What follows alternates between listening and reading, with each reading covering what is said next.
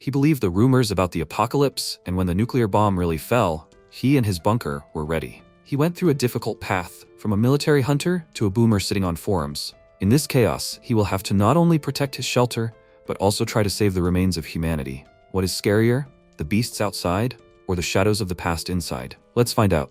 The apocalypse has begun on this earth, the cities have been destroyed, and only the main character, Park Yu, is wandering in this empty world.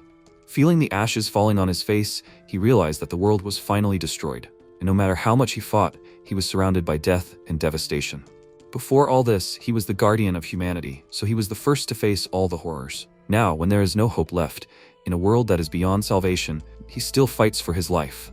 Others were fighting too, just to live at least one more day. But thanks to everything he has been through, he is still alive. And strangely enough, even in such circumstances, his adventures are worthy of a whole book. While sitting in his bunker, he decided to post about preparing for a nuclear war under the name Skeleton, but of course, no one believed him then. He does not care what the world will become in the end. He will live as before, luxuriously and magnificently.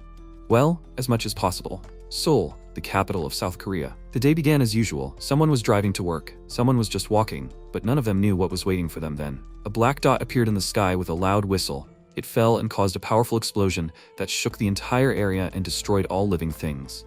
A column of flame rose into the sky with a roar, and a shockwave passed through the area. It was on this day that a nuclear bomb launched by another country hit right in the heart of Korea. Let's go back 3 years before the start of the nuclear war. We can talk about the day when the world came to an end for a very long time. It was, to put it mildly, full of events. For example, Jew was preparing for the future. From every corner, they were making a big noise that humanity, in the usual sense, was already on the verge of collapse. Nevertheless, only two groups of people were preparing for this event. Firstly, the most powerful of this world. In their position, they have to worry about everything. Well, and secondly, people who truly believed in the coming end of the world. They believed so strongly that they were ready to risk everything just to escape from reality. Well, MC, of course, belonged to the second type. First, he got rid of all his assets, then began to greedily absorb all the information that could even hypothetically help him survive. The first thing he was concerned about was finding a place suitable for building a shelter. Every time he looked at the map, he thought, where should he build it? 3 key requirements. Firstly, a sparsely populated area where hardly anyone would come even in an emergency, but still near the city. Secondly, the landscape should give him an advantage in case of an attack. And thirdly, the price. All this must somehow fit into his budget. As a result, he found a worthy place, a deserted forest belt near an Air Force base on the outskirts of the capital area. Soon he moved there, and while weeding the land, he ran into his neighbor, some old man. He wanted to make friends, but Ju ignored him. He doesn't remember his name, but his last name is Kim. He owns the land near AFB. Old man Kim. He found the place, so it was time to build. He found workers who would help him with the project. He already had the necessary equipment, and he wanted to work with them. At first, the builders didn't want him to participate, but the price was small enough. A couple of bottles of alcohol and a couple of plates of food. When he drank with them, they happily accepted him into the team, but their fun was interrupted by old man Kim. Every day, watching them making noise and drinking alcohol, he accumulated anger inside himself and began to attack them. Like now, when he threw sand at one of the builders. MC didn't know whether the old man's behavior was due to the possessiveness inherent in the outback or not, but he didn't see any other reasons. But the thing is, no one paid attention to him. As a result, he was just in everyone's way. When the builders got to work, he lay down right under the excavator's tracks, which is why they still couldn't get started. As a result, the builder got angry and called him crazy, and the old man simply justified the lack of attention by saying that he didn't want to watch them ruin his land. One of the builders couldn't stand it and took an axe to explain everything to him clearly, but Gyu took it away, saying that he would figure it out himself. There's no point in lying, he's no saint himself. That day, his patience was already running out. 950 days before day X, he was returning home as usual and passed by the old man's house. But this time, there was a car there, and someone was swearing. It turns out his son arrived with his wife. He wanted him to sign over the land to him and promised that they would take care of him. But when the old man refused, he got angry and exclaimed, "Why did he sell the land and stay here?" He told him that they would take care of him. He grabbed his father by the clothes and pulled him towards him, shouting in his face that he gave the best land to his sister, and left him only a dilapidated house and rice fields. Let him give him at least something. He threw the poor old man to the ground, and MC frowned, watching all this, but did not dare to interfere. While the old man was writhing on the floor from back pain, his good-for-nothing son said that he had tolerated his unbearable character for years, so let him be a good father at least in the last years of his life. Since he did not answer him, he got even angrier and was about to hit him. But then Gyu decided to intervene. He coughed loudly into his fist, causing them to pay attention to him, and the man felt uneasy when he met his gaze. Cursing loudly, he walked away from his father and headed to the car, telling him goodbye, that he was waiting for the land from him. Otherwise, he would burn everything here. Finally, he drove away. MC followed his car with his gaze and, looking at the sad old man, offered him a smoke. Old man Kim was still depressed, but tried to start a conversation, asking him about his parents. When MC told him that they died, he fell silent and he decided to ask why he didn't want to sell the land and move. With such an area, it must be difficult for him. Old man Kim looked down and thought. After a short pause, he answered him that initially even the part of the land that he gave to his daughter was a useless wasteland like this one. But who knew that the government would decide to build a 10-lane highway there? Why can't he sell this land and move? Tears welled up in his eyes. He remembered how he and his wife were sitting on the porch and they were smiling at each other, and he said that he just couldn't do it, even under the threat of death. Throwing away the half-smoked cigarette, the old man got up and left. Ju still doesn't understand what changed then. But after that conversation, the old man's heart, which had shrunk to a small point, opened up like a 10-lane highway. He stopped interfering with the construction and just watched. Sometimes they would weed the beds in the field together, and sometimes Ju would go to him for a drink, and always saw sadness on his face. So the days passed, and then the day X came. A nuclear bomb fell on the center of Seoul and a deafening roar shook the earth. After that, a belated siren announced the end of the world. The sky turned red, MC hurried to his bunker, and old man Kim, worried about his son, came to him to ask him to find him. He hurried to the bunker and checked the internet. After a few seconds, his look changed, and he went outside to tell the old man the sad news. His son was killed. No one could survive in the epicenter of the explosion. Kim sadly bowed his head and clutched his hat in his hands, and Ju told him that soon there would be a second wave of bombings, including in the center. So he offered him to go to his bunker, but he refused, since he could not leave his house. He thanked him for this offer and went to his home. At night, the builder Kim Wong-soo called him, and he, turning on the cameras around the shelter and seeing him wandering around with an axe in his hands, understood what he wanted. As for old Kim, his eyes had long faded. He knew that sooner or later he would die, and so he decided to leave this life with his own hands and reunite with his wife. When Wong-soo got to the bunker, MC opened the doors and met him with an axe in his hands. The apocalypse began without warning, and the people who had not yet died, as well as those who were still surviving, became enemies. Let's go back in time a little. 852 days before the apocalypse. Ju and old Kim went hunting, and the latter, seeing that he had killed a boar without a gun, was very happy and praised him. He smiled and pointed at himself and said that he had a hunting license. Even the state praised his skills. MC dug a little deeper and found out that old Kim was a military man. His hunting rifle is a useful thing, but it will not save him from the coming horrors. He must carefully monitor his surroundings every second, because the AFB is very close. Both Korean and American troops are stationed there at the same time, as are hunters who specialize in fighting monsters. These are excellent conditions to acquire the right weapon. At the moment, his plan is extremely simple. When the war starts, he will immediately target the base near Gyeonggi-do. After the explosion, the base will be in complete chaos. He will put on protective clothing and calmly take what he needs. And while he was thinking through the details, an unexpected opportunity found him. One day, a builder offered him to get a gun. His name is Kim Wong-soo. He works for the company he entrusted with building the bunker. He is Korean-Chinese, was in a gang, and he still keeps in touch with his old colleagues. But he came here specifically to earn money. After making his offer, Wong-soo said with a smile that there are a lot of people like him in China. The Western news is silent about this, but all of Inner Mongolia suffers from monsters. People are dying, and as far as he knows, he does not want to be among them. Well, since he is building himself an entire bunker, he probably has a lot of money. The bunker is certainly strong, but with a gun at hand, it will still be calmer. Ju thoughtfully rubbed his chin and mentally noted that he clearly had a pronounced Yanbian dialect. Although, as it seems to him, he deliberately uses this to demonstrate his connections with the gangs of northern Yanbian.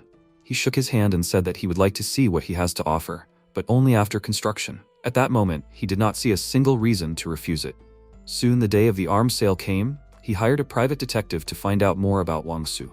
It turned out that he had no connections with the Yanbian gangs. He was once a member of the Shanhan Triad, and the goods he was going to sell him were taken from there. But in principle, he does not care about this. He wants his weapons, not his story. They arrived together at the place where the guys were supposed to deliver the goods, and Wong-soo said that they would be there soon. They just need to wait. After that, he took out his phone, and notifications about new messages immediately began to arrive on it. Someone was writing to him and asking when he would be free. MC looked at the screen of his phone and asked, "Is that his daughter writing?" He scratched his head with an awkward smile and confirmed this, adding that she had recently turned 7. She constantly asks who he looks like and what kind of person he is. Seeing the truck that had just pulled up, he told Jiu that they had arrived and invited him to come closer. After that, the man showed them a box of weapons. 3 Type 56 rifles, caliber 7.62, 300 rounds of ammunition, 3 clips. Having examined the rifle, he could tell for sure that the weapons were in good condition. It was worth it.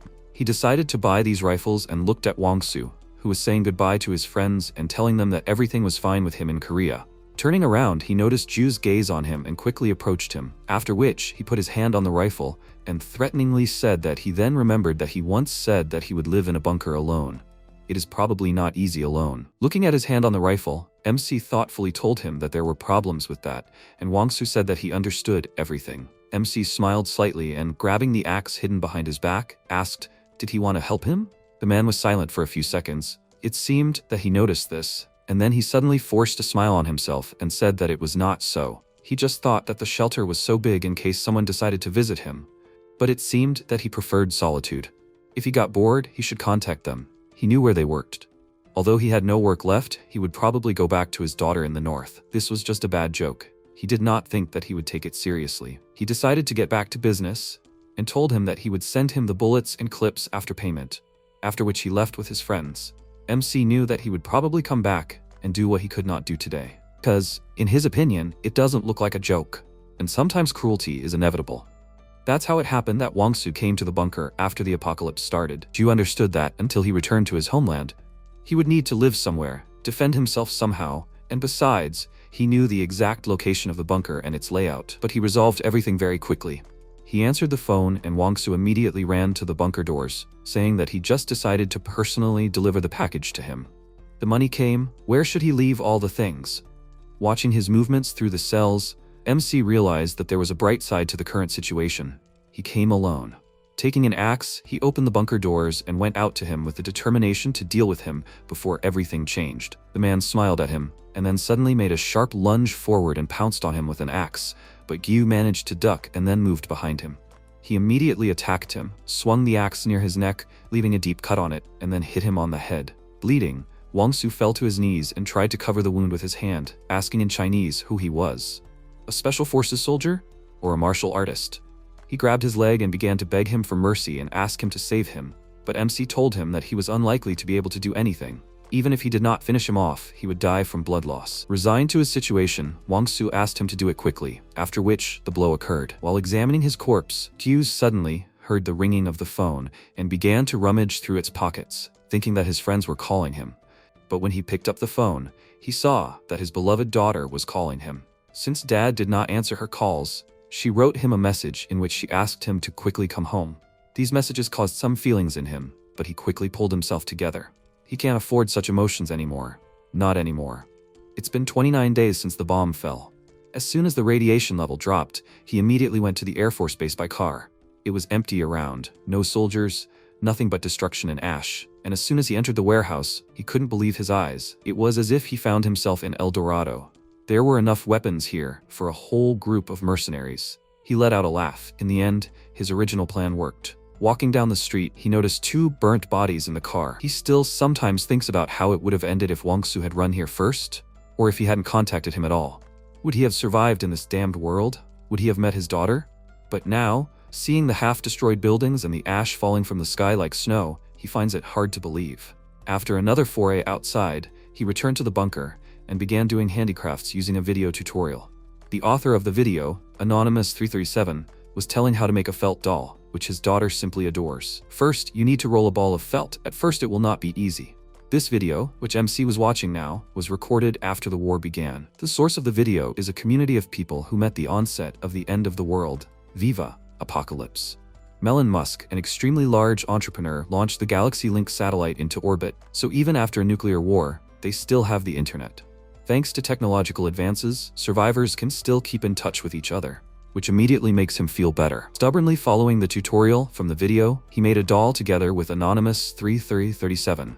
In the end, he got a beautiful and cute sheep, and he got something crooked.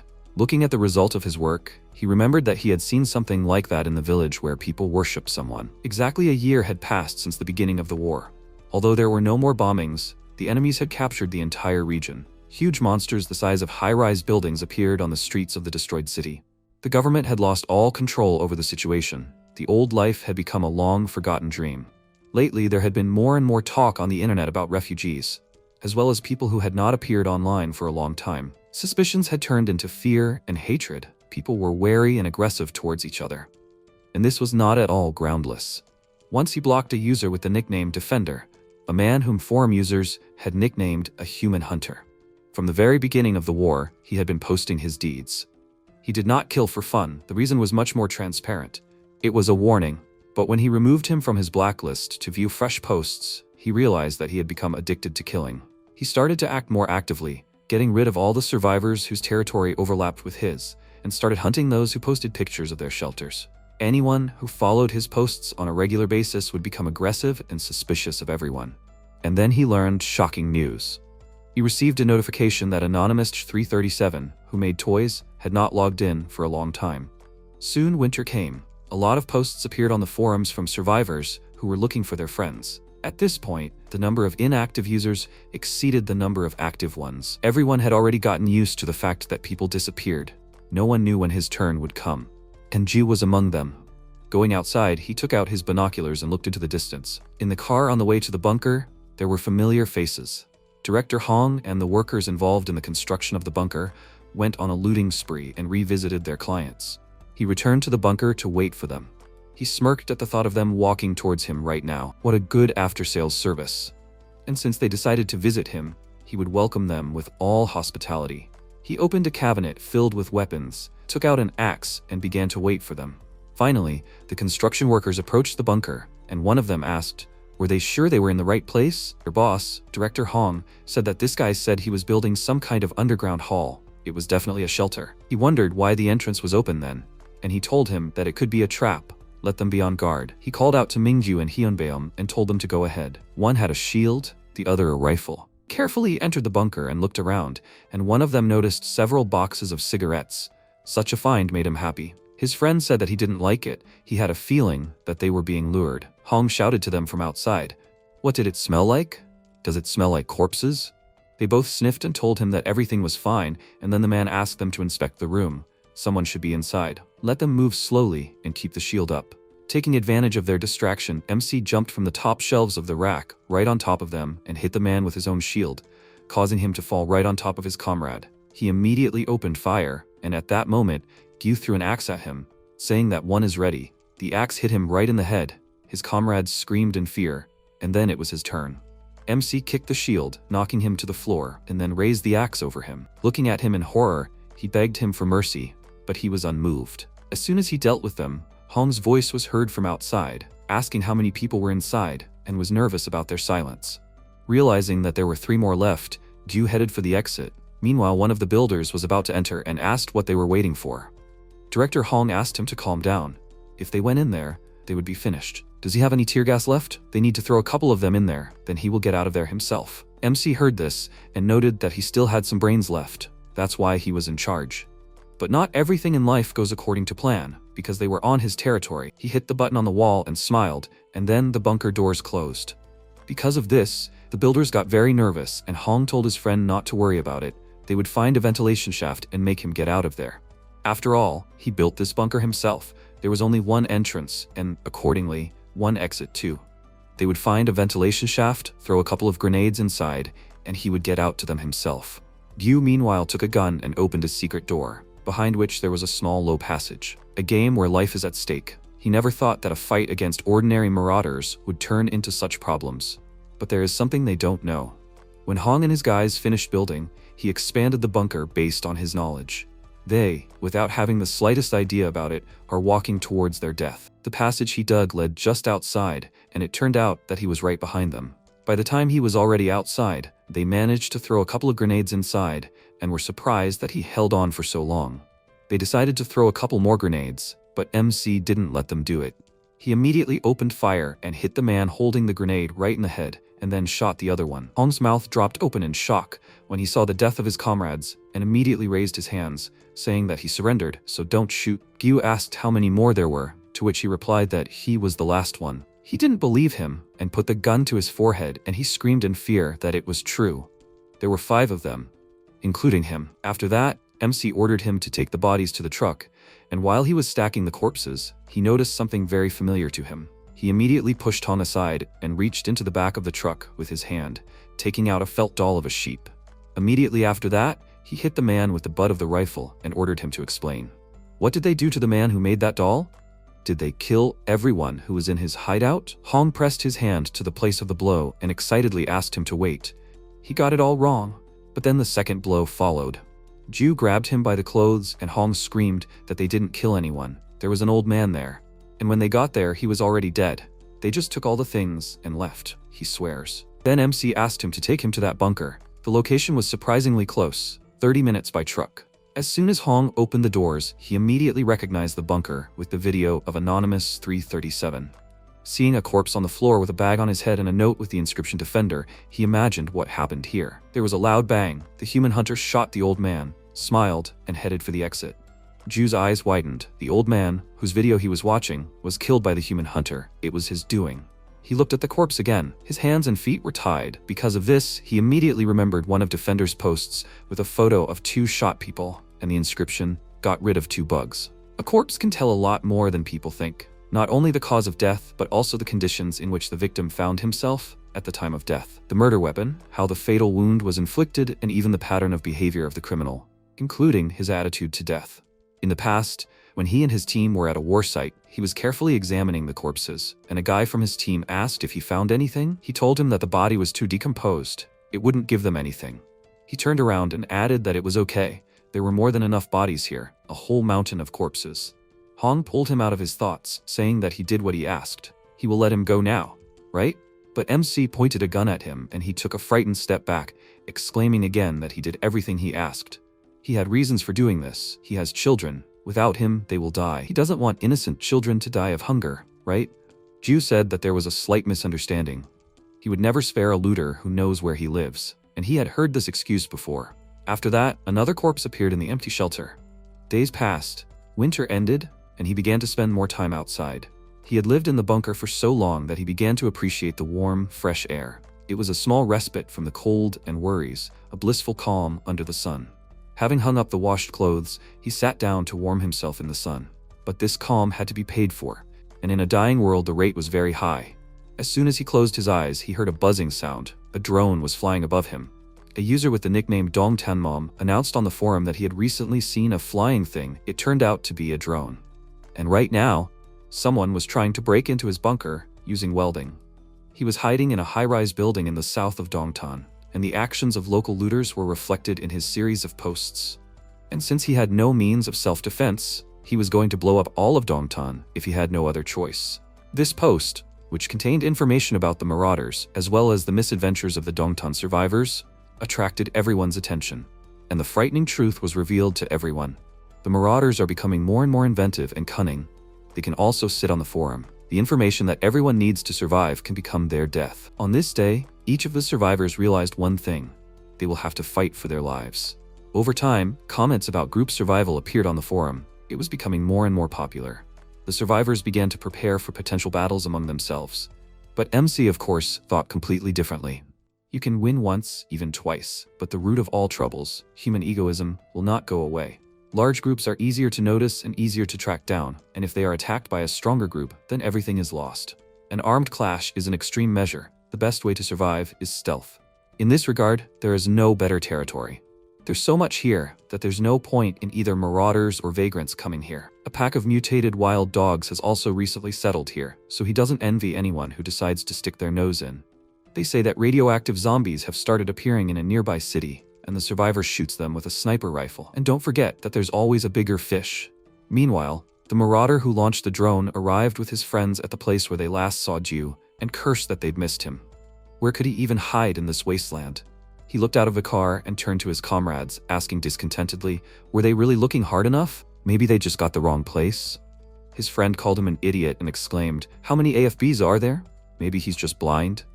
let him stop talking and send the drone. Back in the car, the guy called him an idiot through his teeth and swore that he would definitely find him. They needed to at least get their gas back, otherwise he would deduct it from them. He looked down at the monitor. The drone was now flying over a high-rise building, where a woman, Rebecca, was currently shooting zombies with a sniper rifle. He became very interested in her and said that, judging by her clothes, she was an American soldier. He turned to his friends and happily told them that he had found a better victim and suggested that they turn around. But as soon as he saw what was happening there, he immediately fell silent, and his friend turned to him and asked what he said. At that very moment, dogs pounced on him and his comrades, whose teeth sank deep into their skin. The guy watched this in shock for a few seconds, not knowing how to react, and when he finally came to his senses, he ordered the driver to step on the gas, but he hesitated because their comrades remained outside. The guy assured him that they were beyond help, and he stepped on the gas, but something hit the windshield. They hit their half-dead comrade, and he blocked their entire view with his body, which is why they crashed into a pole at high speed and were seriously injured. The dogs headed for the car, and the driver, who was the only one left alive, looked at them in horror. There was a grinding sound from the other side of the door. The dog opened it and looked inside. Immediately after that, it grabbed the man's head and mauled him. News of this incident appeared a week later. A user with the nickname Tacon discovered them and immediately made a post. He came across a truck that crashed into a telephone pole near rice fields. Blood everywhere. There are no bodies. The blood leads into the forests. The animals are happy, and the local survivors must be absolutely delighted. The commotion that Dongtanmom caused because of these looters gradually died down. MC was sitting on the forum as usual. Because of this post, he realized that looters were nearby, and suddenly Dongtanmom, who everyone had already forgotten about, got in touch again. It seemed like he was trying to get attention again, and he wrote about the explosion again. This time, he wrote that his hideout was in Gwangyo, not Dongtan, and that there were 5 people at his door. If no one helped him, he would blow himself up. After the last time, no one believed him, but this time it was serious. Nervously watching the number of views, Dongtanmom took the detonator and began to beg for at least someone to view his post. At that very moment, his hideout was broken into, and then he pressed the button. An explosion was heard. New comments about the recent explosion immediately appeared on the forum. One of them was from Defender. He heard it, which means he was nearby. Ju took note of this, but now there are more important things. There is a threat that is very close. It's time for him to meet his neighbors. He looked at the monitor of the drone he recently sent into flight. He found a sniper, and she noticed him too. Taking aim, she shot the drone with a sniper rifle, and that same night, MC went to the high-rise building where she settled. As soon as he approached and looked around, there was a loud bang. She fired, and the bullet seemed to be about to hit him right in the eye, but he hid behind a truck, and she shot a zombie passing by. He looked down and crouched down to examine the bullet hole. He entered the territory of his neighbor, a crazy sniper, and the holes from warning shots are too close to the aimed ones. Does this mean she has no choice but to shoot? In a way, she is even more dangerous than the defender. He came here to find out more about the neighbor he found with the help of a drone. Judging by her hair, gear, and weapon, she was part of the US military forces stationed in Korea. At the start of the war, the US, being the strongest country in the world, intercepted most of the nuclear missiles and protected the main territory. But the problems started after. They withdrew all of their external combat assets, including those in Korea, to try to protect themselves from the rifts that the monsters were emerging from. And as long as she was here, he wouldn't be able to take full control of the AFB and do his reconnaissance in peace too.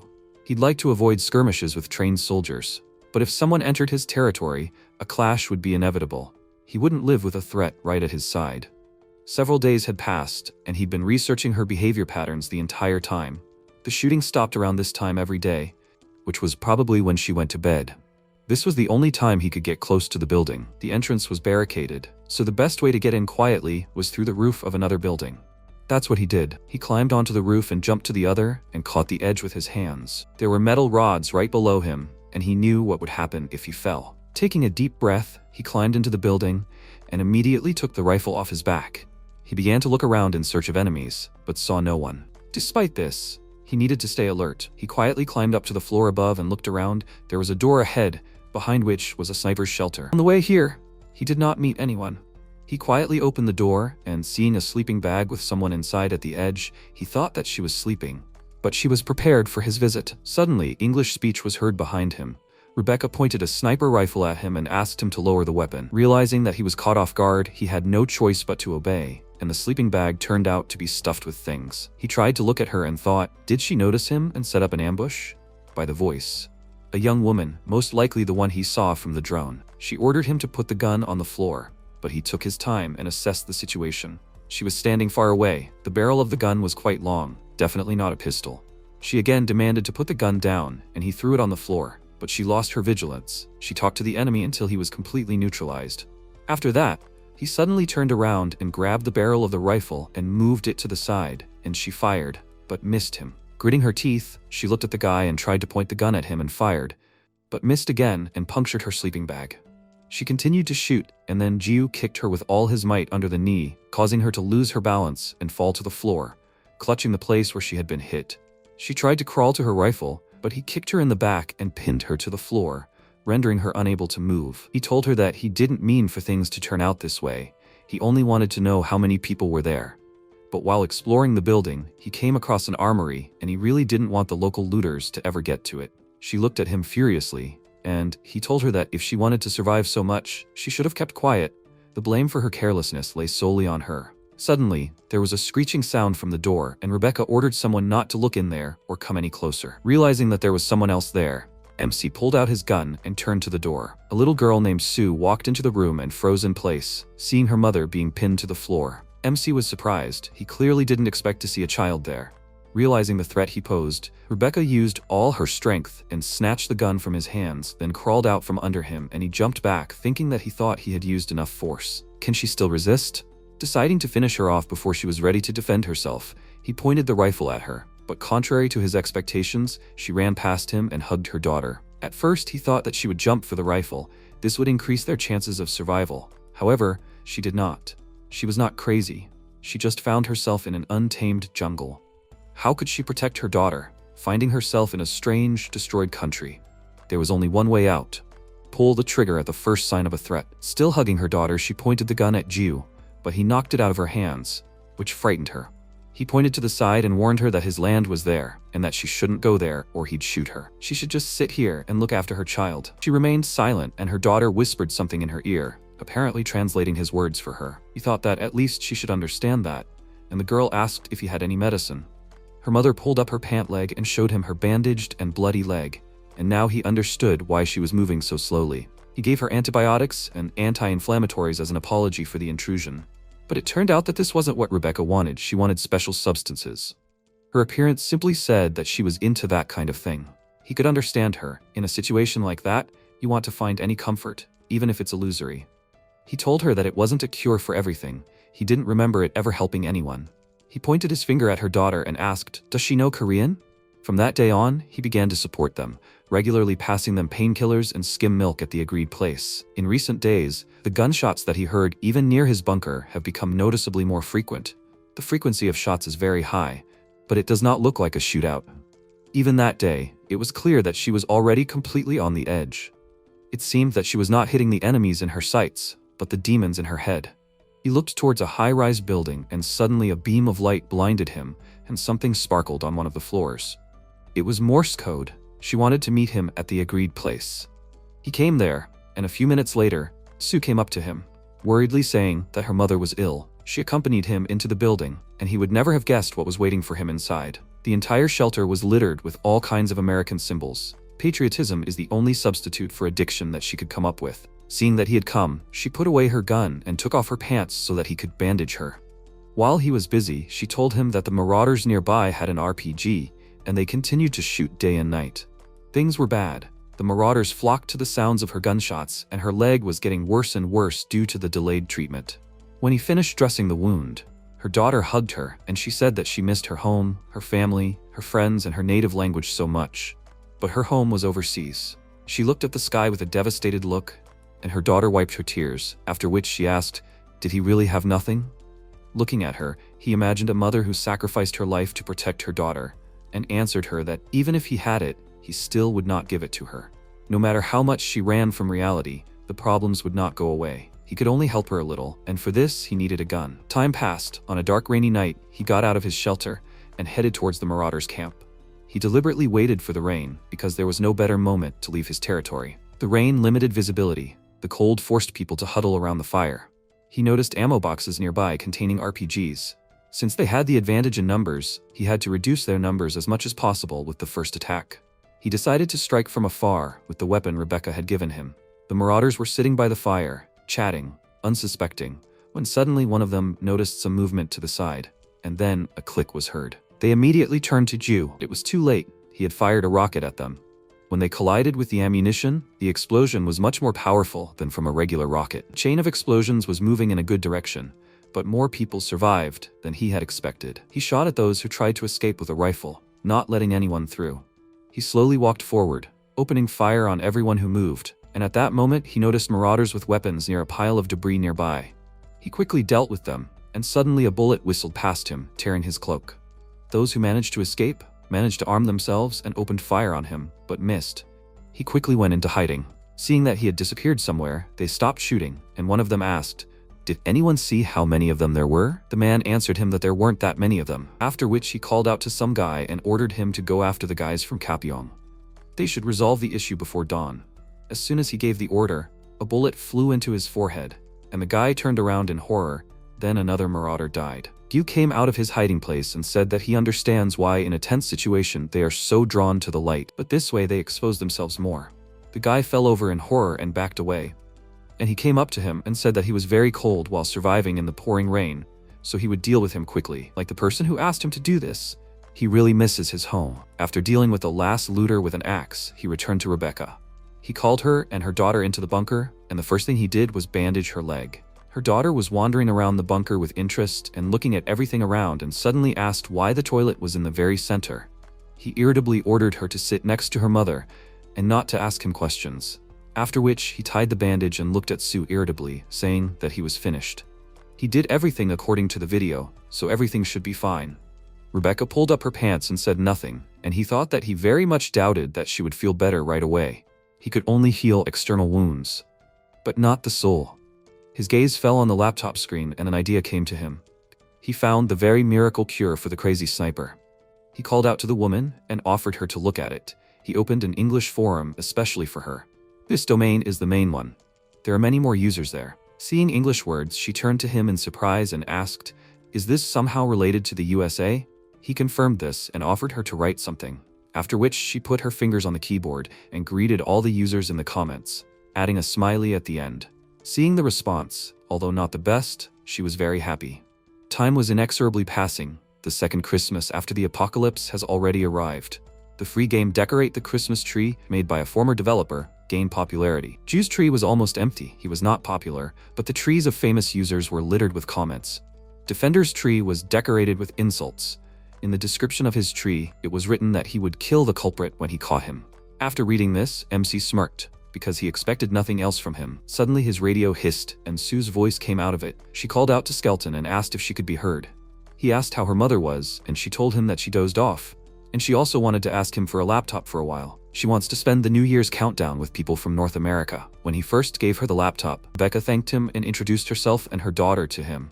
And of course, asked his name. After that incident, he constantly kept in touch with them. When he told them his name, Park Ju, they heard a bad word, so he switched to his nickname from the forum. He promised Sue to bring his laptop, but before he hung up, she wished him a Merry Christmas, which surprised him a little and made him smile. He wished them the same in return and hoped that everything would be okay with them. At that very moment, a notification appeared on the laptop screen that some user had decorated his tree. A ball with the inscription John Nenon appeared on his tree. It seemed that this did not surprise him at all, but he would never have thought that he would see this nickname again. Who and why associates John with him? He knows who this ghostly man is and very well. 945 days before the apocalypse, an online community of people expecting the end of the world appeared. The server is located on a separate satellite, and even illegal information is located there, which is justified by the topic of it. The largest anonymous information resource dedicated to the apocalypse, which is used by people from all over the world. At least, that's how this forum was promoted, but initially he could not afford a subscription. Is there any point in spending money to read rich people's rants? He initially started using the forum because it was hard to prepare for what was coming alone, but he still hadn't found any useful information. So he decided to invest the money in a bunker. But then he came across John Nenon's post, and it caught his interest and surprised him greatly. The post described the need to use fake bunkers. When it comes to long-term survival, the tactical and strategic advantage that fake bunkers provide is hard to overestimate. They can be connected to the main bunker and used for reconnaissance and surveillance purposes, or simply to mislead attackers. Fake bunkers should be mined in advance. and if the enemies occupy them, you can get rid of all the attackers with the press of a button. John's posts also had a lot of very well thought out ideas. His survival philosophy is similar to Ju's, but the ideas are much more inventive. That's why he was so interested in him, like everyone else. The community had its own star. He stood out with amazing knowledge in any matters. And naturally, people became interested in his personality. And soon he responded with a forum user. It was an ordinary day. MC, as always, sat on the forum and noticed a new post from John, in which he published his hunter's ID. About 10 years ago, strange phenomena began to appear all over the world, which people called the Rift. Soon terrible creatures began to appear from the Rift, now known as monsters. Each country was concerned about creating a squad to fight them, and called them hunters, fighters with monsters. He himself was one of them. When the Rift appeared, he and his squad went to eliminate the threat, and a huge monster appeared in front of them. Noticing them, it pounced on them, but they remained in place until the last, and then raised their weapons and shot the enemy. Only one Gyu used an axe. The rift in the sky cracked even more, and he, noticing this, warned the others that they were coming, and after that, a huge flock of monsters appeared in the sky. The identities of the top hunters are kept as a state secret. Each of them is an elite soldier who has been through countless training and battles, and judging by John's license, he is not one of them. But the hunter's license raised his authority even higher. The extensive knowledge that comes with his position, the hunter's license, everything is presented in the best possible way. He very quickly became the most famous figure in the entire community. However, where attention is attracted, gossip is sure to follow. When he became the most popular and influential person in the entire community, he had envious people who attacked his every post with all their might. They did not believe a single word he said, and all their attacks were so unfounded that they would not leave a stain on his reputation. John is not a fool. He will not respond to them. That's what he thought, until he saw the new post. He posted a photo of himself with the caption, "Is this better?" And the community reacted extremely coolly. They all thought he was an idiot for falling for such a ridiculous provocation. Soon it emerged that he was ranked D, the lowest possible for a hunter. It would have been better if he had just continued to write informational posts. This way he ruined everything for himself. But to his surprise, he did not stop there. He decided to face the problem head-on and announced a meeting with fans. 600 days before the apocalypse, MC came to the fan meeting. They gathered at a large table in some eatery, and John was happy to introduce himself to them. His real name is Gu Sanhyo. Including Ju, there were 10 of them, and all of them did not react to John with great enthusiasm. He asked the owner of the establishment to cook as much pork belly as his 9 friends could eat, and he is on a diet now, so nothing will happen. But the hostess insisted that he order for 10, and he was confused, but still ordered for himself. Soon the food was brought. He said that he was on a diet, but as soon as the food appeared on the table, he immediately pounced on the meat and beer. Either he had not eaten for several days, or he wanted to win back his money in full. After that, 2 middle-aged men, who judging by their clothes were far from poor, clicked their tongues and left. MC stayed there out of interest, and at one point Sanghyo said that a war would soon begin, and it would most likely be China. They have serious problems with the faults. They say that one of the internal divisions of China is rebelling, ignoring orders from the center. He was telling things that were known to anyone interested in this issue, and all his information was already 6 months out of date. And suddenly Sanhyo became interested in Ju and asked who he was. Hearing his nickname, he asked how the bunker construction was going, and he told him that new problems came up every day. He couldn't find a company that could make decent fuel tanks. Sanhyo said that he had heard of such a thing, but nothing came to his mind. But MC didn't expect anything else. He had neither the knowledge nor the connections. He wouldn't help. But suddenly, Sanhyo volunteered to take care of the matter, and he looked up at him in surprise. He said that if he asked around, maybe he would find out something. Had he ever heard of the 6 degrees of separation rule? He believed in it. He called his boss and asked him to find a company that made fuel tanks, and soon he had the tanks in his shelter. Thanks to him, he was able to finish the bunker. Despite the bad first impression, he turned out to be a very useful acquaintance, and he was best at gathering people. 401 days before the apocalypse, he continued to organize meetings, and the last one had about 80 people. Ju came too. Each time more and more people came, but they always talked nonsense, so he decided not to go the next time. While he was eating, Sanghyo came up to him and asked him to go outside to talk. They stood on the quiet night street for about a minute, while the fun inside was flaring up, and Sanghyo still couldn't bring himself to ask him something. Finally, he collected his thoughts and awkwardly said that he had one question. Is he a hunter by any chance? The protagonist asked why he asked for this. Sanghyo noted that he felt like he had seen him before. Had they really met before? He was almost sure of it. The protagonist thought that for a moment he even doubted it. He could think of something. The MC was about to confess, but his interlocutor disappeared. The other people dragged Sunhee away because the reporter was already waiting for him, although he tried to refuse. They asked if he and that guy were discussing something. If it was not urgent, they could discuss it later. They needed to go inside. The reporter would not wait for him for long. Sunhee tried to apologize to Park Yu, but the people did not allow him to do so. They asked if he did not understand that he had more important things to do. He said with a smile, looking at the girl, that he was starting to understand it. It was just that that guy looked like someone he knew. They asked what he was talking about. Was he a hunter too? Then they announced that they needed to greet John Ninon, an active hunter. The protagonist glanced to the side and thought that this was their last meeting in person. John Ninon had become a real star. He spoke on many broadcasts, which further strengthened his position. He was there as a representative of the Viva Apocalypse Forum and as an expert on the issue of the end of the world. Then he began to give lectures. He monetized his fame as a doomsday seller. He began to conduct special consultations for rich people. He did not just take advantage of the opportune moment, but also actively acted, using all his strength. And the main promotion of his success were the people from the Viva Apocalypse Forum. Forum users worshipped him as if he were some kind of god. He watched their reactions, and he himself began to believe that they would follow him like obedient animals. This thought buried him. On the forum, he was called a scumbag who simply copied posts from the European forum. As a result, the detective community took up the investigation, who were able to find evidence against John Ninon. People on the forum realized why he was showing off so much. He was just pretending to be an expert. They were given evidence that he had also filed for bankruptcy 3 years ago. After this incident, he was only criticized and insulted.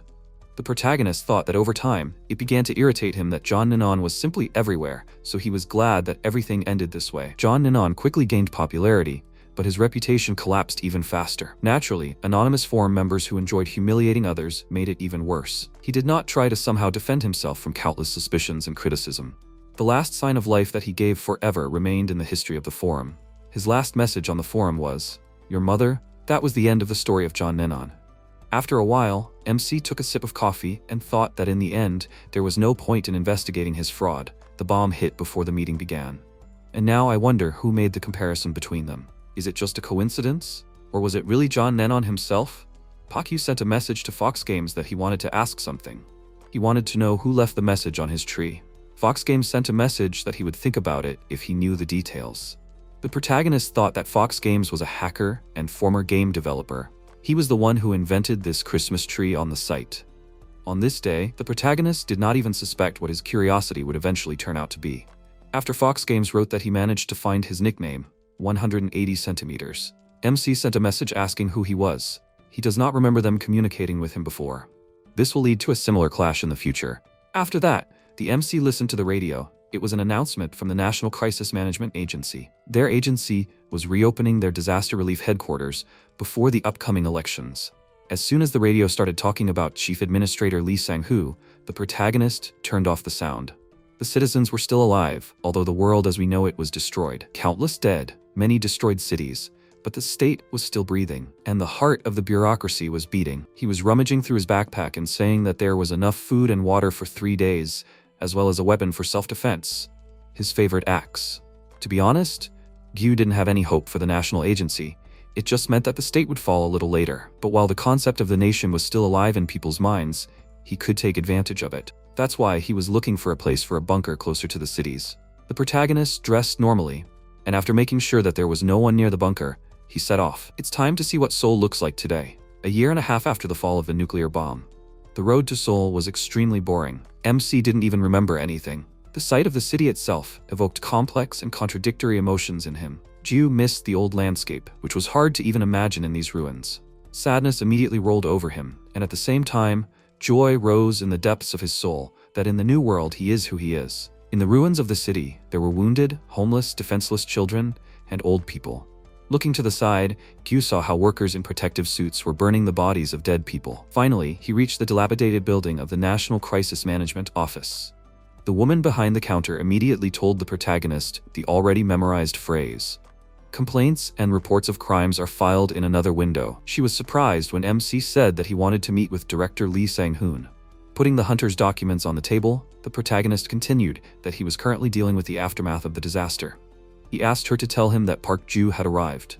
They had been to military school together, and he would immediately remember him. Ju thought that this place is also simply called the National Committee. This is the formation responsible for governing the country and rebuilding the territories. Currently, this institution is both the administrative and military center of South Korea. Key positions there are held by graduates of the former Hunter Academy. The head of the National Committee is a former hunter, Lee Sang-hoon. The employee noted that he was a former acquaintance of the director Sang-hoon. He should wait until the director is free. The protagonist thought that Sang-hoon did not want to see him, and the feeling is absolutely mutual.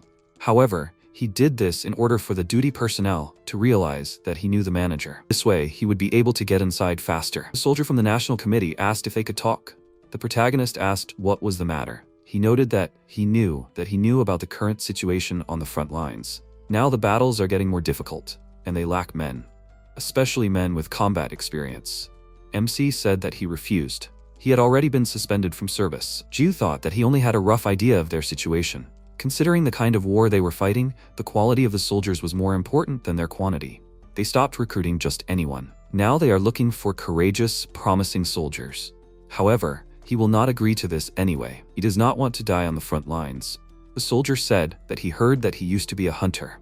The protagonist covered his face with his hands and then asked if he really sent Sang-hoon. He said that this was a mistaken opinion. He was here on behalf of the commissioner. MC asked if he was a member of the National Committee. Gyu thought that he did not expect to hear that name during the protagonist's service. The protagonist said to Daram that he should not even think about other people's opinions. The end always justifies the means, and this is the truth of life. At least in this world. In the present day, MC entered the office. Daram, the commissioner of the National Committee, said that they had not seen each other for a long time. She knows him too well, so they will get straight to the point. They need hunters. Ju pointed out that there was no need for him to ask why he had been chosen.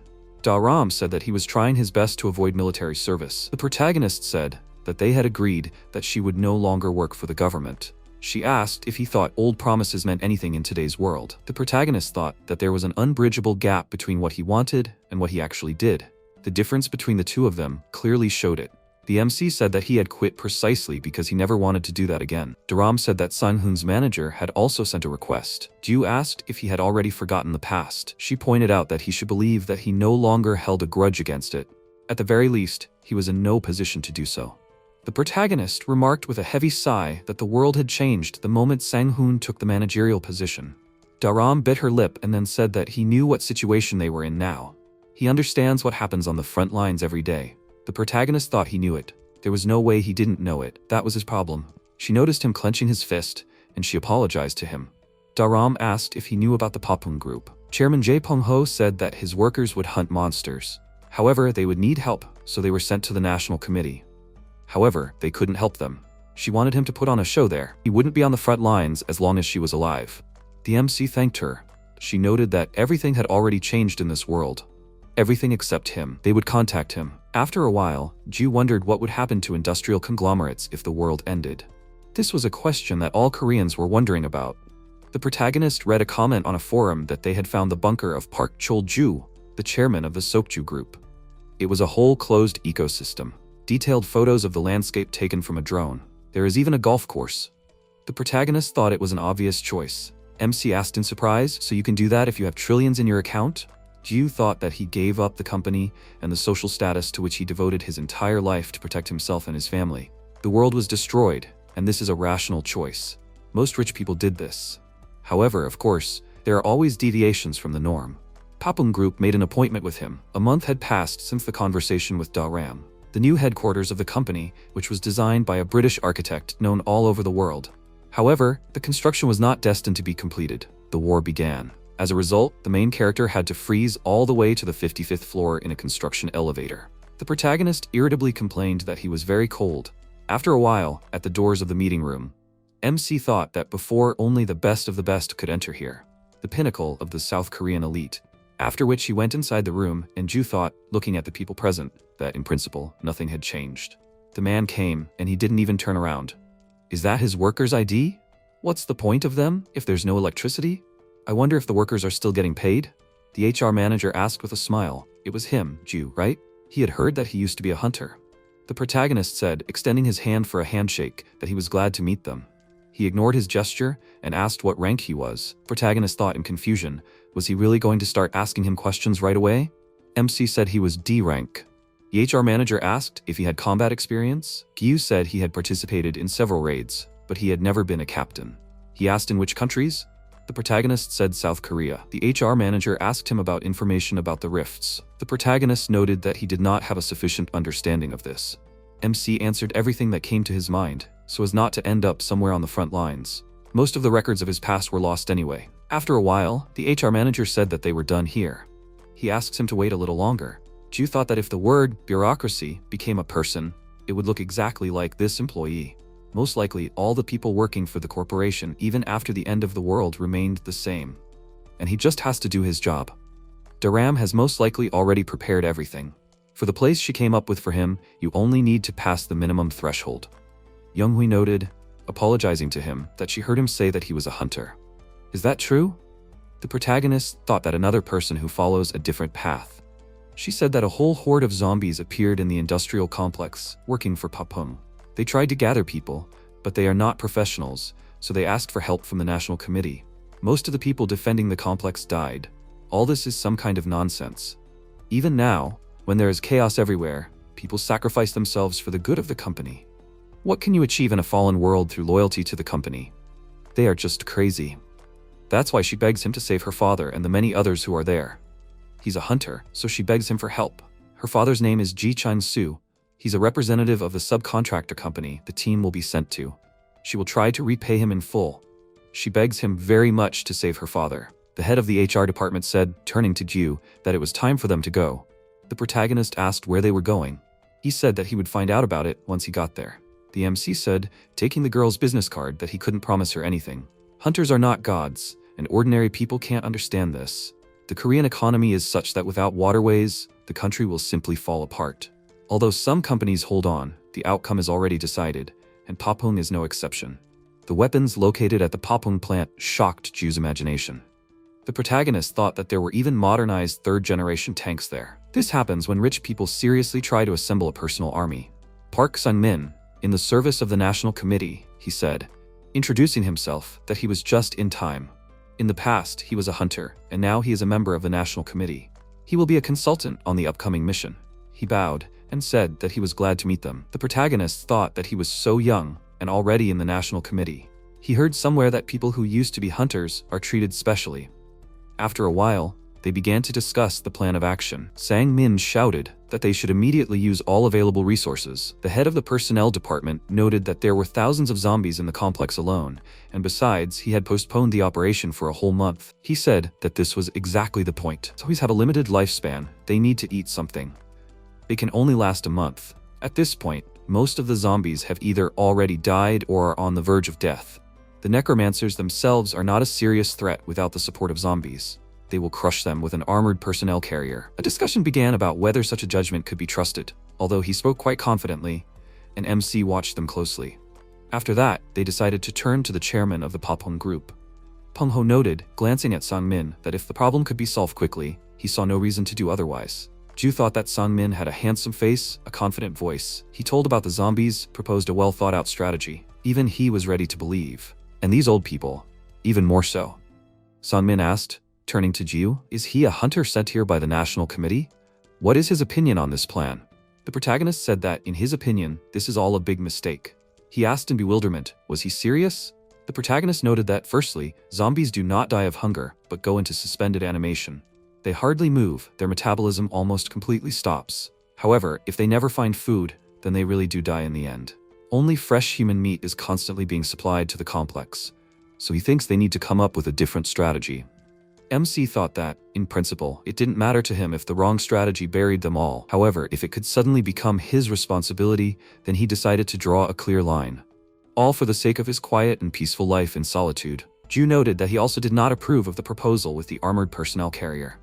Zombies have exceptionally good hearing and smell. If they use the vehicle, then zombies from all over the area will come running to them. He also cannot understand why they need to deploy all their combat resources at once. He suggests using a small squad. Sang Min asked angrily, gritting his teeth, could he please stop saying that? He understands. He has had plenty of time to read all those beginner guides. The protagonist said that the outcome of a battle is 90% dependent on planning. If the plan is bad from the very beginning, then there can be no talk of success. He shouted furiously that he had enough, Why did he think he could talk to a national committee member like that? He was just trash. The protagonist thought that he didn't need approval from people like that. The MC thought, looking at the scared man, that he was talking to those whose influence could put pressure on the plan. The employee's name tag said that he was Chong Su, a representative of the subcontractor company. Ju walked up to him and whispered, putting his hand on his shoulder, that his daughter asked him for help. When he gave the signal, he would have to run away, after Sang-min finally convinced the higher-ups to go along with his crazy plan. After a while, Sang-min shouted over the radio that there were too many of them. They also came running from the neighboring complex. The soldier reported that they turned over tank number 1. They were breaking through the machine guns. He shouted irritably that in this case, they should get out the flamethrowers. Let them get everything they have there. The soldier reported that they were still breaking through. Their unit noticed an unknown creature. Terrible screams were heard over the radio. Sang-min furiously shouted that he was ordering tank number 1 to respond. What was going on there? Then he noticed the creature and asked what it was. They said that the necromancer would not pose a threat. The protagonist thought, looking at the necromancer, that these were monsters, enemies of humanity. The protagonist noted, seeing how the creature was preparing to use its abilities, that it was time for them to run away. Chang-su looked at him in fear, turning around. MC noted that humanity was not able to defeat them.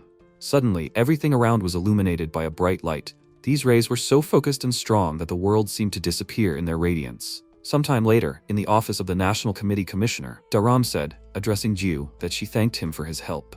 She hopes that after such a failure, the chairman will at least calm his ambitions a little. By the way, he wanted to meet him. He doesn't know what he wants.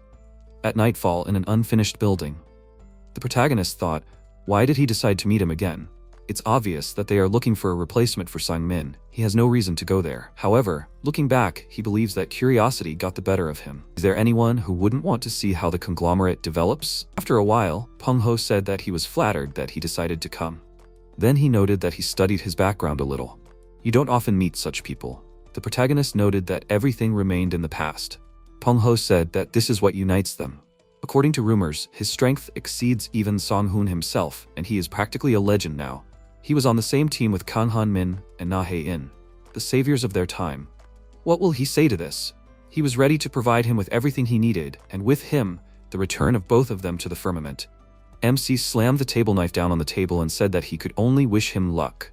That was the end of their meeting. He said that he was going to fight for the complex again. Peng-ho revealed that he was an illegitimate child. He had no chance of inheriting the company. However, he went against the odds, and now everyone says that the world can no longer be saved, that all this is pointless. However, he is going to go against the odds again, and this time, not for himself. He cannot give up. He asks him to help, at least to make a plan. How can they defeat these monsters? Ju thought about what idiots sometimes turn out to be bosses. Peng-ho is an entrepreneur, and that is his whole essence, and his immeasurable stupidity trampled all his indifference. The protagonist said that he is ready to give him a hint. A necromancer was caught on a drone camera, and this creature changes dead people. After a while, the protagonist thought that it is impossible to always beat the odds. The news reported a list of victims who died during the operation carried out by the Papung group. MC thought that Chang-su was not among them. Could this be a notice from the forum? Ju looked at the article and thought that his story is not over yet. The recording said that they cannot believe it. This is the chairman of the Papung group. In an era when rich people abandoned all their workers to hide behind high walls, one entrepreneur continues to work and lead workers. After some time in the street of the city, the protagonist turned to a woman who was feeding cats. The protagonist said that he advises her to stop feeding stray cats. It can be dangerous. Cat Mom looked at him and then turned around and left silently. MC thought that most dangerous situations occur due to human error. Human errors can be easily prevented. In this case with Cat Mom was also one of them in some way. After a while, Ju thought that it was impossible to believe now. However, when the Chinese government was still in effect, South Korea sent a squad of hunters to contain the monsters emerging from China. Monsters appear from rifts. First, rifts appeared in India, and the country instantly fell. Following this country, neighboring countries soon followed, from India to Southeast Asia, and from there to China. They were next in line. During a mission in China, he was able to catch a huge rat. Thanks to this, scientists discovered strange mutations that occur in animals near faults. This was called the mutation phenomenon. When night fell on the streets of the city, the protagonist noted, looking at the big cats, that this would not end well for her. They would just eat her. Cat Mom said that she did not care, he could not worry about her. The protagonist thought that every time he crossed paths with her while searching for resources, they had the same type of conversation, but she refused to listen to him. Although she is no longer a child, it is up to her to decide. Sometime later in the bunker, MC diligently did something according to the instructions on the screen, where they mentioned that wool felt makes very cute cats. Ju thoughtfully looked at the result of his work. The protagonist thought that he hoped that nothing would happen. Suddenly the radio started working, and Da Ram said that she was in touch. The protagonist made a dissatisfied face and asked what was the matter. She said, apologizing, that she had to ask him for help. MC tiredly noted that they had agreed. One task and that was it. Da Ram said that the situation was urgent. This time would definitely be the last, she swears it. Besides, it concerned him too. He lives near the AFB territory. There is a residential complex near this place. Mutants were found there. Ju thought that he immediately understood what she would ask for. She said that stray cats mutated and attacked the residents. They do not even know how many were injured. The survivors are too afraid to go outside. The protagonist said, apologizing, that he is no longer a hunter. He has no skills, no equipment, no desire. Dharam said that she is not asking him to go there solo. She will send an expert there. He just needs to help in any way he can. The protagonist asked what export they are talking about. She noted that it will be a freelance hunter. The next day at the residential complex, Baek Sung-hyun, a freelance hunter, greeted MC. He asked if he was the one the national committee had contacted. Sung-hyun extended his hand and introduced himself. Ju shook his hand and said that he was a former hunter and would be helping him. He asked if he was Ju from the legendary 13th grade, right? He had gone to the same school but was in the 12th grade. He didn't expect to see him here. He expected someone like him, an average hunter looking for a way to make some extra money. And here was Ju from the legendary class. The protagonist gave him an angry look and said that he would rather avoid this topic as much as possible. Sung-hyun apologized to him. After a while, the protagonist asked what it was. He noted that he had thought correctly. On the way here, he looked around. The mutants attacked him. They already know the taste of human flesh. However, the mutant cats are still ordinary cats. They ran away after a few shots. MC thought that he was hunting mutants alone. He has enough courage and experience because a newbie can't do this. He is an A rank, no less. If he was on his team, he would rate him exactly like that. Sung-hyun said that he could have handled it himself, in principle. He cornered them and was going to finish them off with explosives, but someone intervened. And because of this, they will also have to look for where they are hiding. Ju thought about it and noted that he guessed who he was talking about. After a while, Cat Mom called the cats by their nicknames and said that Mom brought them food. Where are they now? The protagonist watched her from a hiding place and thought that she was feeding the local cats. And if she was looking for them, they would definitely show up. After that, the mutant cats came to the woman, who happily walked towards them. Cat Mom asked, while they were exchanging secret signs, where did they get such wounds? Do they hurt a lot? The protagonist and Sung-hyun came out of hiding with rifles in their hands, ready to open fire on the mutants. Then shots rang out, and the mutant cats tried to dodge the bullets. Cat Mom screamed in horror. Suddenly, the mutant cats pounced on the MC, while the woman screamed that they should not shoot them. Yu dodged the blow and opened fire on the mutant. Cat Mom screamed, "Why are they doing this? They should not touch her angels." At that moment, Sung-hyun said that he should stop. Then he threw explosives towards the mutants, but the woman tried to stop them, and she was in the way. Cat Mom remembered how she was kicked out of the house and saw kittens outside. She followed them into the basement, where they found a common home. Suddenly, an explosion was heard, and flames engulfed everything around. The protagonist noted that he has radical methods. Sung-hyun smiled and said that in today's world, you need to clearly distinguish between your desires and reality. After a while, the protagonist thought that the fall of the company was somewhat similar to a plane crash. Even without a driving force, the object still flies by inertia. And at one point, it falls sharply, crashing into the ground with a roar. MC said, looking up, that he was seeing this not for the first time. Gyu thought that the time had come earlier than he expected. After a while, the protagonist thought while cooking that people cannot live without entertainment. That's how they are made. There is nothing wrong with that. Entertainment is a cure for fatigue. It gives a phantom feeling of meaning. And for him, the main source of meaning was the Viva Apocalypse forum. The protagonist said that it was very delicious. MC thought that the forum had long since lost its original meaning.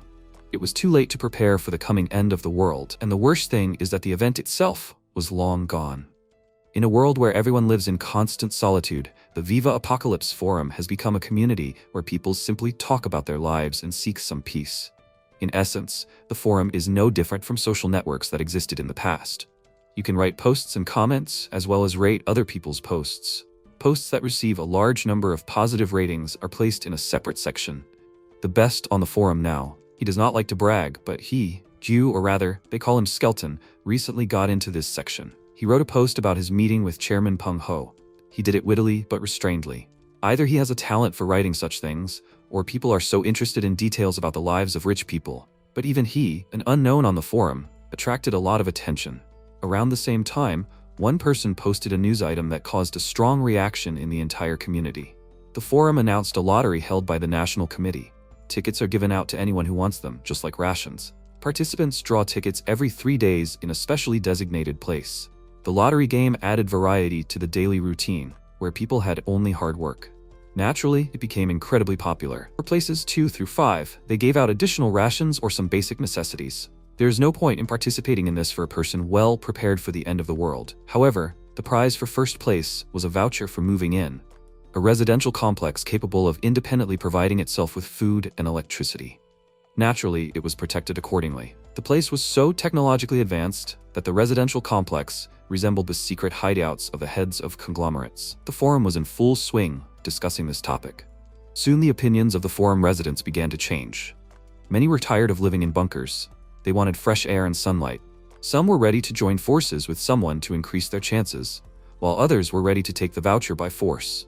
While people were getting more and more lost in their dreams, a winner was announced. His nickname consisted of 9 letters M, and everyone started calling him simply M9, because it was shorter. He remembered that they had once crossed paths at a meeting organized by John Ninon. He was there, quietly and calmly roasting meat. The community reacted very violently to his post. There were a huge number of comments under it, filled with admiration and envy. Luck must have completely blinded him. He began to behave strangely. M9 wrote smugly on the forum that he can't wait to move in. He's going to go crazy from this bunker. How did he even live like this? No matter how long you survive, you'll still become prey for marauders. They're all scum who are just trying to escape reality. They have no dreams, no hopes. He wishes such scum good luck. The protagonist thought that M9 was gloating to the fullest, and the forum's reaction was not long in coming. However, he didn't really believe in all of this. Even basic maintenance is completely dependent on brute labor. Where did the Energy Committee get the money for such a complex? They also started distributing places through a lottery. He will never believe that South Korea can afford this. Most likely, they just decided to calm the public down this way. The protagonist decided to contact Da Ram. She said that this was the first time he had contacted her himself. What happened? The MC said that he had a question about hope. Is there any chance that this housing complex will actually be built? Daram said that it was essentially just a mirage. They were moving to Jeju. They would definitely be done by next spring. Seoul had no chance, but he couldn't tell anyone about it. This information was classified. Ju thought that reality didn't care about other people's dreams. They had decided to leave the capital, even though he wasn't in Seoul right now, but he still felt strange. Life in a bunker had its own nuances. He didn't know if it was day or night. Monotonous food, the same experiences. However, just knowing that Seoul was nearby helped him cope with loneliness. Daram asked him not to spread the word, so he shouldn't write about it. The housing complex is hope, rebuilding the country. All these dreams are doomed to remain dreams. If he writes about it, he will become famous on the forum. The protagonist thought that he had the patience of a saint, so people were not destined to find out about it after some time in the city. The protagonist said that he was just looking for a growing kit. Here's the payment for it. You should check first. MC thought that there is something that smokers value more than gold.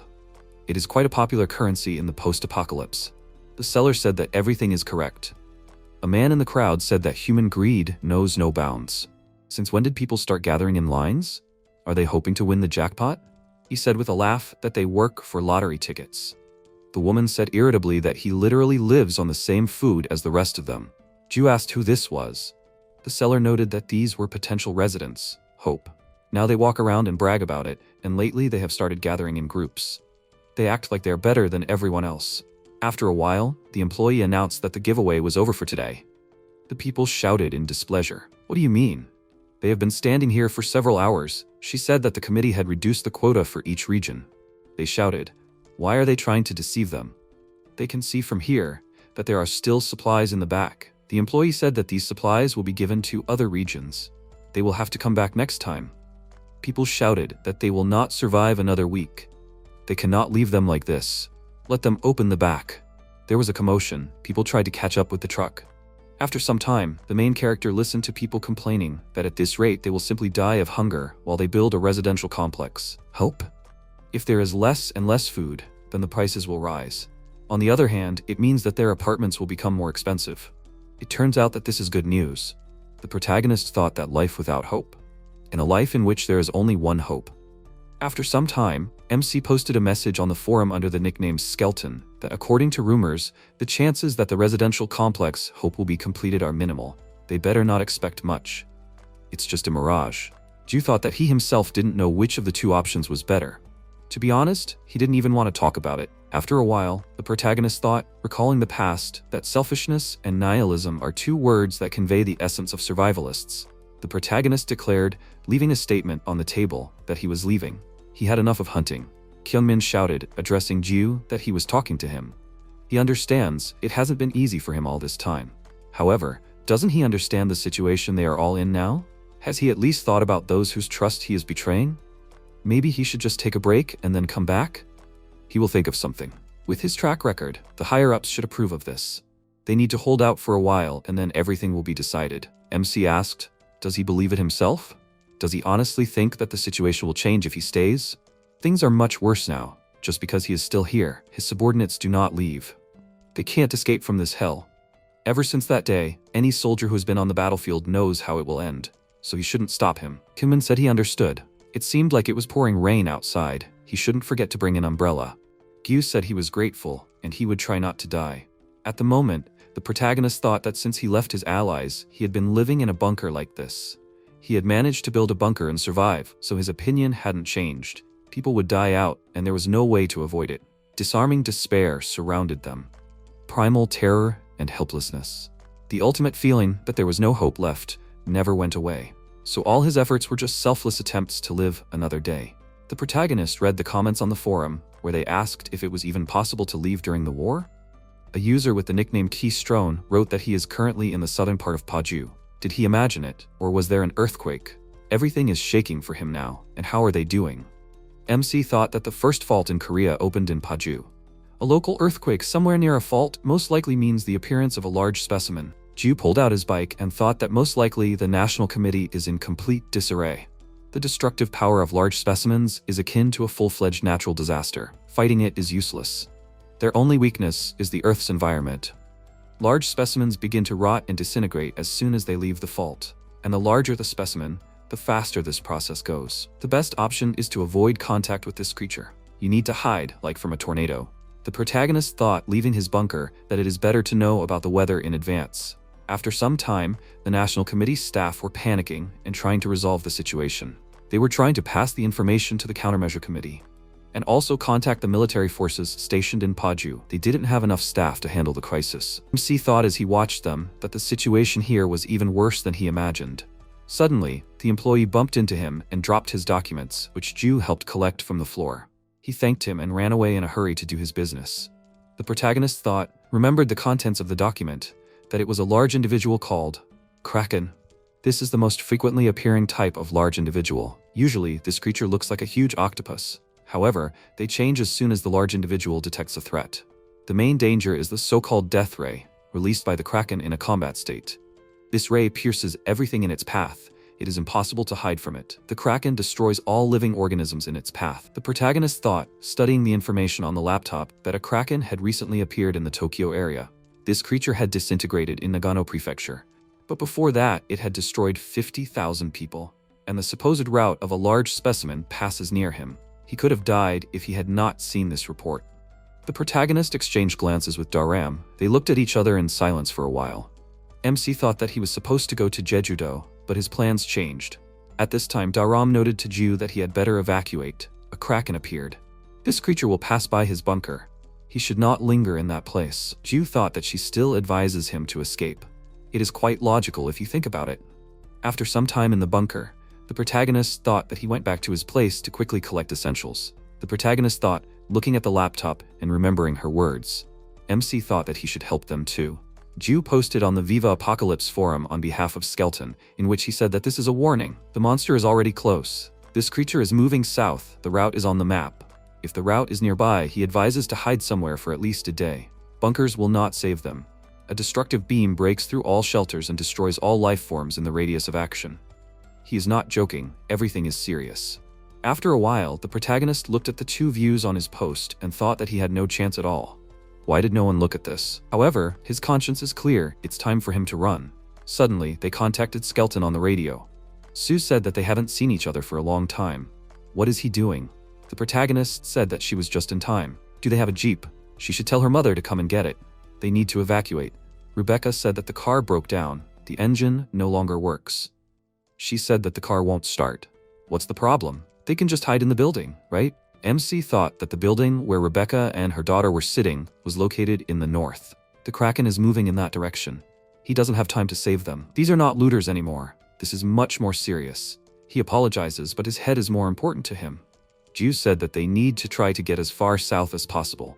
That's the end of the connection. Sue said that she understood him. He should take care of himself. By the way, tomorrow there will be a heavy rain. He should not forget to take an umbrella. After the protagonist thought that in the world that has come to an end, emotions are a luxury item. The protagonist remembered his dialogue about the umbrella in the past and called Sue on the radio. She asked what was wrong. MC said that he would be with them in half an hour. They should get ready during this time. Gyu thought that wild mutant dogs had recently appeared in the area between the bunker and them. However, time is not on his side. In this case, he will have to fight his way through. After some time, the protagonist was moving along the streets of the destroyed city in transport, while a pack of mutant dogs was chasing him. The protagonist shot back at these creatures with a pistol, not giving them the opportunity to get too close to him. After MC destroyed the creatures on the road with a pistol shot, Gyu thought that he missed once. The transport is shaking a lot, it is difficult to aim. In the Hunter Squad, soldiers are divided into 3 categories: riflemen, support, operating heavy weapons from the rear; signalmen, located between the rear and the front; attackers, under the cover of riflemen, together with tactical and strategic support of signalmen. The protagonist killed the monster with his axe, and thought that this was the vanguard, who entered into direct combat with the monsters. This is what he did in the past. However, now he has no support. At such moments, only one thing is important: to think quickly and shoot even faster. He must maintain speed, while shooting back at the mutants trying to jump on him. Both actions are equally important. Here his target appeared, the building where they live. The protagonist thought, turning his attention to the monster. What the hell is this? Is this really the leader of the pack? The leader of the pack of mutant dogs let out a howl, and the monsters surrounded his transport. MC shot the monsters with a pistol, and then irritably asked, where did they even come from? Ju thought that the leader of the pack definitely had some kind of plan, but he wouldn't be able to defeat this monster with a pistol at such a distance. Suddenly, the monster pushed his transport, and the protagonist lost control. The protagonist said that it was a curse. Now he was in trouble. MC looked at the leader of the pack and asked what the chances were that this creature was trying to chase him like a victim. Ju thought that this monster was howling again. This must be how this creature gave orders to the other mutants. The protagonist defeated the creature that was trying to bite him at the last moment. The protagonist thought that this leader of the mutant pack was controlling which way he would turn with his orders at every fork. He was even willing to bet that this creature was trying to drive him into a dead end. MC thought, making a cool maneuver on the transport, that, however, it wouldn't give up so easily. After a while, Q thought that he barely managed to let it go, but he managed to get out. Although the transport's hull was seriously damaged, and he's running out of ammo, the transport is in too bad of a condition to drag it out. Before the dogs attack again, he needs to put as much distance between them as possible. Suddenly, a mutant appears next to him, but is shot down by a powerful bullet from the building. Rebecca radios Skeleton that they've spotted him. She'll cover him. The protagonist thinks they're in the sniper's zone now. He's completely forgotten about it. The protagonist looks at the pack of mutants and thinks he has a shooter now. A very good shooter at that. MC radios Rebecca and says he needs her help. Q swings his axe and says they should take them out in 3 minutes. During the battle against the mutants, while the protagonist deals with them with a cold weapon, Rebecca uses a sniper rifle to cover his rear. The leader of the pack of mutants watched this battle, and then the creature let out a loud howl. The protagonist turned around and saw how the creature disappeared. Sue addressed MC, calling him Skeleton, and then they hugged. Q said that it was time for them to go. They should get out of here and quickly. At dawn, they were driving along the highway in their transport. Then Sue woke up and said that Skeleton should see this. It's so beautiful there now. The protagonist thought that the remains of the Kraken were slowly disintegrating in the sun somewhere far away. The protagonist said that they should wait a little. They turned around, looking at him. MC noted, taking out his phone, that he wanted to take a photo. It was like a memory of the dawn in which the monster burned. At that moment, an unknown person was quietly photographing them. His companion asked what he was photographing there. can't stop admiring himself? He said, looking at the picture of Ju, that she was wrong. It would not be him in the picture, but something much more interesting. At that moment, Sue smiled at the camera while her mother's face was emotionless. The protagonist noted that they would need memories sometime later in the bunker. The protagonist looked at the 72 positive reactions to his post and thought that this was a good reaction after a long time. The post had a censored photo of Rebecca and Sue, where it was written that this was a photo for memory. It's his friend from another country. He covered their eyes for the sake of anonymity. The comments noted that he covered their eyes like some criminals. MC thought that he earned a lot of views from this photo, and a few comments at the same time. Ju asked in surprise, while studying the forum, why is this at the top again? The protagonist thought that again the defender post with murders. Who got it this time? On the forum, the post reported that this is evidence of the 36th murder. This time, not a man, but a monster, a kraken. In the comments they wrote, is it just an illusion or is there a woman's hand in the photo? Is defender a woman? The protagonist thought in surprise that, judging by the angle and background of the photo, there could be no other options. They were in the same place.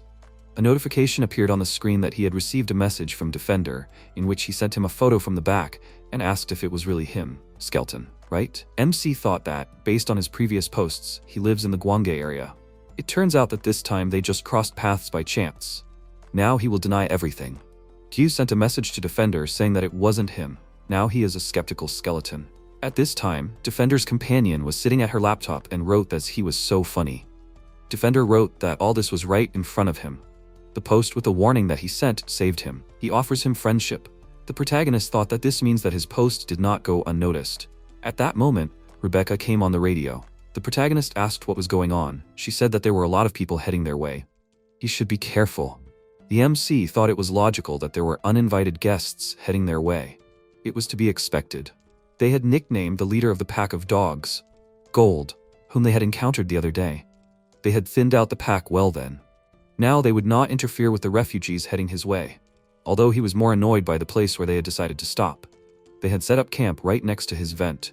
How did they even manage to stop in such a place? This is the very heart of his bunker, the diesel generator, the heart of the skeleton. This device is simply enormous. It takes up an entire basement floor. Naturally, the output of this engine is appropriate, and the exhaust from this device is strong. And if smoke comes out of the chimney, it means that someone is inside. If he turns on the generator, the refugees will know that his bunker is underneath them. On the other hand, if he does not use this device, the heart of his bunker will stop, and his home will cease to be one. Hot weather foretells the approach of summer. The food in his warehouse will defrost and spoil. All his grandiose plans will fail miserably. Judging by the equipment, they are not raiders. He will try to solve the issue with words. After a while, the leader of the pioneers said that they should not leave things on the slope. Important resources should be as close to the tents as possible. He hopes that they will finish before sunset. Gu said that they are on his land. He asks them to find another shelter. The pioneers asked indignantly, did he even understand what time they were living in? What difference did it make to whom this territory belonged? He motioned for his men to stop and said, turning to him, that such a young man could not worry. They were pioneers. They even had permission to do this. The protagonist read the document, which said that it was a permit for reconnaissance of territories, issued by 218th Section, 22nd Division. The protagonist thought that a post that he had recently come across immediately popped into his head. The government is recruiting a lot of people to motivate them to rebuild the country. Although this will never happen, useless people were exiled from the settlements, mainly old people, and given a document with division numbers. When they realized that they could not support so many people within the city, they gave the poor guys a mission and exiled them to die. However, they are not marauders, at least not yet. MC said that he gives them 3 days. They must gather their things and get out of here. The leader of the pioneers shouted while the other men held him back. Didn't he understand? The government gave them every right. Ju declared, clutching his rifle in his hands, that they were all here precisely because the state that the government governed no longer existed. 3 days later at dawn, the protagonist thought that there was no sign that they were going to leave. The protagonist came to their camp and asked, do they mean that they cannot leave here without orders from their superiors? The leader of the pioneers said that if they leave their assigned area, their families who remained in the city will receive less food. So, for a few days, or perhaps even weeks, they beg him to let them stay here. The old woman begged him for mercy. All of them who were here were nothing but prisoners of fate. Their families abandoned them. The country abandoned them. The old people have nowhere else to go. They do not wish him harm, she said, passing the bar, that she asks to let them stay here. Does he agree? They beg him very much. The protagonist returned to his shelter, where it was still dark, hot, and humid. The protagonist sighed heavily and thought, maybe he should just finish off all the pioneers? His endurance is not infinite, but he does not want to kill innocent old people. Is there no other way? MC decided to write about his problem on the forum. Viva, apocalypse. Refugees settled near his bunker. They say that they are pioneers. Because of them, he cannot turn on the generator, otherwise he will be discovered. For some reason, they refuse to leave. What should he do? The comments mainly advised to just kill them. A notification appeared on the monitor screen that he received a message from the defender, in which he said that they are future marauders. As soon as they run out of supplies, he will become their first target. If he wants to survive, he must attack first. Capju said that he couldn't expect any other answer from him. The protagonist thought that he agreed with something. It was immediately obvious that they were trying to maintain some kind of order. For now, he could only wait obediently. After a while, Kyle Doss noted that he thought he was already over 40 years old. He imagined him completely differently. It seems that people who spend too much time on the internet really do develop a second personality. The protagonist thought that this guy was a representative of the dying breed of adequate users. He said that he found something interesting near the mountains, so he came to see it. He pointed his index finger forward and said that he was interested in it. What did he think it was? MC said that it was a capsule. Capju thought that it was their egg. Kyle Doss posted a photo a while ago and wrote that this nonsense appeared out of nowhere near his house in the hills. He asked to tell him what it was. MC knew that it wasn't a rice marshmallow, it was a monster egg. When he saw Kyle Doss's post, an idea immediately came to his mind. If the pioneers can't leave here without orders from above, then they should at least give them a reason to live on, and this is it. Skelton wrote that it was very dangerous. He would help him get rid of it. He thought that it would be scarier than any gold. Thanks to his communication skills, Kyle Doss didn't seem to see anything suspicious. After a while, he got into the car and set the route, after which the navigator reported that it was changing to the shortest route. Yes, this information is very outdated, and in fact has no value. In order to quickly get through the urban jungle, MC used the road controlled by the National Committee headquarters. The navigator reported that Skelton's personal identification number was confirmed. It sees that he is an acquaintance of Commissioner Kim Duram. He wants to go to Seoul? Then he should take road number 13, and then turn onto road 22. And from there he should turn onto road number 8. Park Ju drove on and thought that the only safe road in the city, controlled by the state. This is the only benefit from communicating with the National Committee. Kyle Doss suggested meeting near Paju. This is the place where the first rift in Korea appeared. The capsule appeared among the hills near Paju. The area around the rift is guarded by elite hunters and the military, but they did not expect this to appear either. MC got out of the car and said, "Hi, this is Skelton." Kyle Doss said hello and introduced himself as Kyle Doss. MC asked where it was. He wanted to see it. The capsule appearing meant only one thing, that everything around the rift was starting to erode, and soon the entire area would become uninhabitable. Kyle Doss turned around and asked, "A monster egg? That was really dangerous." MC grabbed the axe and said, "Yeah." He told him it was dangerous. He should step back. Park Ju turned around and said, "That's right, if he dies, then Kyle Doss should get in his car and get out of here. The keys are inside." Kyle Doss screamed in fear. "What?" He told him to stop. He had to stop already. MC frowned and said he hoped it wouldn't come to that, but nothing could be relied on for sure in this world. He quickly rushed forward and swung the axe. With enough force to slice through the surface, he swung the axe with killing intent. However, just before the axe touched the surface, he used all his strength to stop it. Kyle Doss pointed the machine gun at him and asked, "What was that just now?" Park Ju replied that it was a reflective barrier. It distorts and twists dimensions, reflecting the attack back at the attacker. It is one of the many reasons why humans are unable to defeat monsters. And as long as it feels safe, there is no need to worry. Kyle Doss fearfully asked to stop and asked what if something uncontrollable breaks out from within? MC replied that he would die then. Kyle Doss looked at him puzzled and said that he really is fearless. After a while, Park Ju loaded the capsule into the trunk of the car, and Kyle Doss asked if he was really Skelton. He just met him. He doesn't know much about him yet, but he is very different from what he imagined. MC clarified, "And who did he imagine?" Kyle Doss replied, "Honestly, he acts like some kind of creepy old man on the forum, no offense. But he always adds weird tags, gets triggered by banal trolling, and gets happy every time someone posts something off topic on the forum." MC interrupted him before he could finish and said, "Okay, he's busy, so he'll go already." Kyle Doss chuckled and replied, "He's very much like himself in moments like this, but thank you for coming." Park Ju looked at him and said, if he was so grateful to him, then let him at least like his posts. Kyle Doss smiled and said, "Okay." MC said it was a joke and drove off. This is his first meeting with a person from the forum since the apocalypse began. It was like he met an old friend, or a cousin, with whom he was very close since childhood. He drove forward and asked, maybe this is all because of the apocalypse? On the way back, Park Ju dropped the capsule on the highway, a little away from the shelter. The man walked up to the capsule and shined a flashlight on it and asked, What is this? Is this a rice marshmallow? Why is it glowing? The man took out his walkie-talkie and said, HQ, this is the 218th Young Pioneer Squad. An unidentified object has been detected across the highway near the Young Pioneer Zone. A scream came from the walkie-talkie. They need to get out of there right now. The man looked at the walkie-talkie in confusion. The HQ employee said, This is Road Control HQ speaking. Drone surveillance from above shows that this is a monster egg. It may be in an active phase, so they must not touch it under any circumstances and need to get out of there right now. The man asked, What? But what about the camp? The employee got angry and huge veins appeared on his forehead. He shouted loudly, This is not the time for talking. They need to get out of there. This is an order, not a suggestion. After a while, MC returned home. He sat down on the floor and said, Perfect execution. Thanks to the egg, his territory is now safe again. A month later, things have been going well for him. The young pioneers, they haven't shown up since he blocked their way in. The National Committee member who accidentally contacted Park Ju with weird requests, he's probably busy escaping to Jeju Island because there's been no call or text from them.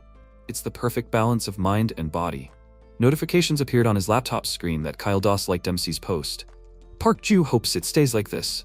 He looked at his laptop screen and said, Defender, that idiot left a comment again. What? The current situation in Seoul? He played a video of people protesting and shouting, National Committee, where are the guarantees for people's safety? Guarantees. Why are only their lives important? The people were demanding an explanation for the government's relocation. They were demanding an explanation. At that moment, manager Lee Sang-hoon was standing in his office. Kim Do-ram entered the office and asked the manager to move away from the window. It was dangerous. Rocks could break the glass. Lee Sang-hoon opened the blinds with his fingers and asked, Is that guy still alive? Kim Do-ram asked him again, and the former hunter, the current manager of the National Disaster Management Committee, Lee Sang-hoon turned around and answered, He was talking about that guy, Park Ju. If he was still alive, then he would meet him. Lee Sang-hoon ordered Kim Do-ram to ask the MC how long he planned to sit there, and to tell him what the legendary hunter professor was asking. Many years ago, when the first rift appeared, countries all over the world were puzzled by this phenomenon, but at the same time, all of them, without exception, showed their two sides, trying to turn this anomaly to their advantage. Soon, a large number of reconnaissance teams were sent out to find out the nature of the anomaly. The man pointed to the side and said, Mr. Kim, another 10 meters to the left. Kim clarified, That way? The man screamed, Yes, stop, stand right there. Suddenly a bright glow appeared, and the workers fearfully ordered Mr. Kim to run away from there. He turned around and asked, What? At that moment, his head was cut off by a huge monster, which managed to defeat the rest of the workers. But this only accelerated the release of monsters, and humanity, which was caught by surprise, suffered huge losses. Only then did the heads of state realize the gravity of the situation, and especially to fight the monsters, they began to train a new squad of soldiers, hunters. A special school of the Republic of Korea for training hunters, guardians. MC was in the 13th grade of the guard school. He remembered that he was standing at the ranking. Someone asked, Is Park Ju there again? He has been ranked first in the entire school for 3 years in a row. All he thinks about is killing monsters. Probably all he does is sleep and train. No, someone heard that he trains in his thoughts, even in his sleep. He is so tough. At this moment, Park Ju's radio beeped and he thought, Kim Do-ram? Is she trying to request help to suppress the unrest in Seoul? The MC answered and asked, Well, what now? Lee Sang-hoon asked, The capsule on Route 13, it was his doing, right? The MC grabbed his head and asked how he knew. Lee Sang-hoon is Park Ju's former classmate from Hunter School. Sang-hoon said that if the capsule appears in a place where there is no rift, then it was done by a criminal living nearby. He doesn't think so? His firm tone is still the same. Sang-hoon asked, Why did the MC do that? What if a monster was summoned when the capsule ruptured? Park Ju asked again, Was it summoned? Do eggs summon monsters? Sang-hoon answered that it is not an actual egg that is hatched. The capsule, it is a temporary portal. Park Ju said, Is that so? He has been out of service for a long time, but the knowledge that he is falling behind is still unpleasant. Sang-hoon said, Park Ju, he would get straight to the point. He ordered him to come to Jeju Island. MC asked, What if he refused? Sang-hoon said, There was an opening for an instructor there. He recommended him in advance. Park Ju said, He wouldn't go. He liked it here too. Sang-hoon asked, Does he think there is a future there? In a place like this? Or is he stuck in his inferiority complex? He lifted the blinds and asked, There was nothing they could do, okay? Neither of them had talent. MC said, enough of this meaningless talk. He wouldn't go. He said to find someone else. Sang-hoon said. He was still as stubborn as ever. Soon the entire capital area could be in danger. He only asked Park Yu to stay alive. MC sat at the table and kept silent. After a while, he went to cut rice. It had already been a year and 11 months since the war began. He scattered rice on the abandoned field, and quite a few grains of rice sprouted on their own.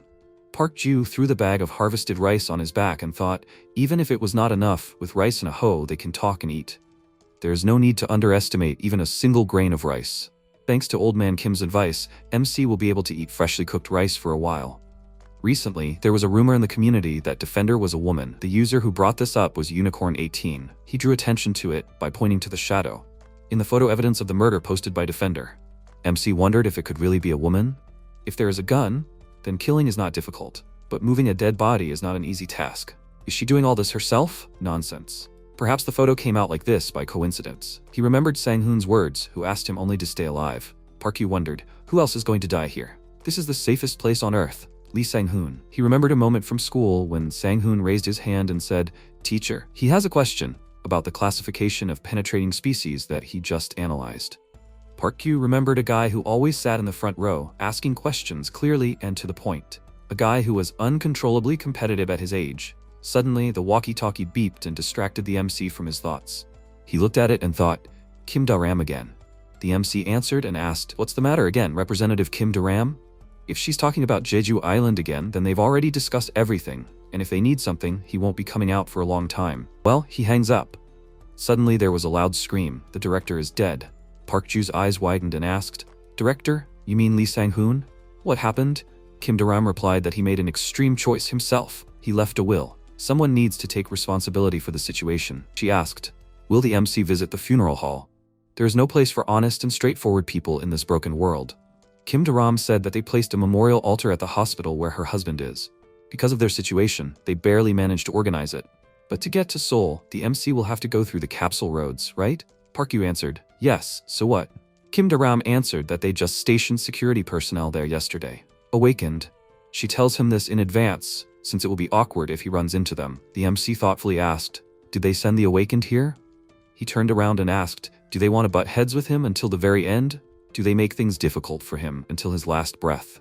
Do they force him to walk an unknown road like that?" He looked at Sang-hoon behind him and said, "This is so like him." But Lee Sang-hoon in his mind was silent. After a while, the MC walked up to the rack and thought about the 2 tactical axes, which were one of the few items he took after being discharged. It didn't mean anything that he took them, but maybe he wanted to visit Lee Sang-hoon. Like a soldier for the last time, he took the weapons with him and went to salute. In order to avoid the roads with the military, he took a detour along unpaved paths. Suddenly, he ran into a man who ordered him to stop. "You can't drive here." He looked at the MC in surprise and asked, "What, Mr. Park Yu?" It was Baek Sun-hyun. He asked where he was going. Park Ju replied, "To Seoul." Baek Sun-hyun pointed his thumb back and told him to come with him for a minute. The MC asked, "Can't he just let him pass?" Baek Sun-hyun lit a cigarette and replied that he would like to let him pass, but as the MC could see, he was not the one in charge here. He turned around, directing Park Yu's gaze to the military men sitting behind him. Baek Sun-hyun said, "Those guys with blue eyes are in control here. They are real hunters, different from them old guys. Roaring tiger, a new kind of hunter that appeared about 6 years ago. This phenomenon appeared after about 30% of humanity disappeared after the monsters came.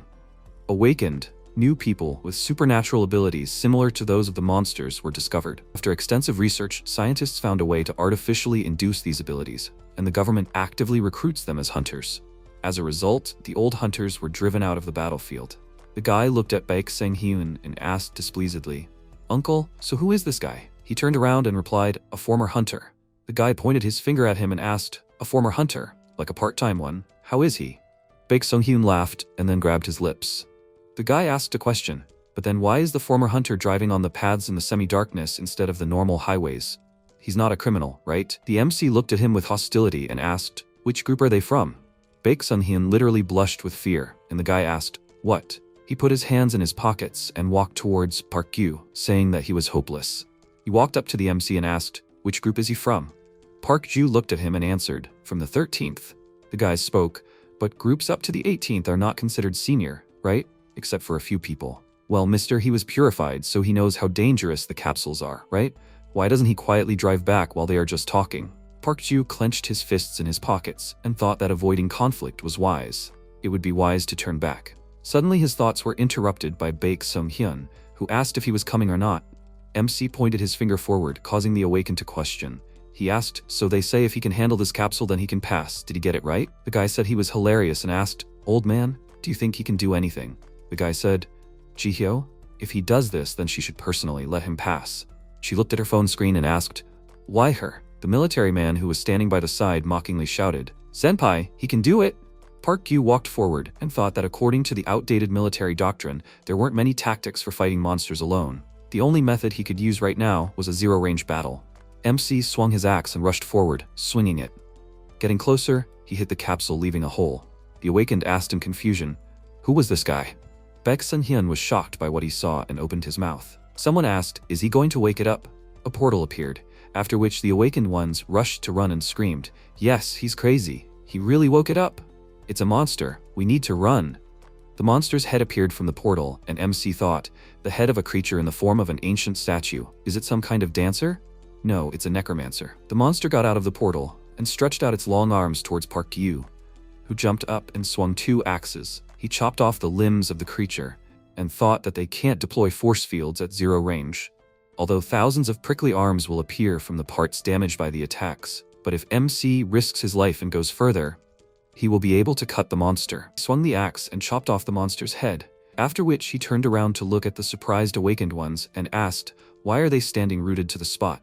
He ordered them to clear the barricade, quickly. Park Ju asked a question, "Are they going to move?" Awakened asked, "Is this even possible? Did he defeat the monster by himself, without a weapon? Is he even human?" Awakened said, "Jihyo, she should just make sure he gets through safely." She interrupted him and yelled, "No way. They were making fun of him. She doesn't even have a license. How can she?" Suddenly the conversation was interrupted by Baek Sung-hyun, who asked, "The juniors should stay in their seats, right? He will go." "It's okay. He is also from the old school. The MC is younger than him. So while he is gone, can he take the car?" He said that they can inspect the monster's corpse while he is gone. Park Ju thought about it. It seems like Baek Sung-hyun is having fun. After a while, a car was driving down the road, and the MC was saying that there was no need to see him off personally. Baek Sung-hyun said that he wanted to. He shut them up for him. These level 3 guys don't even have much experience, and they called him an old man. The abilities of awakened ones are measured in levels, and the difference in abilities between levels is staggering. Levels 1 to 4, simple supernatural abilities like sensation and clairvoyance appear. Physical abilities remain the same. Levels 5 to 9, abilities like force fields and telekinesis, the use of direct physical force. Usually at this level, abilities become suitable for combat. And after them come the rarest awakened ones, who have reached level 10 and above. At this point, they no longer belong to the dimension of humanity. There is an unbridgeable gap between them and humans, like between different species. Baek Sung-hyun said he felt such a relief when he put them in their place. Park Gyu asked, "But he could do it himself, couldn't he?" Baek Sung-hyun replied, "It's possible. The chance of it happening is about 65% in his favor. But he didn't do it. If he gets hurt, he'll get into trouble. When he was alone, it didn't matter if something happened to him, so he was reckless. But now, if something happened to him, what would happen to his family? No matter how hard it is, he has to overcome it. Anyway, thank you. He hasn't felt like this in a long time." After a while, they arrived at a dilapidated building, and then MC got out of the car and Baek Sung-hyun called out to him. He said that after Lee Sang-hoon died, the old hunter's situation in the National Committee would get worse, so he should be careful. Park Ju turned around and said that it had nothing to do with him. Baek Sung-hyun asked, "But he has friends in the National Committee, right? When people start shifting responsibility to save their own skin, you never know what they might do, especially in a world with no dignity like theirs." MC frowned and walked inside, walking through the corridors. After a while, he walked up to the altar and said, "He is here, Sang-hoon. Why is his funeral being held here? This place is hard to find." A moment later, Kim Da-ram walked up to him and said, "Lee Sang-hoon's plan. The top brass even named the Jeju Island relocation plan after the director. So there is no turning back. MC knows why this plan is necessary, right?" Park Ju looked at her and thought, "The intensity of the cracks is proportional to the population. The cracks are relatively weak on Jeju Island, and it is geographically easier to defend. Perhaps they are planning to concentrate all of South Korea's resources on this island to ensure the country's future." Park Ju thought, "The flaw in the plan is that those who are not chosen will be abandoned." He said there is no way Lee Sang-hoon could handle this alone. So why did all the responsibility fall on him? Kim Da-ram replied, Well, considering that the plan was originally intended to abandon 10 million citizens to Seoul, they could have used the idea of a scoundrel to calm the crowd. And maybe they assigned this task to the youngest one involved. He was a stubborn person. She looked at MC and asked, did he know?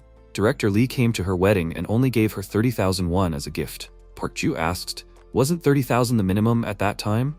Kim Do-ram replied, no, the minimum was 50,000 back then. MC smiled and said, that's just like him. Kim Do-ram folded her arms and replied, typical director.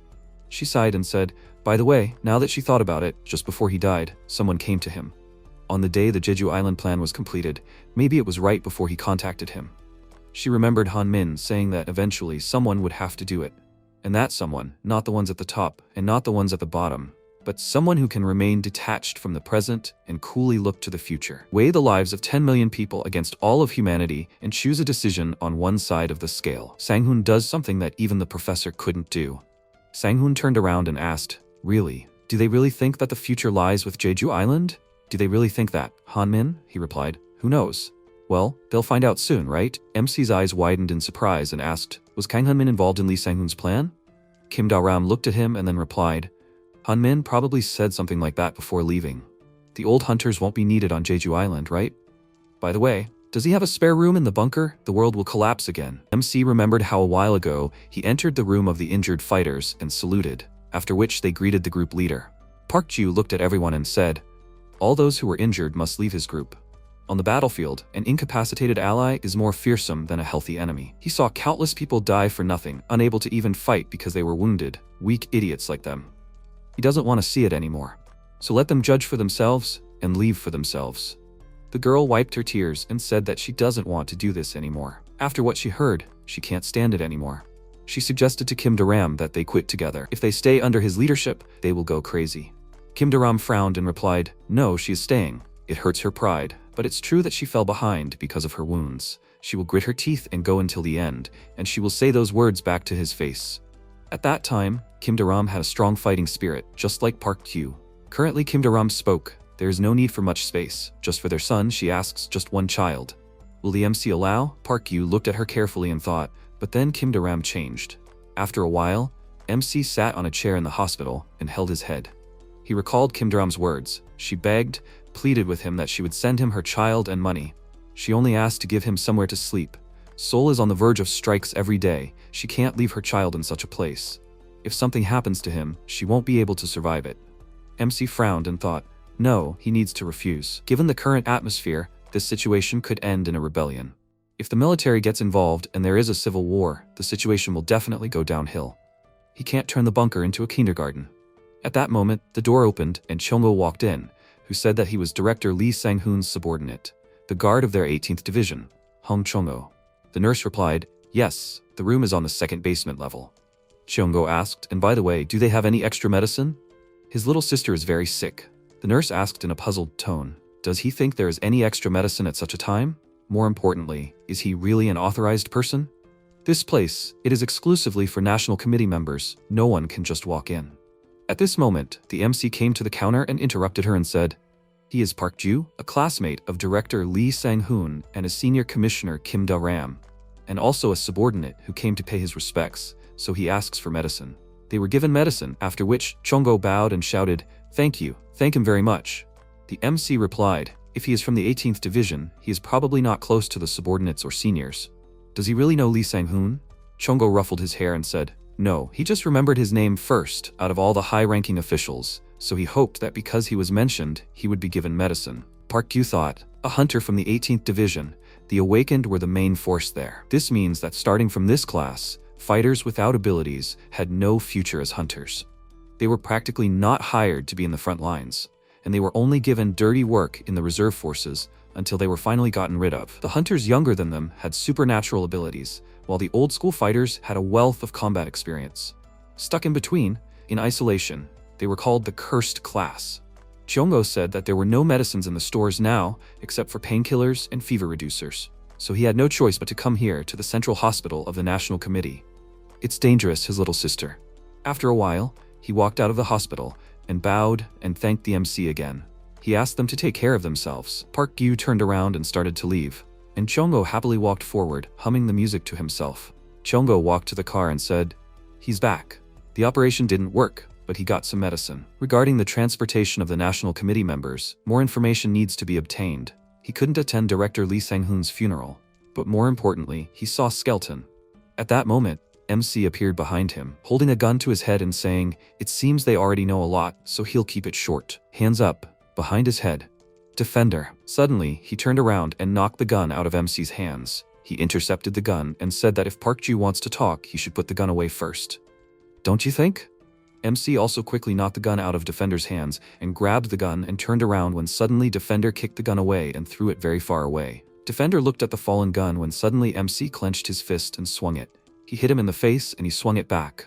The guys continued to fight when suddenly Defender fell to the ground and laughed loudly. He said, "Wow, Skeleton, he's strong." MC picked up the gun, then Defender stood up and asked, "Does he want to end this right here?" He reached for his blade and said, "Okay." He suggested that the next round be a timed match. A timed match is a duel that involves certain rules or the use of certain weapons. Suddenly, there was a movement in the car, and the girl moved closer. Defender turned around and thought, what if there was a stray shot? He threw down his blade and said, "He's kidding." He suggested that they settle this verbally. Park Yu thought, as expected, he needs protection. Defender asked what is more important, since when did he start suspecting him? MC replied, "Since the very first moment." Defender asked in surprise, "What?" Park Yu continued to point his gun at him and replied that when he reaches the level of a group leader, a special sense is revealed. He is from the 18th Division, the cursed class. He knows what kind of work he was sent abroad for. A while ago, a question was heard. "Old men, are they finished? Come on, they are not fighting monsters. What is taking so long? They can't even forbid someone's throat." The man ordered to ignore him and suggested to just finish. The guy asked, if they have no abilities, what are they even going to do? After a while, Chungo asked, "Are they not finished yet?" The guy replied, "Chungo, they are almost done." Chungo asked faster and asked to write call signs on their faces. Currently, MC said that the battles on the front lines are for the awakened. So they guys do a job that can't be publicly revealed. It's also called a bloodbath. Chungo asked, "So rumors spread?" But he said he knew right away, it's hard to believe. MC replied, "Of course there were other guesses. It just so happened that he was on a website that he also visited. He examined the body of the man he dealt with, his build, his gait, his dominant hand, even his habits that he himself didn't know about. Thanks to this, he understood everything that he was Defender." Defender smiled, and then laughed really loudly. Park Yu asked displeasedly, "What's funny?" Defender replied, "No, he thought only the 18th graders were scary. It seems that this is true for all hunters." But his conclusions are a little short. MC asked, surprised, "What?" Defender replied, "Yes, since the days of the 18th unit he leaves traces, and the fact that he found him by these points is impressive. But he is not Defender, he asked to meet, this is his sister." Defender, this is a duo. Park Yu thought, the site users who thought that Defender was a woman were right to some extent. Chongho said he usually is on the front lines while his sister writes posts and handles things from a distance. His sister is like an animal on the internet, but in reality, she is more like a hamster. MC asked, why is he telling him this? That they are a duo. Isn't this a strategically important secret? What is the point of telling him all this? The girl put her hand to her face and whispered something in her brother's ear. He smiled and asked, is it so important? Is this all for fun? Does fun need a reason? Park Ju thought he felt this way before, but these brother and sister. Chungho said, they are not bad people. Does he agree? MC thought, they are not serious at all. They behave as they want without caring about the consequences. Chungho asked, what, he wants a second round? Park Ju replied, no, this is a waste of time. He started to leave when suddenly, Chungho called out to him. He thanked him for the medicine and said that they would see each other next time. Park Ju sheepishly asked, next time? However, the moment of reunion came sooner than expected. MC returned to his bunker and saw a message on his laptop screen. He had received a message from user Defender. He asked, Skeleton, do you have any extra bullets? A lot. If he does, he offers to trade. MC asked, is he talking to his sister? She replied, yeah. Skeleton wrote that he didn't have any extra bullets. Defender told him not to lie to her. Does he want to die? Park Ju thought that this didn't sound like the real her at all. He replied, seriously, he doesn't. Defender asked, even if she begs? Skeleton replied, no. Defender asked, no matter what she does? Skeleton wrote, yeah, never. Defender asked another question. What if she likes all his posts and increases his views? MC frowned, then changed his position and asked for the location. After a while, he went outside and thought, the place she mentioned is an old mansion. It overlooks a theme park on the outskirts of Gwangyo. It's tall, which makes it good for defense, but they are too exposed. Maybe that's why they decided to eliminate nearby threats instead of hiding. Suddenly, MC turned around and saw a hanged man. At that moment, Chungho called out to him and said, it must have been hard to find this place. Park Ju looked at the tree and asked what happened to the corpse. Chongo replied that it wasn't a very funny story. While Chongo was talking, his silhouette under the moon strangely resembled a hanged corpse. MC said, he brought this. But why did they need so many bullets? He uses knives. Is this for his sister? Suddenly, Chongo asked him to shut up and listen. Park Ju started listening when he heard a child crying. He asked, a child? Chongo replied, yep, that's it. There was a group of biotrash gathered at the amusement park. Park Ju frowned and asked, are they holding a child hostage? Chongo replied, that's right. When someone hears children crying and approaches them, they kill the men and prefer to abuse the women, and take the children to use for the next round. The MC said in annoyance, what kind of scumbags? Chongo turned around and asked, really? He smiled and said, so he plans to kill them all. After a while, the guys entered the house and started walking up the stairs. The MC frowned and thought, that expression. For talking about killing, it was too cheerful. Suddenly, Chongo turned around and said, by the way, Skeleton, did his sister talk to him about anything other than bullets? Park Ju thought, anything else? What does he mean? Chongo said, it seems like she didn't mention it. MC followed behind him, holding a knife behind his back. He thought that Defender was an unpredictable opponent. Is he planning to fight him? Chongo asked. Skeleton, did he happen to bring anything to eat? MC asked, what? After a while, he sat down on the sofa, holding a cup of tea in his hand. The cookies he took to replenish the calories for the trip. Chongo looked at him and asked, they are so delicious. He cooks well too. As expected, he has a really good sense for people. MC wondered, do they have any concerns at all? What if he poisoned them? He won't drink this tea. Suddenly, Tajong turned the laptop screen, which said that it was not poisoned, it was just delicious tea. Park Ju asked, couldn't she just say it? Tajong wrote that some things can't be expressed in words. MC took a sip of tea, and Chongo said that his sister prefers to type. Well, since they've had a snack, can they get ready? Park Ju thought in surprise, how delicious. He said that if they're bringing hostages with them, these guys must be pretty solid. How do they plan to fight them? Chongo replied that they'll deal with these guys first. Then, when their cries of pleading die down, the others will come running to check. One by one, they'll kill them, and then they'll wipe them all out. His sister will deal with the kids. She's an expert on drones. She'll drop bricks on them. It won't be hard to do, and it'll be quiet. MC asked, do they really need to kill the kids? Chongo replied, well, if they don't, things will be more difficult. After all, they're not his, right? They're not his? Besides, even if they're spared, they won't survive unless they take them in. Tajong whispered that in their world, it's strange for a child to survive on its own. The times aren't in their favor, so what can they do? MC had to accept it. Defender works in a duet. When facing a much larger group of enemies, this might be the best solution. Park Ju thought, but even so, they are still scary. MC frowned and said that there is another way. It is a little more difficult, but the chance of it working is high and less risky. After a while, they will launch a drone first. The fighter pointed his finger up and asked, what is this? It is a reconnaissance drone. Let everyone shoot it to lure the enemies in the direction they need. The guy shouted in irritation, idiot, how could he miss it?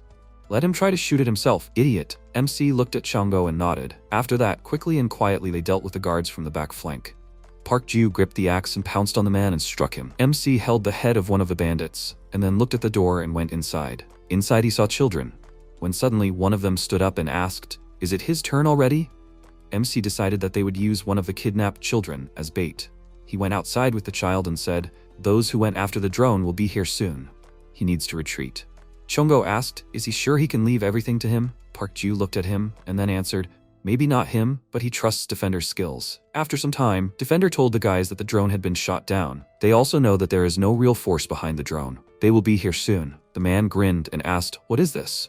The fighter said, horror, they can't even keep an eye on the little ones. The man shouted, hey, little idiot, why is he wandering around here at this hour? Why isn't he sleeping, but walking? He ordered him to go back inside. At that moment, MC and Chongo started to hit the bandits. After that, Chongo came up to him and put his hand on his shoulder, offering to go sledding later. Park Ju thought that if they hadn't used the kids as a shield, there would have been a real fight. The two trained killers, using a young decoy, ground the idiots into dust. After a while, when it was already morning, Chongo took a couple of photos of the idiots with bags over their heads and asked which one to upload. Tong whispered, this one. The one without the filter is better. MC looked at the boy and then said that it was over. He said that he and the other kids could go wherever they wanted. The boy stood there and looked at him, not saying anything in response. At that moment, Chongo turned around and said, Skeleton, he is so cold-blooded. Didn't he want to protect them? He thought he wanted to raise them. MC turned around and asked, in their world, who would protect others? And also, at least he is human enough not to want to kill them like some people do. Chongo turned around and asked what he was grumbling about. Did he want to end their little fight? Suddenly a boy ran into the center and shouted, "Please don't fight. Thank them for saving them." Chungo and Park Ju looked at him and the boy walked forward. MC said, "Yeah, after all, it was the best choice they could have made." Chungo put his blade away and said, "That little jerk. He robbed him of such a good fight." "Really, Skeleton?" He was so upset about the suggestion to kill the kids. It seems he's a little sensitive in that area, half-heartedly feigning virtue. Just because he doesn't want to be the bad guy, he puts everyone in danger. Park Ju said he's seen enough of that, ad nauseum. At this point, Defender's outrage as he spoke while looking at him was clearly directed at someone else. Is he talking about that corpse on the tree? Even after his death, they left him hanging, so the target of the outrage is obvious. He screamed, "He is not a hypocrite." And even if he was, he has no reason to adapt to their actions. Yes, that's right, he is definitely not that kind of person. MC remembered the subordinates screaming, "This is the professor of the group. They need help from the rescuers." The group's top professor fell into the rift. There was a sound coming from the radio. "Professor, no. Park Ju.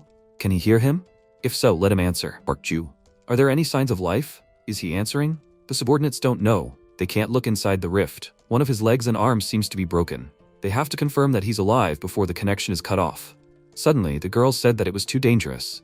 She suggested that they stop searching. The professor always said that. There's no place for incompetence on the battlefield. And now that judgment applies to him. They have to act according to his words. He's useless now. A month later, he barely escaped from that hell, but there was no place for him on the battlefield anymore. After that incident, his goals became quite simple. He asked to just let him survive, only him. Park Ju has no power. He can't change anything.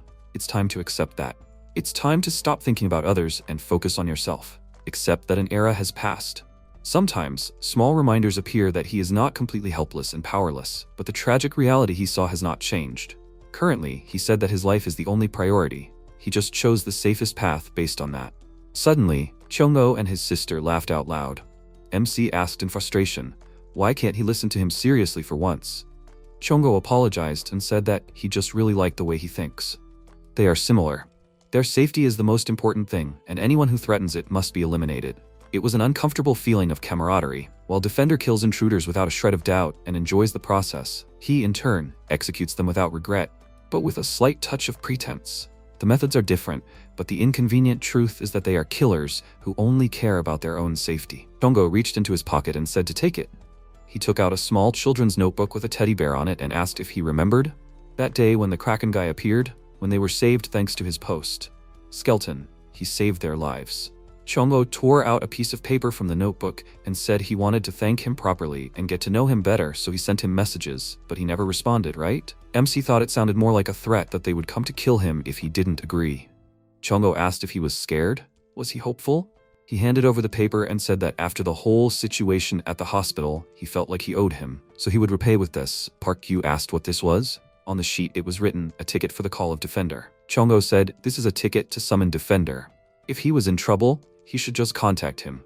He would come running, no matter where he was. Tajong turned around and whispered, Skeleton, now please let him answer her messages. MC watched them leave, and then looked down and thought that they were impulsive and straightforward. They wouldn't lie. Park Yu said to get the dangerous part of Defender out of the way. He's lucky. After that, in agreement with their agreement, Defender started commenting on all of his posts. But their enthusiasm was too strong. They left a lot of comments saying they loved Skeleton. Dodo1234 asked, what's wrong with Defender? Is that such a threat? Quer11 and 14 asked why he suddenly praises this boring Skeleton. No Named wrote that they love each other anyway. MC's reputation on the platform got worse, but he won't focus on it. A few days later, Park Ju received a message from Kim Daram. She wrote that they haven't seen each other for a long time. She thanked him for coming and paying her respects. MC asked if she's okay. Kim Daram asked, this is a bit sudden, but can they talk? Park Ju frowned and asked, is she alone? After a while, he was standing near the bunker and a big car pulled up next to him. Kim Daram got out of the car and said, she came. MC thought that last time she asked about the free space in the bunker. Is she going to leave her baby with him? He asked. Is she alone? Kim Daram tilted her head to the side and said, yes, she came alone. She wanted to see where he lived. Park Yu wondered, what was she planning? A sudden tour of the house? If she came to leave the baby, she would have taken him with her. They went inside and he said, well, since she's here, let her look around. Welcome to the skeleton den. Kim Daram widened her eyes in surprise and asked, is it really possible to live here? It feels like a storage room that they didn't even wallpaper. What's that smell? Does it smell like a basement? Why is the toilet in the middle of the room? MC asked if she came to nag like a mother. Kim Daram replied that this might be her last chance to nag at him. There was a split between the Legion faction and the Congress faction in the National Committee. It was revealed that the army on the front lines was not included in the plan to relocate to Jeju Island. In response, the Legion faction, which controls the front lines of the army, marched to Seoul. A civil war was coming soon. Park Ji-woo looked at her in surprise and asked her not to say that. She interrupted him and said that she would join the rebels. She may have retired and become an ordinary woman, but she can't look at this injustice. She was a member of the legendary hunter group, the professor's team. When she saw him again, she thought, is he the only one who hasn't aged? But when she saw him in the light of day, she noticed that he had aged after all. They might never see each other again. Kim Daram asked him to be careful and live well. After some time, the helicopter hovered over the building. The helicopter driver, sitting in the helicopter cockpit, exclaimed that they had arrived in Seoul. Suddenly, a bright flash appeared on the control panel and he screamed. Min-hee, emitting mana from her hand, noted that the driver was such a disgusting pilot. She almost died from motion sickness. Eugene, smiling, thanked Min-hee for coming all this way. She asked if she should take Min-hee straight to her apartment. Min-hee calmly disagreed and asked to show the report first. She clarified that Han-min said that she would see someone she knew here. After some time, Sue called out to the protagonist. She happily held the handlebars of her bike and noted that she had returned. MC raised his hand and said that they hadn't seen each other for a long time. Sue said that her mother gave it to her as a gift, and Gyu clarified, "Is this a javelin? And what else is it for?" Sue raised her finger and replied that there had been a lot of artillery fire in the north lately, so it might come in handy. The protagonist thanked her and said that since she had come, she should have a snack before leaving. Sue screamed happily. MC thought that 2 years and 2 months had passed since the nuclear bomb was dropped on Seoul. On that day, as Daram said, a civil war broke out in Seoul. After a while, MC asked how Mom was doing. "What does Sue do anyway?" She exclaimed from the couch that Mom was teaching her how to shoot. Sue is already a very good shooter. Ju thought that this is how they get their early training in the apocalypse. He asked her to be careful not to provoke the units stationed near Seoul. Although the protagonist is sure that Sue herself understands everything, she puts a toothpick with food in her mouth and agrees with him. MC thought that the forces that held military power were the National Committee. The core of the group was made up of high-ranking officials from the former government and renowned hunters. They formed a faction known as the Diet. They were the ones who ruled over the shattered Korea in the chaos of the first days after the disaster. But it soon became clear that many influential people had decided to abandon Seoul and flee to Jeju Island, taking with them only their closest supporters. Outraged by this, the frontline military units called the Core faction turned their guns on Seoul. At first it seemed that the Core had the upper hand, but the Diet was pulled up by hunter forces from Jeju and reclaimed the National Committee. The two armies divided Seoul in half and a civil war began. They say that negotiations will begin soon, but most likely, everything will fall through.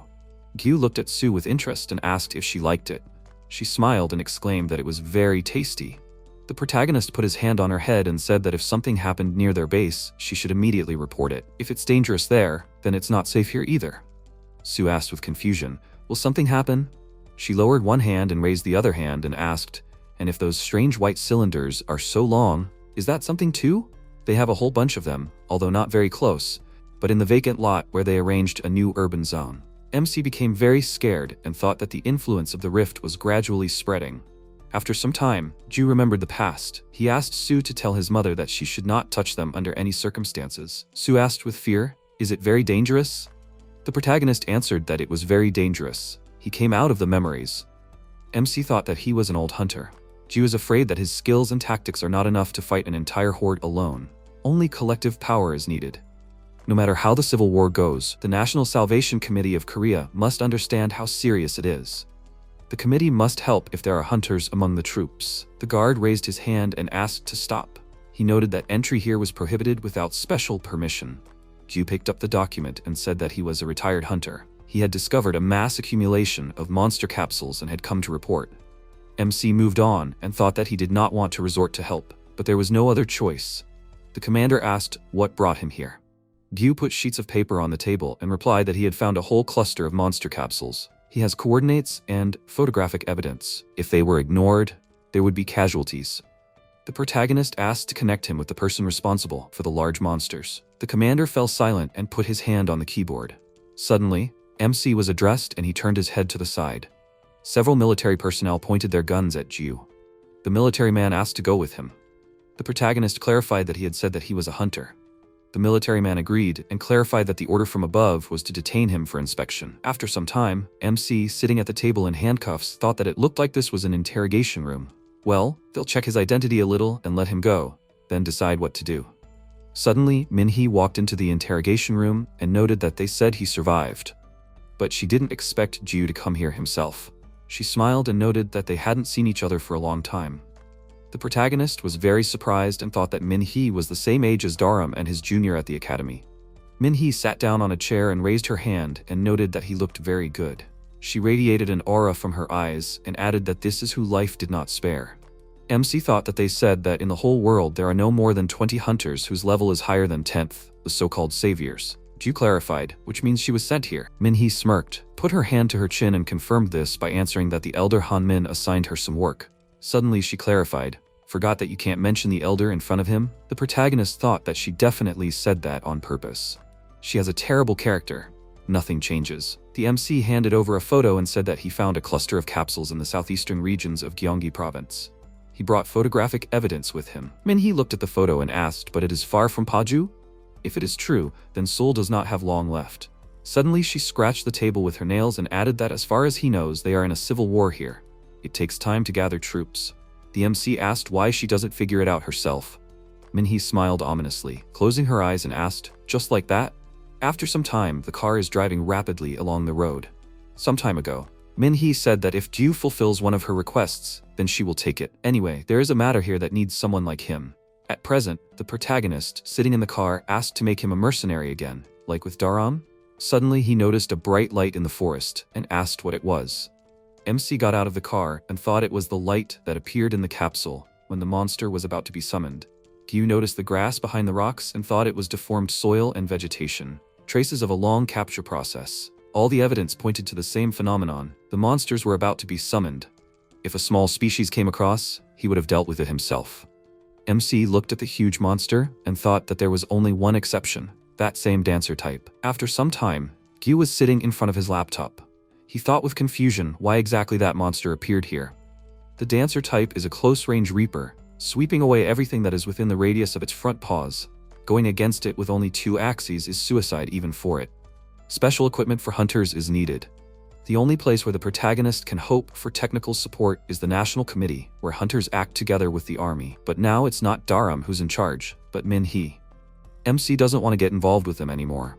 Then it turns out that there's only one option left. Suddenly a message came to his laptop. Jiu thought that suddenly a solution came to him, from a very unexpected person. The laptop says that 180 centimeters sent him a message. He greeted the protagonist and wrote that he was instructed to convey words from the owner. The owner of 180 centimeters, Nenon, wrote that he wants to meet Skeleton. Jiu was very surprised and thought that he was long dead, but it was a ghostly shadow from the past. Nenon is known as a hunter who was active at the very beginning of the Viva apocalypse. With his high-quality information posts and active activities, he gained great popularity. Many, including MC, experienced his help and influence. But then it turned out that Nenon was stealing other people's posts. Public opinion about him changed dramatically. MC thought that along with that legendary event, which will remain in the history of the Viva Forum, Nenon was disgraced with a bang. And now this same Nenon has shown up again. Jiu clarified, so he also has those who serve him?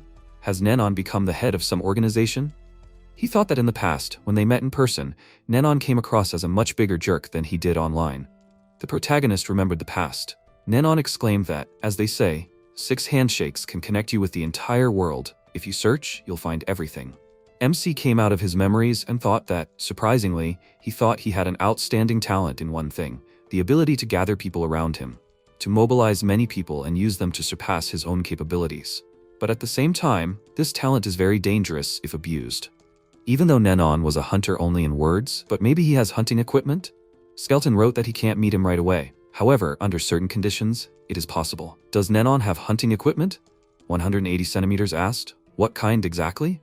He wrote that Jiu should come to the address he would send him in 2 days. They would get in touch. The meeting was scheduled. After some time, the protagonist thought that the place indicated by Nenon's subordinate was a slum in the north of Seoul. MC walked along the road attracting people's attention and wondered if Nenon really lived in such a place. Suddenly, Jiu noticed a man in the crowd and thought that among the rustling sounds, it seemed to him that someone was following him. Suddenly, A follower called out to Skeleton. He clarified that it was the same person who kept in touch with him on behalf of Mr. Nenon. The follower clarified that Nenon was waiting for MC. After some time, they approached the building. Nenon's follower took the door lock in his hands. He picked up a lantern and said that the gentleman was on the lower floor of the building. After some time, they went down the stairs. Gyu followed the follower and thought that they were going lower and lower. How did there end up being so much space in the basement of the villa? The protagonist noted that he heard that the follower was serving Mr. Nenon. Who is he to him? The follower replied that one could say that he was his follower. He shone the flashlight to the side and clarified that they were almost there. From now on, MC should put this on. Gyu exclaimed in surprise that this was a radiation protection suit. The follower replied that Nenon was trying to implement a nuclear battery, a source of practically eternal electricity. After all, a nuclear battery can produce electricity comparable to a small power plant. But during the work, an accident occurred, and a radiation leak occurred. The protagonist wondered in amazement, comparable to a small power plant. In this fallen world, one person does not need so much energy. What is going on here? Nenon noted that they had not seen Skeleton for a long time. Although no, the legendary hunter is a professor. He first saw the protagonist on the battlefield in Chior 1. Back then, Nenon was a child who had just completed his studies, and he could only watch MC from afar, but he could not forget that picture. And when he saw him again at the general meeting, he did not recognize him at all. And who would have thought that those two people are one and the same person? Only after a long time, Nenon remembered that the legendary professor he admired was Skeleton. When the whole world turned away from him, and when his acquaintances from the Viva Forum began to insult him first, only MC did not do so. Nenon was waiting for the day when he could take revenge on this damned and ungrateful crowd, and therefore Nenon wanted to show this to Skeleton without fail. Gyu looked at the bright light with great surprise and thought, is this a multi-monitor system? Is this really a surveillance system for civilians? The protagonist roared with fury. What is Nenon up to? Nenon madly raised his hands and yelled that this is the opening of a new community. MC asked in confusion what this means. Nenon yelled that it is so. Its name is FailNet. This is a new VM community in the world of the apocalypse. He raised his fist with a terrifying smile and roared that everything will be his way here. He decides which posts are popular. He decides who to block forever. And even the nickname font can be changed. The follower noted with a smile that FailNet is controlled through a connection to abandoned foreign sites. Thanks to this, anyone can access it, even without satellite equipment, like on the Viva Forum. But because of this, a lot of energy is spent on maintaining the servers. That is why Mr. Nenon suffered when introducing nuclear energy. Despite this, overcoming the pain, he put all his strength into creating and managing FailNet. Nenon is a real hero. Gyu, greatly confused, did not answer. Nenon turned to Skeleton and asked if the protagonist knew how much power and influence the internet community had. At the moment, FailNet is used by the most conservative estimates by 10,000 people. And also recently, he learned how to connect to the Viva Forum with the help of hacking. Does Skeleton know what this means? Nenon mockingly raised his hand and yelled that this means that he can fill up Viva, the apocalypse, with angry comments. The protagonist turned around and hit himself on the forehead with his hand. Thought that something grandiose would happen. And then this. Nenon asked the follower to find out if this freak under the nickname Rokag is still active. He wrote angry comments when Nenon fell. MC thought that after all, this man definitely has demonic talent. To build such a system in the era of the apocalypse, to gather like-minded people. Suddenly, his thoughts were interrupted by a follower. He called out to the master, seeing blood on the floor. Nenon, wiping his mouth from the blood with his hand, said that everything is fine, nothing to worry about. Gyu thought that sacrificing life to achieve a goal is not everyone is capable of this. His life will soon end, and yet Nenon continues to pursue his goal. Maybe this is how he tries to forget about reality and pain. The protagonist said that, to be honest, it was surprising. He sternly addressed Nenon and clarified that he had a very important question. And if MC registers on FailNet, will he also be able to make his nickname shine? On the computer, Nenon's nickname is highlighted in different colors. Gyu sternly pointed at this with his finger, and Nenon puzzledly disagreed and clarified that this function is only for administrators. After some time in the forest, the protagonist upsetly put his hand on the weapon. He remembered the past. Nenon thanked him for the fact that MC visited him today. Here's the promised hunting equipment. MK, 7 harpoonizer. Separate case loading, for 1 cartridge. Skeleton, is this model familiar? Gyu came out of his memories and thought that this was his favorite weapon from his service, the so-called hunter's spear. Now that he has a spear in his hands that can pierce a monster, it's time to hunt. He looked at the huge reaper. The protagonist thought that monsters have powers. The most famous of them is the reflective field. It reflects any physical attacks within its radius. The radius of action varies among monsters. The strength and type of the field varies slightly depending on the type of monster, and in response to human resistance, this power evolves. This is how another power appeared, detonation. It detonates any gunpowder within its radius at a random moment in time. That is why it is difficult to resist monsters using conventional firearms. That is why separate casing loading was developed. Two substances that do not explode separately are mixed just before the shot. The dancer-type monster slammed its paw on the ground, raising smoke. It rushed into battle, and the protagonist raised its weapon. Suddenly, the monster struck the ground many times, creating bright flashes. MC ran past the enemy at great speed, and the monster turned around and struck the ground many times. The monster attacks with terrifying power, creating bright flashes. Ju, running away quickly, thought that as he expected, it would be difficult to get close. He loaded the weapon and thought that there was no need for it. The protagonist fired the weapon, and the arrow, leaving behind a stream of flame, flew at the monster. MC covered his face with his hand from the strong flow of wind. Suddenly, an explosion thundered near the monster, and Ju ran to attack. The protagonist confidently jumped on the monster, raising his axes. He attacked, and the monster fell to the ground. The protagonist noted that it was good that there was only one monster. MC thought that every time he saw them disappear, he thought. Ju stopped thinking and looking at the weapon said that the old weapon was still better. He thought that he still missed the battlefield. The protagonist thought for a bit and said that he would go home and surf the internet. After some time, MC thought that there was a real epidemic in online communities lately because of the comments of Nanon and Failnet. An announcement appeared on Viva News. Is this where they have a Viva apocalypse or what? In the comments, a person wrote that he was from Failnet. So they are having fun here while they are not looking. Keystone asked, where did they come from? Fox Games wrote that they all came from Failnet. But you shouldn't immediately take it that way. If they could get here, then they can get there too. Fox Games wrote that Failnet and Viva are an apocalypse. Their world has become even wider. Suddenly, the protagonist received a message from Defender. MC got very angry when he saw his message. Skeleton wrote, is he his little sister? Jongho wrote that this is not so. This time, it is an older brother. At the same time, Defender asked irritably why Skeleton was only looking for her. Ju thought that after that incident, they had basically maintained good relations with Jongho and his family. Both brother and sister always irritate the protagonist, so sometimes he wants to hit them. Defender wrote that it was important and asked MC to reply to messages. Skeleton wrote in confusion, what does he need? Defender wrote, does Skeleton remember instructor Zhang Guiyang? MC remembered the past. Numerous shots pierced the targets. The military man noted that this time Ju was in first place again. Guiyang sternly said that this time it only ended with penalty points. But in a real fight, his comrades would have lost their heads. To confront enemies who are not human, even a small mistake cannot be made.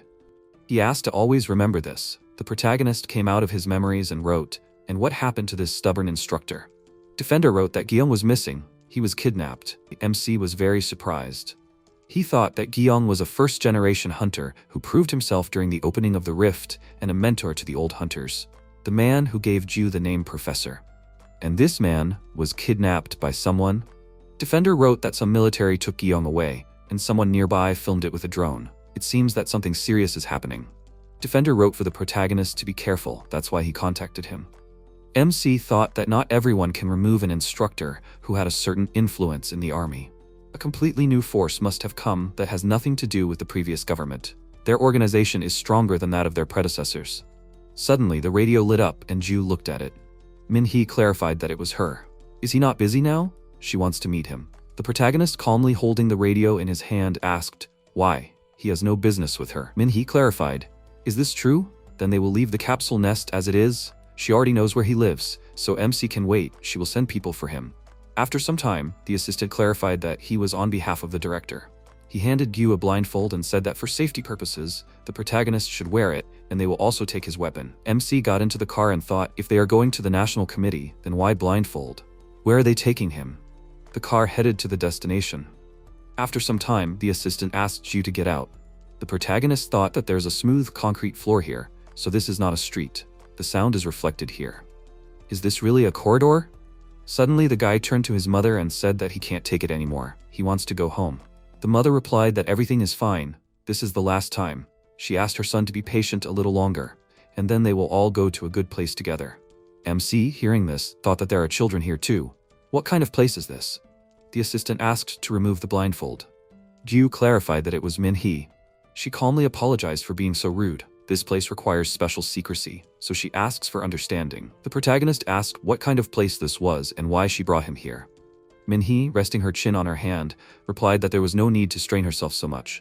This place could become another chance for him. MC, confused, clarified what a chance meant. Minhee noted that Gyu also wanted to become one, awakened.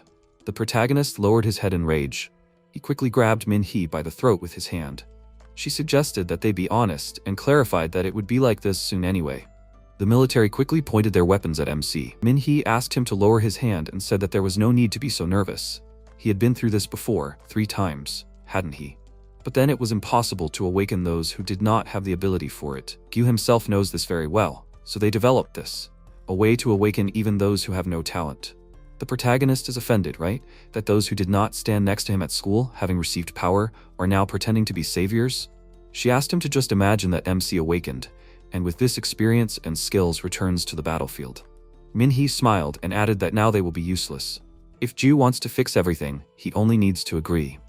The protagonist asked with a horrified look, did she offer the same thing to Gyeong, whom she brought here earlier, to come and become a test subject? Minhee was very surprised to hear this. She smiled and asked how he knew about this. She was just about to introduce them. MC became even more angry after hearing this. In the past, Gyeong clarified that he heard from Min about returning from the rift. This is already the 3rd test for awakening. Others risk their lives just for one experiment. You can really die like that. The protagonist sits sadly on the hospital bed. He thought for a bit and asked to be allowed to ask. MC remembered the past. He pulled the needle out of his arm and said that he would go through it again. The instructor shouted that it took Gyu so many days to come to his senses. Has he really gone crazy? The protagonist came out of his memories and said that while others only risk once, he had already done it 3 times. If this time it doesn't work out, what then? Gyeong remained silent and MC sadly lowered his head and added that his soul had become calmer. Realizing that nothing would work out, he could finally give up. A hunter deprived of this power has no right to stand on the battlefield. While there is still time. Suddenly Gyeong interrupted him and turned to Gyu. He confidently said that there must be a way. The instructor will find a solution, no matter what it costs him. Only MC must promise him. Gyeong clenched his fist in rage and said, no matter what happened, Gyu must never say that it was over again. Gyeong was currently sitting at the table with a mad look and sensors attached to his head. The protagonist angrily squeezed Minhee's neck even tighter. She ordered the freak to let go and called out to the director. Suddenly, the director pointed a gun at the MC. Gyu turned around with great speed and snatched the gun from the director's hands and hit him. The protagonist quickly turned around and kicked the assistant in the face. The 3rd assistant raised his fist with the intention of attacking the MC. Gyu instantly dodged and kneed his opponent in the face. He kicked the assistant in the face with great force. The protagonist turned around and thought that he was the last one left. Minhee ordered to stop and a stream of smoke spread around. Suddenly, a powerful explosion occurred and bright rays of light were directed to the sides. Cracks appeared on the walls in the room. Gyu squatted down and covered his face with his hand. He thought it was the power of a top-rank awakened person. A shockwave. Minhee asked with a terrified look. Can he listen to the end? The protagonist exclaimed with great anger. How could she do such a thing? Gyeong was her mentor too. Minhee clarified that this was exactly why the MC had to listen to everything, because the instructor himself wanted it. Gyu was very surprised and asked what this meant. After some time, Minhee said on the video that they were starting to record. She clarified, did the instructor read all the safety measures? Gyeong flipped through the page of documents and clarified what the chances of success were. Minhee replied that to be honest, there were no guarantees. The exact mechanism of awakening is still a mystery. For now, they are only collecting data and testing theories. If this experiment fails, an analysis will be conducted. Does the instructor agree to this? Gyeong agreed to be a participant in the experiment. Minhee turned off the camera feed and asked. The protagonist asks how she could do that. They did that. She remembered the past. Hien turned to Minhee and said that they needed more people with abilities. She should help them. Minhee asked if he wanted her to look for the gifted. Hien replied that he did and clarified, they are the saviors, aren't they? They are obliged to give everyone a chance to personally meet this directly. That is the real salvation. Minhee came out of the memories and noted that MC probably already realized that this is the place where the awakened are selected and sent to Jeju Island. That is why there are many desperate souls here. And those like Gyeong? There are a lot of them here. Parents flock here, ready to sell their children for the opportunity to get to Jeju. If Ju had not left then, everything could have been different. The protagonist thought for a while and asked what state the instructor was in now. After some time, MC remembered the past. Minhee replied that Gyeong was practically a living dead. There were still signs of life, but he didn't eat or sleep. He just repeated the actions frozen in his subconscious. MC asked what awaited the instructor next. Minhee replied that if his consciousness didn't return, he would soon be declared dead and euthanized. He couldn't be allowed to wander around like a ghost. Gyu came out of his memories looking at the instructor. He remembered the past. Gyeong asked to look at the drawing and asked what the protagonist would say about it. This was his tactical weapon, a battle axe with a jet accelerator that increased its destructive power. MC replied that it sounded strange. The instructor gave him a graduation present and said that he would also reveal his secret technique. They say that the monsters have discovered a new ability. Now that he has received a rank, Gyu should be called a junior lieutenant. Gyeong looked at the notebook and asked the protagonist to never forget that as long as MC doesn't give up, the solution will be found. That's why Ju must become a hunter worthy of the new era. That's the role of the professor, the representative of the 13th graduating class of their academy. The protagonist came out of the memories. He looked at the instructor and took the pen out of his hand. MC knelt down in front of the table and wrote in the notebook that Gyeong's student, the professor, was here. Minhee suddenly noticed that the instructor remained a hero until the very end. Unlike the one who gave up everything to save his own life. Maybe MC should undergo the experiment to continue the instructor's work? Who knows? Perhaps success will atone for all of Ju's past sins? The protagonist calmly raised his middle finger and refused her. Minhee closed her eyes and asked, "Is this some kind of game?" MC turned his head to the side and disagreed, clarifying that he was just telling her to go away. He really wanted to become an ability user, but not like this. Ju refuses to do what they want. Minhee thought for a moment and asked, "Is it because of his damn inferiority complex?" The protagonist replied that she can think as she wants. After some time, it is raining outside. Jongho is running through puddles. He put his hand to the microphone in his ear and asked where he is. Tajong answered that he is somewhere around the corner, about 50 meters away. At the same time, she looked at the camera and yelled that the enemy is right in front of him. Jongho saw the enemy and quickly raised his weapon. He instantly slit his throat. Tajong yelled for her brother to grab the body and go forward to the building. Jongho ran to a building in the distance. After some time, he held the enemy's body with his hands and looked away. Suddenly, several people entered the building. Jongho looked out from behind the wall a little and saw a man with a terrifying aura in his eyes. Jongho was very scared seeing them. After some time, the protagonist thought that chaos had broken out in society because of some rumors. Anonymous 2901 posted a photo of a man on the forum and wrote, "Have they seen these people before?" Anonymous 8421 wrote, "Who are they? Are they really cosplayers?" Anonymous 2901 wrote, "They are some crazy cultists from China. Have they ever heard of the cult of the converging rivers?"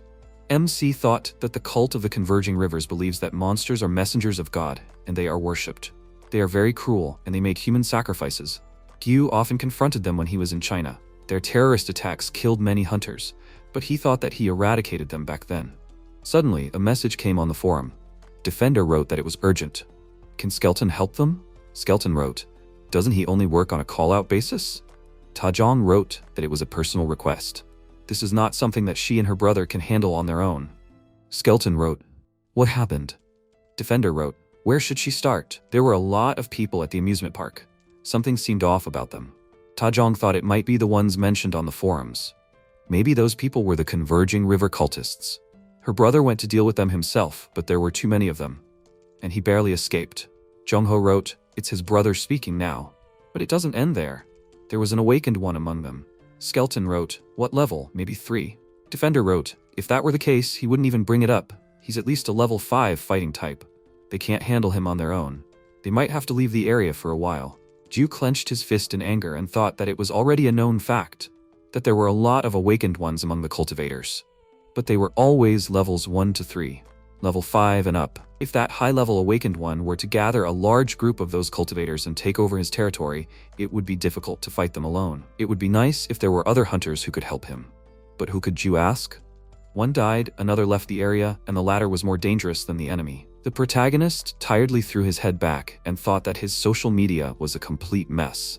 Suddenly, he looked up and thought that there was someone after all. Someone who was surprisingly reliable when it came to cooperating with other people. Skeleton wrote that he was on his way, and Defender should gather everything they needed and wait. At the same time, the siblings looked at each other in confusion. After a while, the car stopped near the trees. The protagonist got out of the car and they headed towards the house. Rebecca confidently stood behind MC. They gathered together, and Ju announced that their temporary team would be called Team Skeleton. Jongho asked who she was. The protagonist replied that she was his friend. a phenomenal sniper. Once in the house, he put the map on the table and started a meeting. At this time, the cultists were walking around the square, looking around. Immediately after that, one of them was finished off with a shot to the head, and the rest panicked and shouted, "There are enemies here." At the meeting, the MC said that Rebecca would be there heavy. She needs to focus on destroying those with glowing eyes. She'll provide support by laying down sniper fire. She found the right target and destroyed it. The cultists began to scatter. One of them ordered the rest to hide behind buildings. They could move in dashes. They didn't even have a chance to finish the order. The protagonist and defender shot them. They performed the role of the assault. After that, they split up, approaching and reducing the number of opponents. The enraged cultists shouted to the others to run after them and kill them. Gyu immediately shot the crowd, the leader of which was screaming that they were stupid idiots. They need to surround them. His comrade grabbed him by the collar and threw him back, shooting the opponents. He did not hit once. The MC simply hid behind the building. He activated his abilities, admitting that he missed, after which he saw everything and everyone around him as if through an X-ray. He found the protagonist and ordered his minions to cut him off and ambush him. They hid in cover, waiting until one of them saw a grenade, which flew right to the target. Jongho, like in cool movies, ran on while a huge explosion was behind him. Along the way, he destroyed opponents, which could not help but anger the awakened cultist. There were sounds of gunshots and explosions everywhere, and a drone was circling above the cultists. Because really, they move around the area as if they already know where they are. Gyu at this time jumped with his axes in his hands on the cultist and finished him off instantly. Tajong, who is a spotter, was happy that the rare mob is down. What does he think about this, Skeleton? It's all thanks to her. He did not answer and said to Defender, "That's the level 3 taken care of. Let him go inside and deal with the rest." He accepted the order, and Tajong shouted, "Hey, he's ignoring her?" Gyu just thought that she was definitely having fun. Defender ran into the building and kicked the cultist, but suddenly another one appeared in front of him, who had abilities. The protagonist warned him that he should be wary of those who are level 4. All of them are definitely from level 3 to 5, which means they are definitely able to use shockwaves. Jongho was taken aback, and he will have to deal with them? Really? At this point, he still moved forward, and the cultist put his hand in front of him, directing white energy threads straight at the defender. These threads caught fire, but he unbuttoned his burning shirt and threw it at the cultist, after which he raised his dagger and stabbed the enemy. MC said that without shockwaves, they are no different from 3-level awakened, so it will not be difficult. He clarified, but what if they still use it? And so it happened. The cultist activated the ability, but the defender was able to withstand it. The protagonist told him that then he'll just have to eat it. If he steals himself, then he'll be able to endure at least one hit. Defender jumped on the cultist with a dagger and stabbed him in the neck. Surprisingly, it still worked. Suddenly, the window next to him broke and he looked in shock. The cameras started to turn off. Tajong didn't understand what was happening. The drone started to fall to the ground and crash. At this time, in the square, a capable cultist with an aura in his eyes was the cause of all this. Tajong told MC in fear that all drones were destroyed. He realized that it was a blackout, a power that allows an awakened to disrupt electronic signals. All the cultists raised their hands to the sky, after which they bowed and began to pray to their guardian, the Lord Protector. Chongo looked at this and said in fear that they are lunatics. He glanced at MC and remembered his words. The most important thing is that if they encounter an awakened level 5 or higher, then they all need to retreat.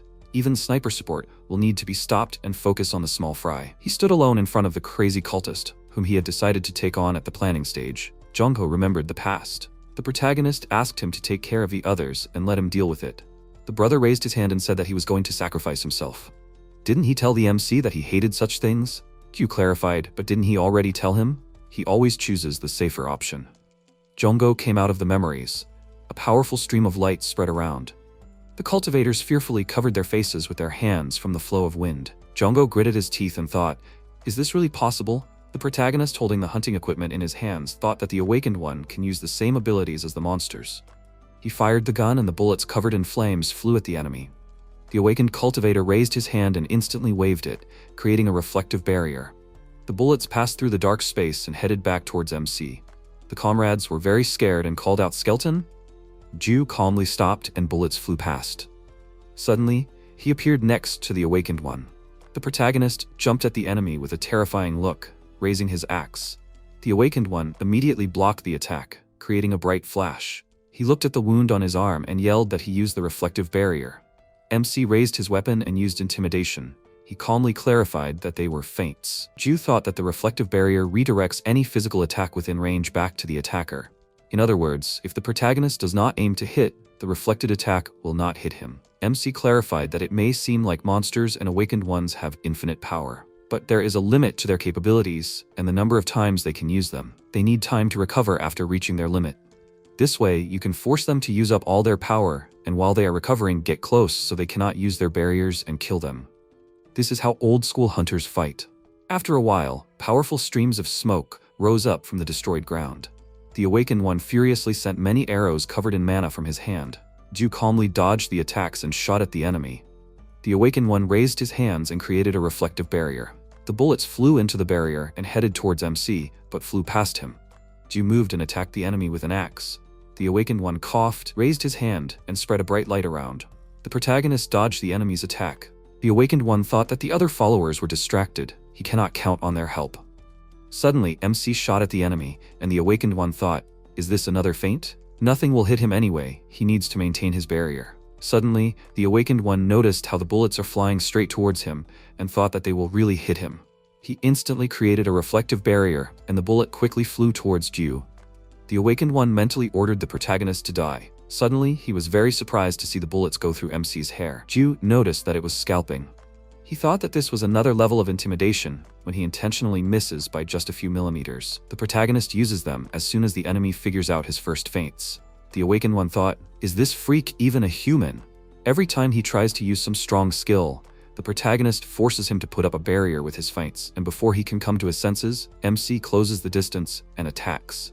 Suddenly, Ju jumped over the awakened one and raised his axe. The enemy raised his hand, emitting light from it, and thought that the protagonist is a monster. The awakened one knelt down on one knee and put his hand to the wound.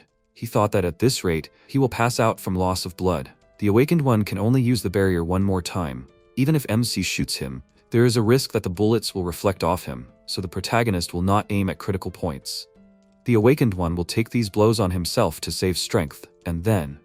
Suddenly, Ju fired, interrupting the enemy's thoughts. The bullets hit the awakened one's body, and the protagonist quickly ran towards him. The enemy illuminated the space around him and thought that he needed to act now. He looked at MC's hand and wondered why he had nothing in his hand. With great speed, the axe flew down, cutting through the air. The awakened one raised his head in fear and looked at the weapon. He immediately covered his head with his hands. Ju caught the axe and noticed that the enemy's barrier did not work against gravity. He dealt a powerful attack to the awakened one and remembered the past. The instructor said with a smile that if there were 100 more people like the protagonist in this world, they, the old-school hunters, would never have been driven out of the battlefield. The enemy quickly fell to the ground after receiving a blow. The followers looked at this in fear and quickly began to run away. Jongho clarified, "Aren't they going to track them down?" Ju replied that they had lost their leader and the will to fight, so there was no need for that. More importantly, did Jongho learn anything from watching him? The protagonist pointed at the corpse of the awakened one, and Jongho sadly clarified that he meant that. The MC added that the comrade needed to watch and learn in order to use it later. The comrade agreed and replied that he would do so. After some time, into the building. Jongho looks at the corpses of the followers. Ju looked at the corpse and said that this guy was not a Lord Protector. The comrade was surprised and asked, "What does this mean?" The protagonist clarified that the follower did not actually understand how his abilities worked. He was either a candidate or a self-proclaimed Lord Protector. Each faith is slightly different, but regardless of the group, rising to the rank of Lord Protector is not easy. They must have sent someone like him because they are not very interested in this area. MC doubts that they have reinforcements. He suggested that they clean up a bit and leave here. Jongho thought, was he trying to fight someone like that? If he made even a small mistake that day, he would have been killed. Are all real old-school hunters like this? Suddenly, Jongho noticed an open door. He walked into the room and pointed at something. At the same time, a car pulled up to the building. Minhee calmly walked out of it. After a while, Minhee clarified, even though the protagonist acted like he never wanted to see her again. What could have made him address her like that? She wondered who that was next to him. The MC replied that it was the junior who helped him. Ju looked at his comrade and thought that Jongho looked scared. That makes sense. It was probably his first time seeing a level 10 awakened. The protagonist opened the door slightly and asked her to look at it. He clarified that these were the capsules that the cultists were collecting, and there were several other places similar to this one. The MC also received evidence from their remnants. They were collecting them to widen the rift. The reason for the capsules appearing around the capital was the outgoing river cult. The rift would only get worse if the cult was left unchecked. Isn't that more than enough reason for the military to intervene? Min-hee put her finger to her lips in thought and asked, should she trust the unreliable information of some civilian? To be honest, that's all she can think of. Ju thought she had a terrible personality. She was fickle and had no sense of responsibility. She also enjoyed hitting people where they hurt. The protagonist clarified, was there really nothing she could do? He thought that he needed Min-hee if he wanted to protect his daily life. Everything would come to an end sooner or later. But until that day came, MC wanted to enjoy this life as much as possible. Min-hee asked in surprise, is it really him? Ju wondered what that was supposed to mean. She replied that he had simply never asked for a favor before. The protagonist is self-centered and never listens to anyone. He was notorious for his terrible personality. The MC sadly said that it wasn't that bad and wondered, was that really true? Why would she, of all people, judge Ju for his individuality? Min-hee calmly said that, to be honest, they were short on manpower. She started writing something on a piece of paper and clarified that they need to find out who is behind this whole cult mess. But they don't have the necessary information, nor the soldiers. MC asked, so someone is controlling them? Min-hee answered that they have gained a foothold in Seoul too quickly. She can't shake the suspicion that someone is helping them by hiding. Min-hee handed him a piece of paper and added that this is why she thinks they should work together. This is a personal line through which the protagonist will be able to contact her directly. Even if they deal with this cult right now, it will only be temporary. The rift will naturally spread anyway. Sooner or later, MC will need them. Min-hee is going to use it and come back, and he can use her. In fact, he can't afford the luxury of changing his mind, can he? She specified that she would immediately take care of the capsules. Ju could consider this in advance. Suddenly, everything around stopped and went dark. Min-hee was very scared when she heard the sound from the clock. In her head, it was as if two parts had come together, and the dominoes that had been placed fell. Suddenly, everything came back. She was horrified. The protagonist looked at the crying Min-hee and turned to her. She covered her mouth and, leaving, replied that she was fine. Min-hee would call him later. After some time, Jongko put the box down and exclaimed that this was the last one. Taejong asked what her brother was going to do now. Jongko replied that he already had one place in mind. He had looked at several others earlier in case something like this happened. He suggested placing the laptop and satellite equipment on his lap. Ju turned his head to the side and apologized for ruining the moment.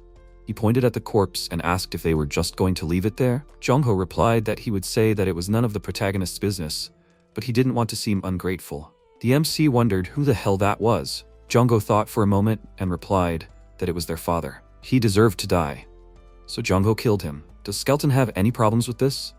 The protagonist furrowed his brows and declared that he was a liar. Hanging someone was not his style, and there were no visible wounds on the corpse. Jongho asked indignantly, did he really not know, or was he just pretending? What was wrong with him? Taejong stopped him and suggested that she just tell him. Enough time had passed. He then leaned over and sighed, saying that he did it himself. But it was good that he was dead. He was a wimp and did not deserve to live. His father, while at the amusement park, leaned over to him and said that he was sorry. He knew it was Children's Day, but he had something to take care of. There was no one else in the company who could replace him. Next time they came here, he could play as much as he wanted, he promised. Okay? Their father would be called a good man by many. He was trusting, and even if someone betrayed him, he would laugh at it. He was such a good person. In other words, he was a weakling. Chongo added that his hobby was working late and overtime, and he specialized in giving out loans that would never be repaid. Despite finding himself in trouble many times, he never learned his lesson. He knows what the first thing he did after the war started. He let strangers into their house. Then he yelled at him indignantly, "Were you crazy, father?" What the hell was he thinking? He replied that he understood his concerns, but they were his acquaintances and could be trusted. And the more people around, the safer it would be. Chongo repeated indignantly. He asked why he was worried about their safety. He beat his chest and added that he was a hunter and even served overseas and he could trust the safety of their family to him. The father put his hand on his shoulder and said with a frown that it was not so. After a while, he sat on a rock with many bodies nearby. He looked at his shaking hands and said, even if he had to suffer, he could not let him do it. With tears in his eyes, he added that he was young and had done nothing to deserve this. It was all because he was a terrible father. He deserved to die. Chongo said that at first everything was fine. They worked together on repairs and collection. They even helped them repel the raiders, but how long did he think this cooperation would last? MC remained silent and Taejong adjusted her hair, revealing a wound on her face, and he said that it was not so. Of course it was not so. At that time, Gina was rocking the baby in her arms and saying that everything was fine. Greg was next to her and, cursing, said that he asked him not to touch his daughter. Dawn explained that she had bitten him and scratched him with her nails. What the hell was he supposed to do? She looked absolutely wild and he thought she was in a state of insanity. This girl was the complete opposite of her father. Greg replied that at least she was still breathing. She was nothing like her old father. She was good. Gina turned around and asked, was he really going to do this in front of his child? They, men, were really disgusting. At this point, Chomo was looking at what was happening in horror.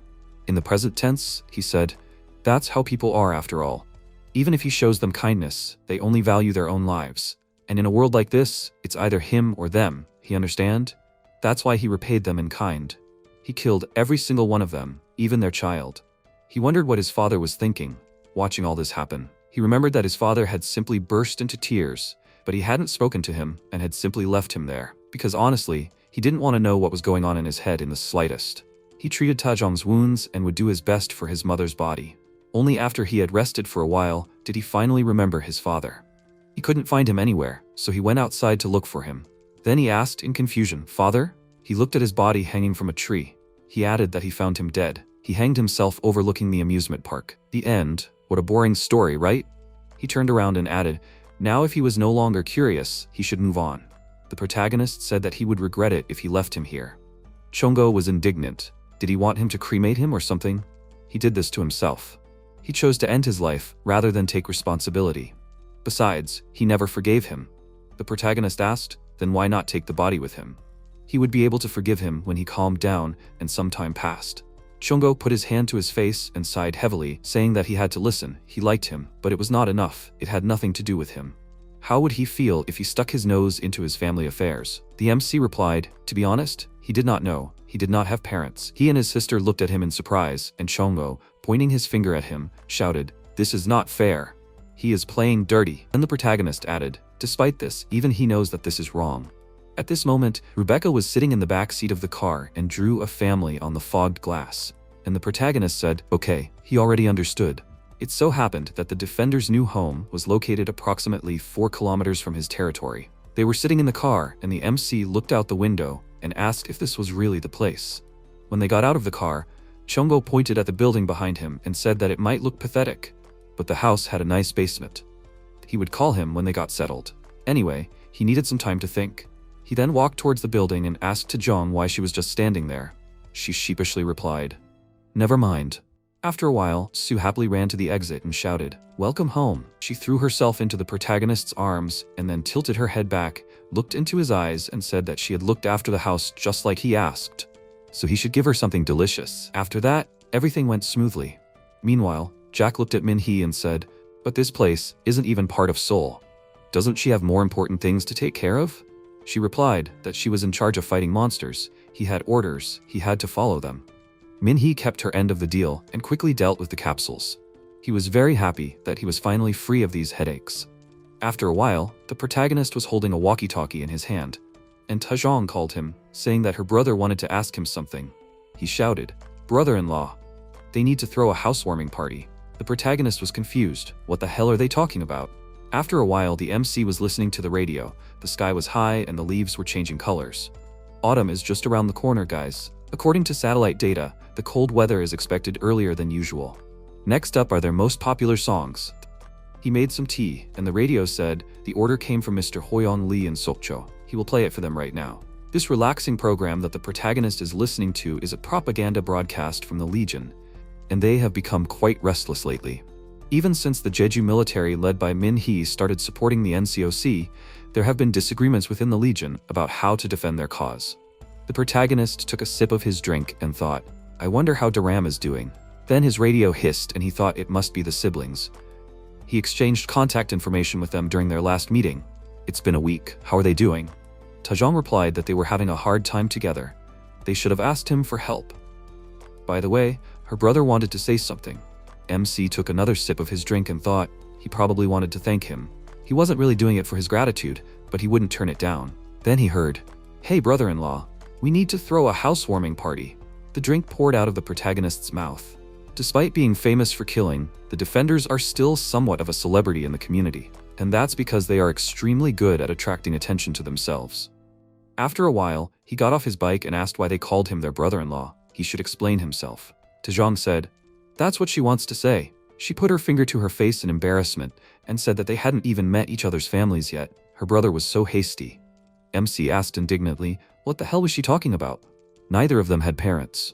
Chongho suggested that they stop talking about it, and his sister clapped her hands and said that since he was here, he could stay and have some tea. They had brought tea with them. He remembered how well she brewed it last time. He replied that he had tea at home. In the Jew bunker, there was lemon iced tea, 20 packs, 6,001. Defender's premium black tea, 1 box, 11,001. After a while, they went inside, and the MC said that he would only drink 1 cup. The siblings punched each other. The Defender's new home is a hidden casino located underneath the house. Chongho slouched on a chair at the table and asked, "Did he see? Didn't he tell him the basement was pretty nice?"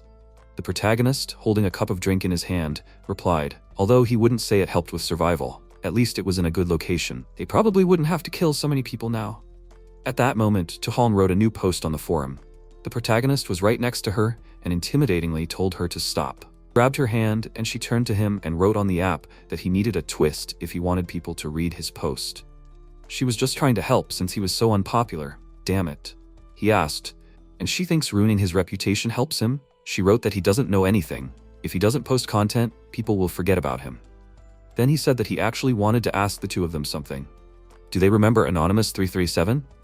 He was the user who posted videos of him making toys for his kids and they killed him.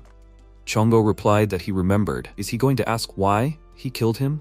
He replied that he doesn't think it makes sense now. He's more interested in what happened to his kids.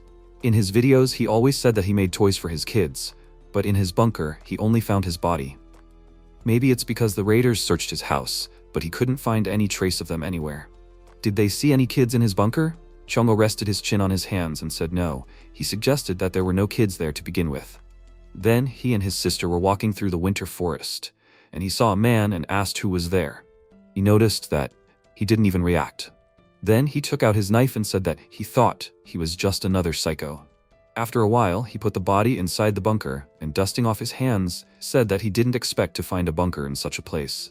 He suggested to his sister to take a photo and leave. She should take everything she thought was useful. She walked forward and, noticing a toy, told him to take a look. Then she asked if he was a forum member. Chongho noticed what an unlucky guy he was, of all the people in this country, to run into them. Tajong asked if he thought there was something wrong with this bunker. These toys, she didn't see any signs that this had ever been played with, and the bunker was so small, but she didn't think she had ever seen a child in his video. Maybe he was. Chongho sighed heavily and she asked what they should do. In the present tense, he asked what he thought they did. He just doesn't understand parents. The MC replied that he's been thinking about it for a while, but they guys are really weak when it comes to family, huh? Chongho asked why it always comes down to family for him. At this point, Tajong happily said, oh, some positive reactions. The person with the username 00 asked in surprise, 2 meters tall? In a tuxedo? Brutal. Another commenter added, so it was the two of them who did this? Tajong then noticed that the reporter had made a new post.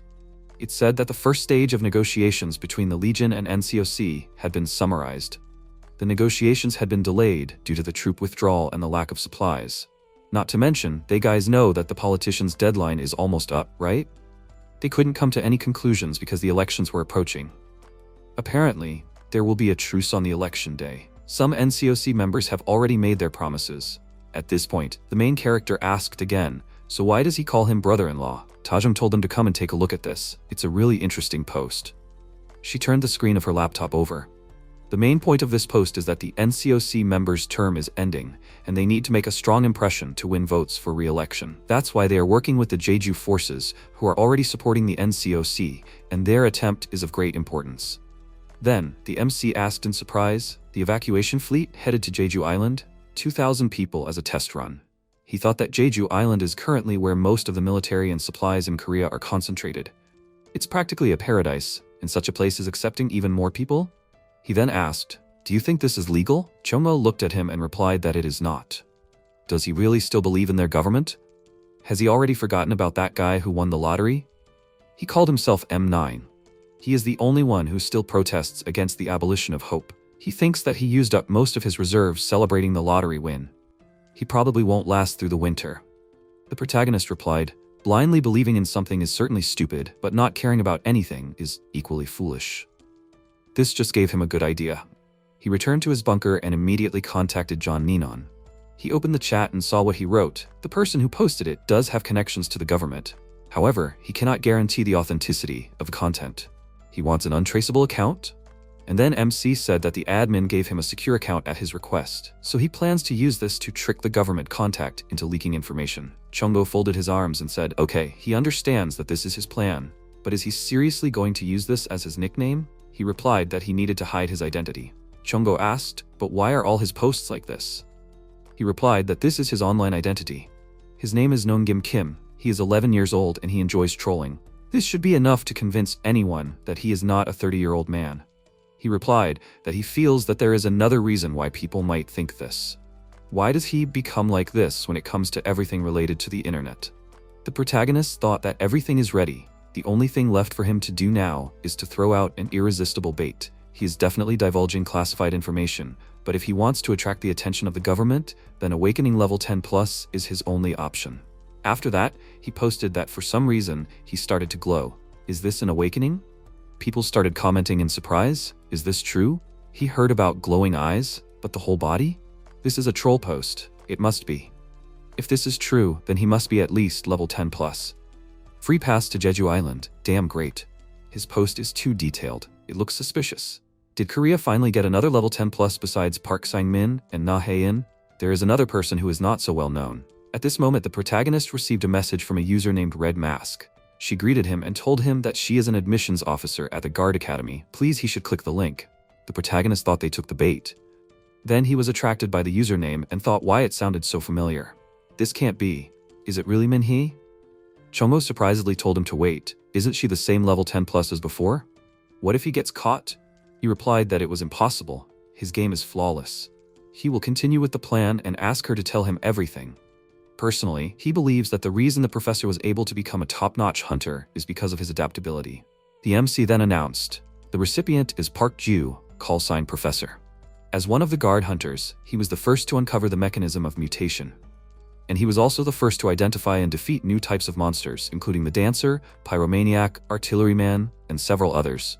The ability to adapt to the ever-changing battlefield filled with different species and unpredictable situations. For his incredible actions on the battlefield, he will be called the first S-rank hunter in their country's history. And this adaptability is shown off the battlefield as well.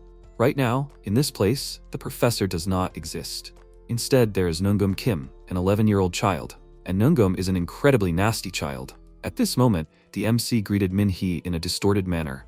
Meanwhile, Chris ran to Minhee and asked, she is the director, right? Minhee asked, who is she? The worker stopped the woman and said she wasn't allowed to be there. She pointed out that she was a mother. Chris asked if her second child would be able to pass the test to get to Jeju Island. She was always told he was too young, but he was smart and developing quickly for his age. She didn't understand why he wasn't allowed, but they always said no. Could she please put in a good word for him? Minhee replied emotionlessly, please, she should talk to those in charge of this process. They know better what to do. The woman looked at her in surprise, and then she turned around and walked on, turning to Eugene, asking why she wasn't working properly. She apologized fearfully and explained that they were short of manpower. More and more people were coming due to the cold weather. To be honest, they couldn't handle them with their current forces. The island had called for reinforcements again, and signs of an outburst were detected in the Paju Rift. Minhee replied that she would handle the rift personally, and she should do her job. She needed to work properly. After a while, Minhee came to her office and sighed, walked forward, taking off her shirt. She asked how long she would have to do this. She needed to take a break. Then she looked at her laptop screen in surprise and asked, best posts? She read a post from Noingwim that said that for the past few days, even when he closed his eyes, he still had visions, something like an axe with a handle, like fire. His mother and sister also saw them. Then, a few days later, light burst out from his eyes and body. Why? An acquaintance told him to write here. Is this really an awakening? And will he be sent to Jeju Island? Minhee thought that he had no way of knowing unless he had experienced it himself. Besides, if such precursors of awakening appeared, it meant that he was a fairly high-level awakened. If he's lucky, he might reach level 10, no, maybe even higher. She thought that high-level awakened ones, especially those above level 10, each of them was like a superweapon. They did not know how the situation might change in the future. Such talents definitely needed to be recruited. Then she saw that Ningum was in the chat and asked him to introduce himself. She thought, this child. Why is he saying that? The main character wrote, name Kim Ningum, 11 years old, height 2 meters, weight 120 kilograms, 28 centimeters. She clarified, was this his real name? He confirmed it and added that they say that it means a beautiful sun, like an apple. A problem?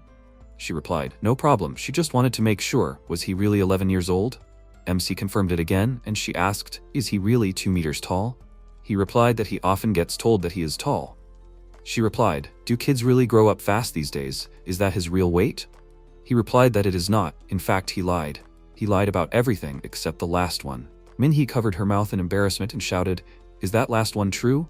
She put her hand to her face and said, what is she even doing? Did she forget that she is talking to an elementary school student? And then she wrote, does he even understand what a great thing he has done? She is a girl who can send him to Jeju Island. At that moment, the main character thought, Jeju Island. He started writing quickly. Jeju Island? He is going to go there by ship. They already have a schedule. They say they will leave right after the vote. She thought, is he talking about this evacuation fleet? Maybe she can tell him. It is also beneficial for the other side to remain silent. Then she asked, evacuation fleet? It's better not to sail there. The ship is too small, not to mention it might sink while sailing. At this point, Tajong whispered to him, why the hell is his toilet in the middle of the room? Chongo also whispered, how would he know? At this point, MC read what Minhee wrote. More importantly, he will sail after the election, right? These old politicians, they will be so busy that they might just forget. Jeju Island needs to be reached by plane. If he wants, she can send good people to get him. Then the protagonist said that they have evidence, defender. The evacuation fleet was a lie. They will be transporting their valuable awakened candidates by plane. He wants to take a screenshot and post it on Failnet. He needs their help with editing. Minhee then wondered why his location is not being tracked. MC was horrified when he looked at the screen, and then thought, she is starting to suspect him. She asked, who the hell is he? He should tell the truth, and then she will forgive him. He bit his lip, looking at the screen, and then asked her what her name was. She introduced herself, and he began to laugh at her name. In response to this, she said that she was tracking his IP address. He should answer where he is now? The next second, the protagonist abruptly pulled his hand away from the laptop. Then he breathed heavily and declared that the deed was done. This should convince her that some student was playing a prank on her. Chongo said that he understood that he was trying to act out his role, but was it necessary to laugh at the name? The MC replied that he was too much in character. While Tajong doubled over in laughter, Chongo reluctantly agreed with him. Defender returned home and sent him an edited version, and he posted it on Failnet under the nickname Ninjim. A few days later, the protagonist was sitting at his laptop and a voice came from his walkie-talkie. Did he upload the version he sent him? He put a lot of effort into this. A lot of comments? The protagonist replied, a ton. He asked how many. It was hard to hear. He replied, over 10,000. He was surprised. Seriously? This is amazing. He did it, brother-in-law. 10,000 replies. Even if he excluded the government bot replies, that would still mean that most of the site's users saw his post. He put his hand to his chest and thought, what? What is this weird feeling in his chest? And then he saw the message from John Ninon. Honestly, he always thought he was just an attention seeker, but if all his inexplicable actions and all his pathetic urges, if all of it had just led to this important moment, he said that now he understood. Then he thought, by the way, the journalist has been very active lately. She is so maniacally looking for Ninjim. Then he asked, can it be? His radio beeped again. Minhee sat at the table with a broken laptop and asked, Q? Does he even go online? Has he ever heard of a person with the nickname Noongum? He asked back, the internet?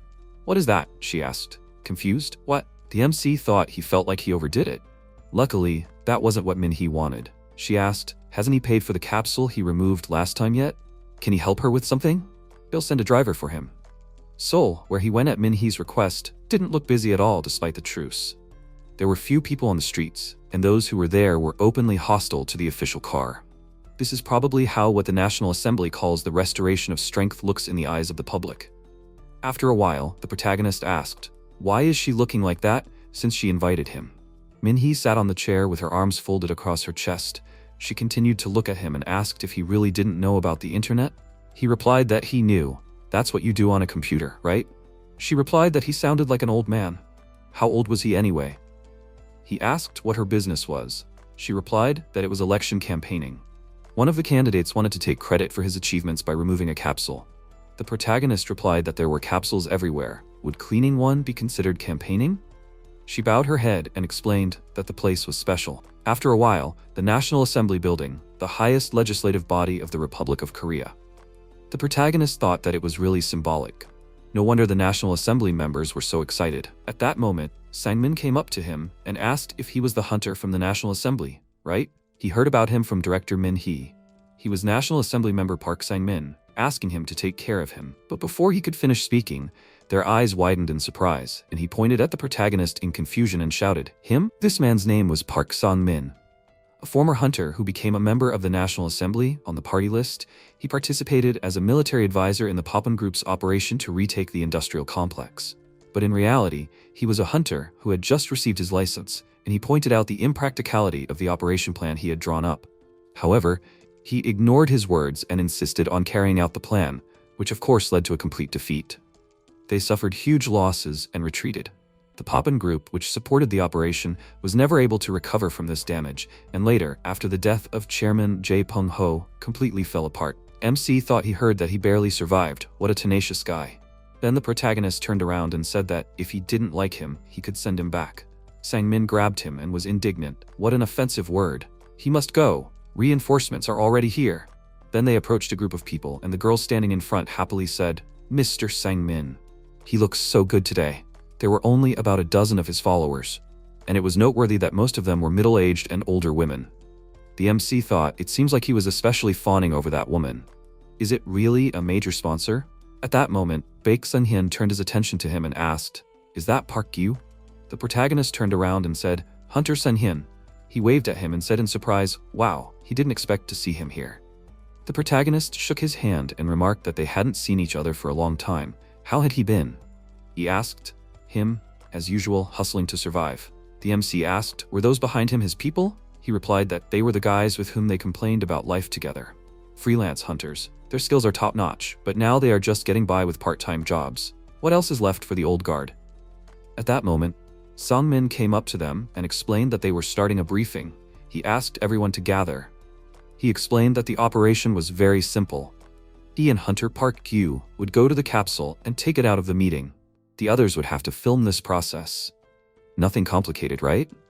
The protagonist raised his hand and said, "Wait a minute, it seems like he is underestimating the capsule, but it is a simplified portal from which monsters are summoned.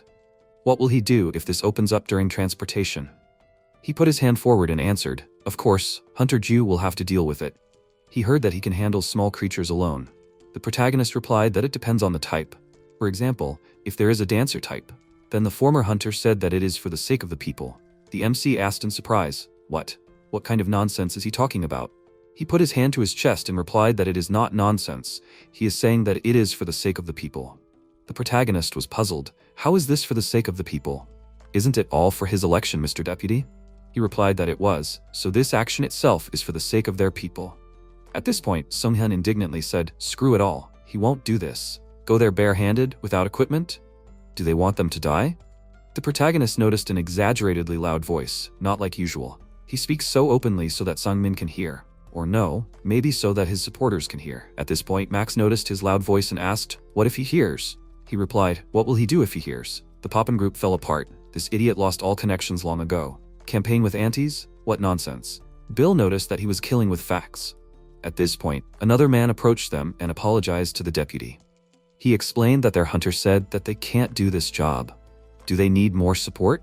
Is that possible? Sang-min looked down and told them to just leave. Sung-hyun raised his index finger and twirled it in the air, announcing that the job was done and they could leave. The MC had thought about it before, but Sung-hyun's working methods were overly efficient. Sometimes it was to the point of being unpleasant. He then added, "Right, Mr. Ju, does he happen to have a walkie-talkie? If he doesn't mind, they can have a drink later. If he has a personal call sign, they can exchange call signs. His working methods are not so good, but he is resourceful and has connections with other hunters." The protagonist thought that exchanging contacts would be fine. The hunter then said his nickname Daram and asked if he knew. The protagonist, puzzled, asked, "Daram? Isn't that Daram's walkie-talkie? Why do they have her thing?" He replied, "By the way, she seems to be his close hubei." Then it's a little awkward to say. The protagonist asked if they knew anything about her. But without answering, they walked away in the opposite direction. And the MC thought that he heard that she had defected to the Legion faction. They say that she made a wrong choice there. At that moment, Sang-min came up to him and whispered that in the situation with Chairman Pung-ho, he was indeed wrong. He was not a real hunter, and could not recognize such an outstanding person like him. The protagonist replied that he was not that outstanding. He was not going to take all the blame on himself in the slightest. He had to tell the director that he had quit. Then he repeated again, for the sake of the people. He grabbed the protagonist's hand and, letting go of his head, shouted, "Can't he do this for the sake of the people? At least just go inside the assembly building." At that moment, his mother called him loudly and shouted, "That's enough, he has to go to her." Sang-min, looking into the protagonist's eyes, whispered that he could leave the capsules. He suggested going inside for 10 minutes. Exactly 10. He just had to pretend to calm down his mother. He would tell the director that he was 120% satisfied. At this point, his mother continued to scream. He had to come over. After a while, they went inside, and Sang-min said that he knew that members of the National Assembly were not liked, but there was nothing they could do. According to the Constitution, the role of the National Assembly is to legislate and control the executive branch, but this executive branch, including the president, had all fled. What could they do, left alone? And they weren't the ones who decided to hold the elections. Or was they? At least it wasn't him. MC thought that 10 minutes was a long time. Then he looked at the floor in surprise and thought, no doubt the marks were left by a small, tiny creature like a spider. Had the capsule really opened? Sang-min noticed how he was crouching and asked if there was something there. He replied that today was just a terrible day. He was giving him 3 seconds. He should throw his gun on the floor. Sang-min apologized and said that he had to do as he was told. Then the protagonist suddenly turned around and grabbed him by the face, slamming him to the floor, flipping him in the air. Sang-min coughed from the blow, and the protagonist put a gun to his face. He asked fearfully, "Will he kill him?" MC asked, "Is there another way?" He replied, "Song-hyun, like that idiot said, he really was thrown out, but can a dead Sang-min be useful? Former National Assembly member found shot dead in assembly building. How convenient, right?" The protagonist thought, this guy probably became a National Assembly member for a reason. Reads the situation better than he thought. He then replied, "If a human killed him, then yes." He then told him to get up. Sang-min walked forward, raising his hands. MC told him to go further. Then they walked inside the building. At this moment, the spider was in one of the rooms, crawling on the tables. Meanwhile, the protagonist, lighting the way in front of him with the flashlight on his phone, thought, the web of the spider type, a small creature of the spider type. Although it looks like a spider, this one only has 6 legs. It weaves webs, builds a maze and lays eggs, creating minions. The spider type that completed the maze and commands the minions is almost as dangerous as a medium-sized creature, but until now, if you get close to it, it is easy to deal with, the weakest of the small creatures. Of course, an untrained person will be torn apart by it without difficulty. Sang-min looked back and said that he understood why he was angry, but he could not do anything. He saw his mother from the outside, right? She looks stern, but in reality she is even worse. His entire life since birth was subordinated to her will. Friends, school, work, even choosing a wife, he had never decided anything by himself. This operation was the first time in his life that he went against his mother and insisted on his own if he failed. MC interrupted him and replied emotionlessly, so he should have listened to his mother as usual. Sang-min turned around, looking at him in confusion. Then they continued walking forward and stopped at the door. After that, they opened the door and saw the capsule in the center of the room. As they walked forward, Sang-min said, just once. He wanted to do something himself. To succeed with pride and show his mother that the son she raised alone is not just some fool. Wanting to be a son that can be proud of, he understands this too, doesn't he? Then he turned to the protagonist and knelt down. He lowered his head and said, he's asking him so much, please, he must help him at least once. The protagonist replied that he understood the circumstance. But why did he have to do this at the risk of his life? Sang-min looked up at him and asked, is it that hard for him to at least pretend to listen? At that moment, the protagonist, still aiming at him, looked to the side and thought that there was a lot of web near that place. The spider type was in that direction. He started moving towards that door and suddenly heard a scream behind him. Turning around, he saw a small spider climb onto Sang-min's shoulder. Without thinking, he started shooting, driving the monster away from him. He thought, a spider-type minion? A small spider? Then the monster seemed to disappear into thin air, and he thought, does the spider type only create minions after completing the labyrinth? Then the weapon in his hands began to heat up rapidly, and he abruptly threw it back. The gun exploded. Sang-min, perplexed, said, the weapon itself. MC thought, detonation, an ability used by the spider type. That means... With these thoughts, he looked up and saw a huge number of small spiders running along the ceiling, and near the hole in the ceiling sat a huge spider. It opened its mouth, releasing a huge number of small spiders. Sang-min asked in fear, where did so many small spiders come from? The protagonist guessed that it seemed to be a type that does not build nests, carries eggs inside the body, and gives birth to young. A mutant.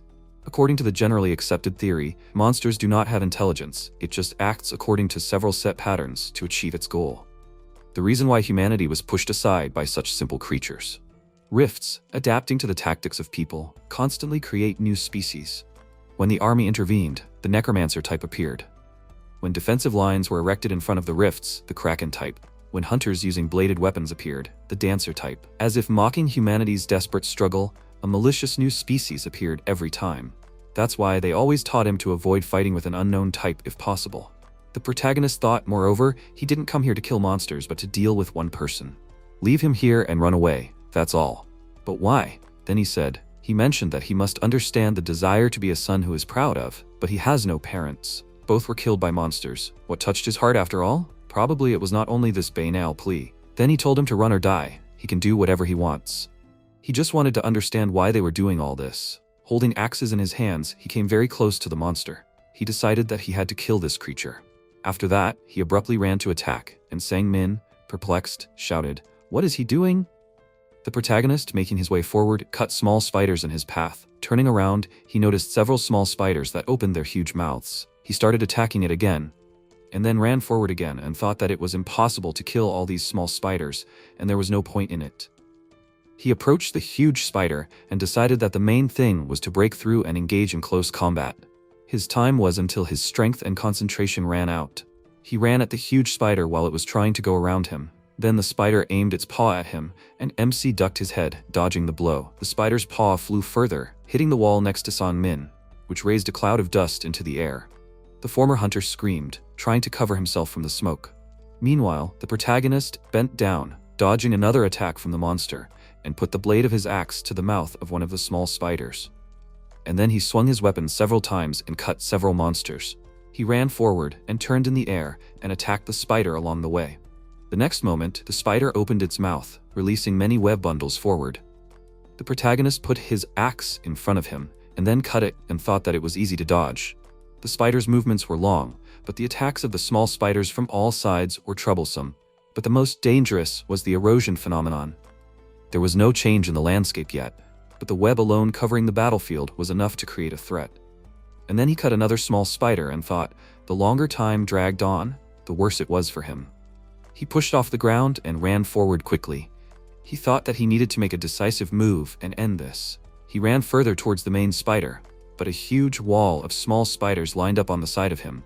He looked at it in horror and thought that it was impossible to mindlessly repel everything. He attacked the small monsters again and thought that he only needed to repel the attacks that reached him. He needed to concentrate. He swung his weapon, cutting down several monsters, and got through the wall of monsters. He ran forward again, trying to dodge the spider's attacks. He stabbed the axe into one of the legs, and the spider pointed a huge horn at him. MC kicked off the ground and turned around in the air, holding the axe in front of him, and thought, this is the horn of the spider, and he thought, what is this? The monster defended itself with the horn? Then the paw was near his face. He put the axes on both sides of himself to protect himself from the paws. He clenched his teeth in tension and then jumped to the ground. He sighed heavily, thinking that fortunately his bones and muscles seemed to be undamaged. Too disadvantageous. He needed to lure it somewhere narrow. He then walked through the open door and slammed it behind him. Entering inside, he breathed heavily and then was surprised to see Sang-min behind him. He shouted indignantly, "Why is he here? Didn't he escape?" He answered hesitantly that he tried, but the exit was already taken over by those spiders. If those spiders were swarming everywhere, then holding on to Ju seemed like the only safe option. But everything should be fine now, right? It seems like the monsters won't get here. If we find another way and get out. He raised his index finger up, and the next second, the spider's legs were near his head, but the protagonist threw it down and put an axe in front of him, stopping the monster's paw. He said, "The door." Sang-min, pointing there, shouted, hordes of spiders poured in. The next second, a phone flew into his face. MC, trying to stop the monster, shouted, "What is he doing? He should take the flashlight and run." Then he followed his order, and they headed further down the corridor. Sang-min, turning around, was horrified. A huge spider and several small ones were running right behind them. He continued to run forward and tried to cover his head, screaming in fear. The protagonist turned around and swung his axe to attack the monster that attacked Sang-min. Then the phone fell out of his hands, and the protagonist caught it, then threw it back to his ally. He shouted that if he did that again, he swears he would shoot him here. He agreed with him, and after a while, When they reached the stairs, Sang-min tried to catch his breath and, looking around, assumed that they had broken away. MC climbed a little higher and said that he was not sure. These monsters do not see the world with light, but with feelings and clairvoyance. The corridor is narrow, so the monsters are fast, but if you hesitate, they will immediately catch up with them. Spiders are sedentary creatures. If you go too far from their territory, it will retreat and return. Sang-min clarified, that is, they are safe, right? He replied that this is not so. It is just inconvenient to fight there. He would like to lure it out and sort it out there. At this moment, Sang-min shouted in alarm from behind. There was a huge spider on the ceiling behind the protagonist. The protagonist turned around and managed to jump to the side when the monster pointed its paw at him. Then he flipped in the air and, pushing off the wall, swung his weapon and then pointed it forward. But the axe stuck into a horn, and the protagonist thought, these horns again. Then he jumped up, dodging the gaping mouth of the monster. He landed on the ground and thought that close attacks are exhausting enough.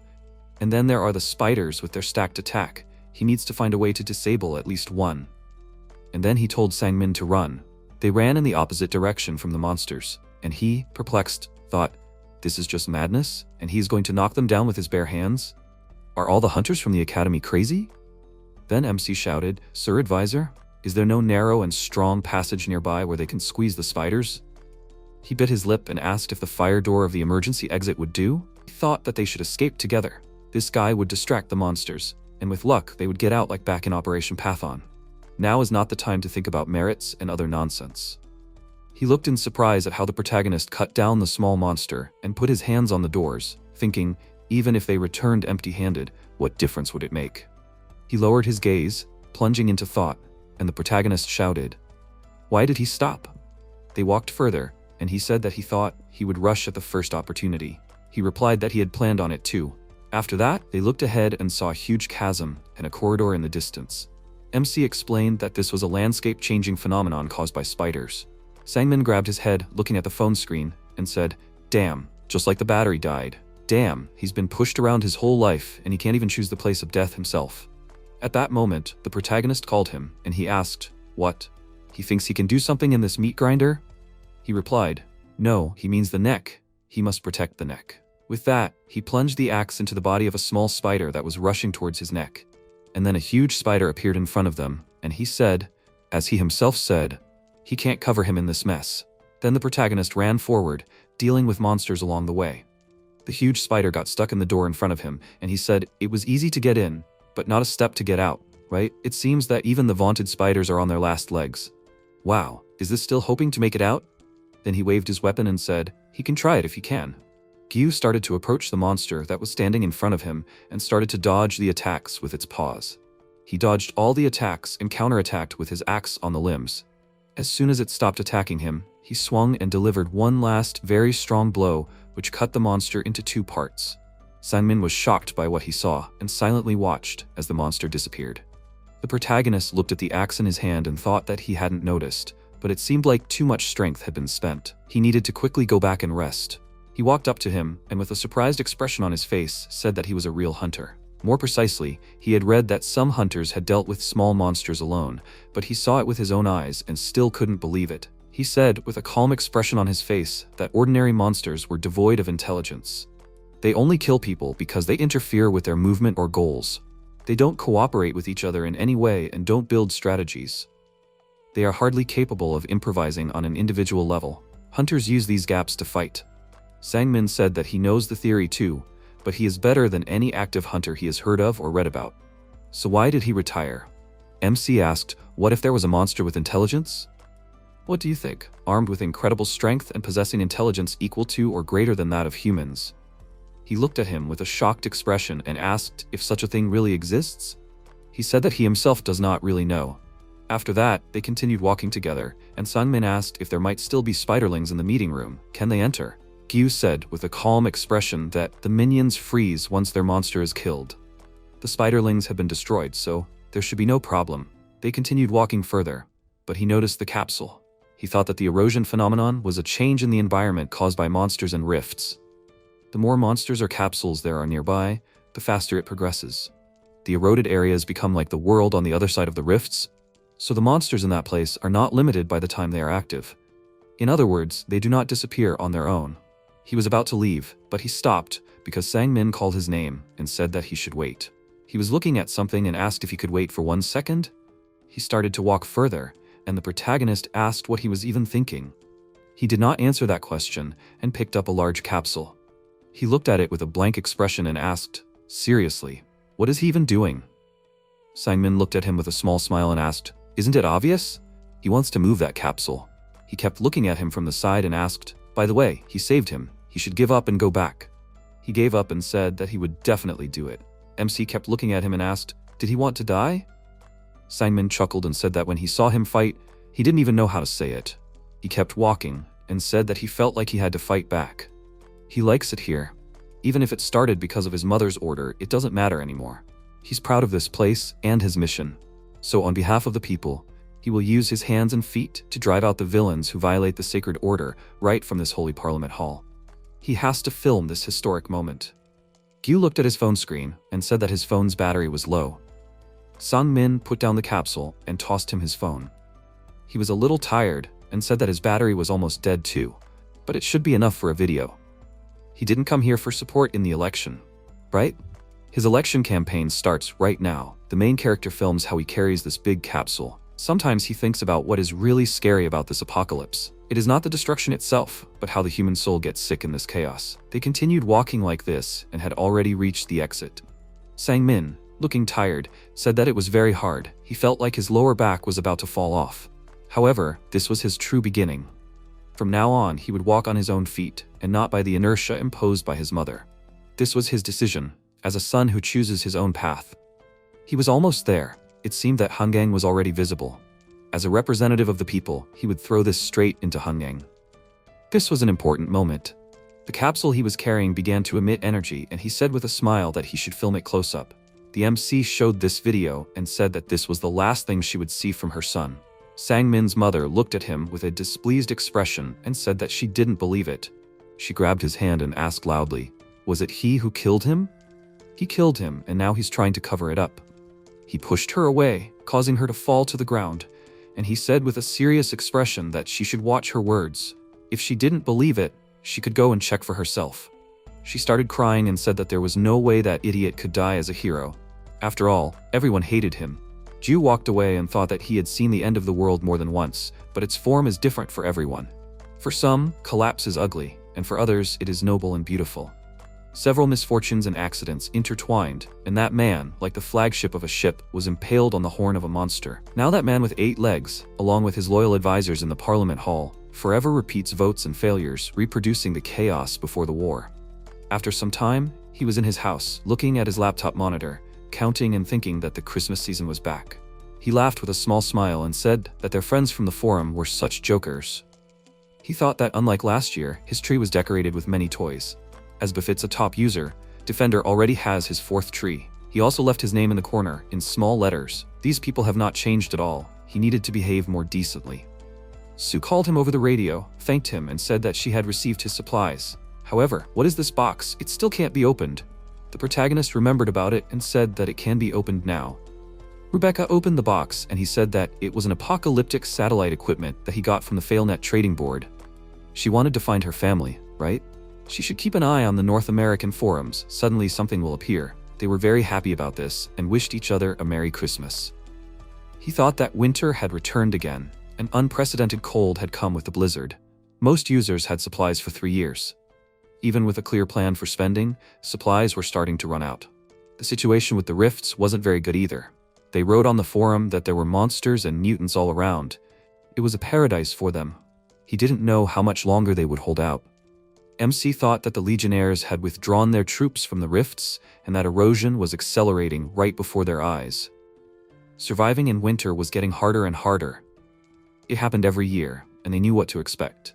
However, it seemed that this winter would be a test not only for people. He saw a wild dog on the screen and thought that judging by its size, it was a mutant.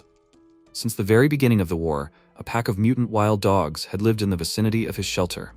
In particular, their leader, nicknamed Gold, was so cunning that they couldn't catch him, despite numerous orders to destroy him. However, this place was outside their territory. Did they really wander here in search of food? This is dangerous and needs to be eliminated as soon as possible. He took his weapon, went outside and went to the place where he saw the monsters. He continued walking and saw traces of blood in the snow. He followed the trail of blood and saw the body of a mutant wolf lying on the ground and wondered if this was a wounded individual. He needed to deal with this quickly and return. Coming closer, he realized that it was Gold and wondered why the leader of the pack was in such a place. He noticed the wounds on the body of this mutant and said that it seemed that he was expelled from the pack. The mutant stood up and started to walk away from him. Gyu looked at him and thought that he turned away from him and, passing his shelter, went down the slope. The place he was going to was the village where Old Man Kim once lived. The mutant reached the village but fell to the ground due to the wounds he received. He lay on the ground and remembered how this place was before the apocalypse. Before that, he was an ordinary dog that was fed on the street. At the moment, he stood up with the last of his strength and continued walking, while the protagonist followed him. He stopped next to Gold and thought that when he stepped through the gate, he was singing a song. Dogs do not have human vocal cords.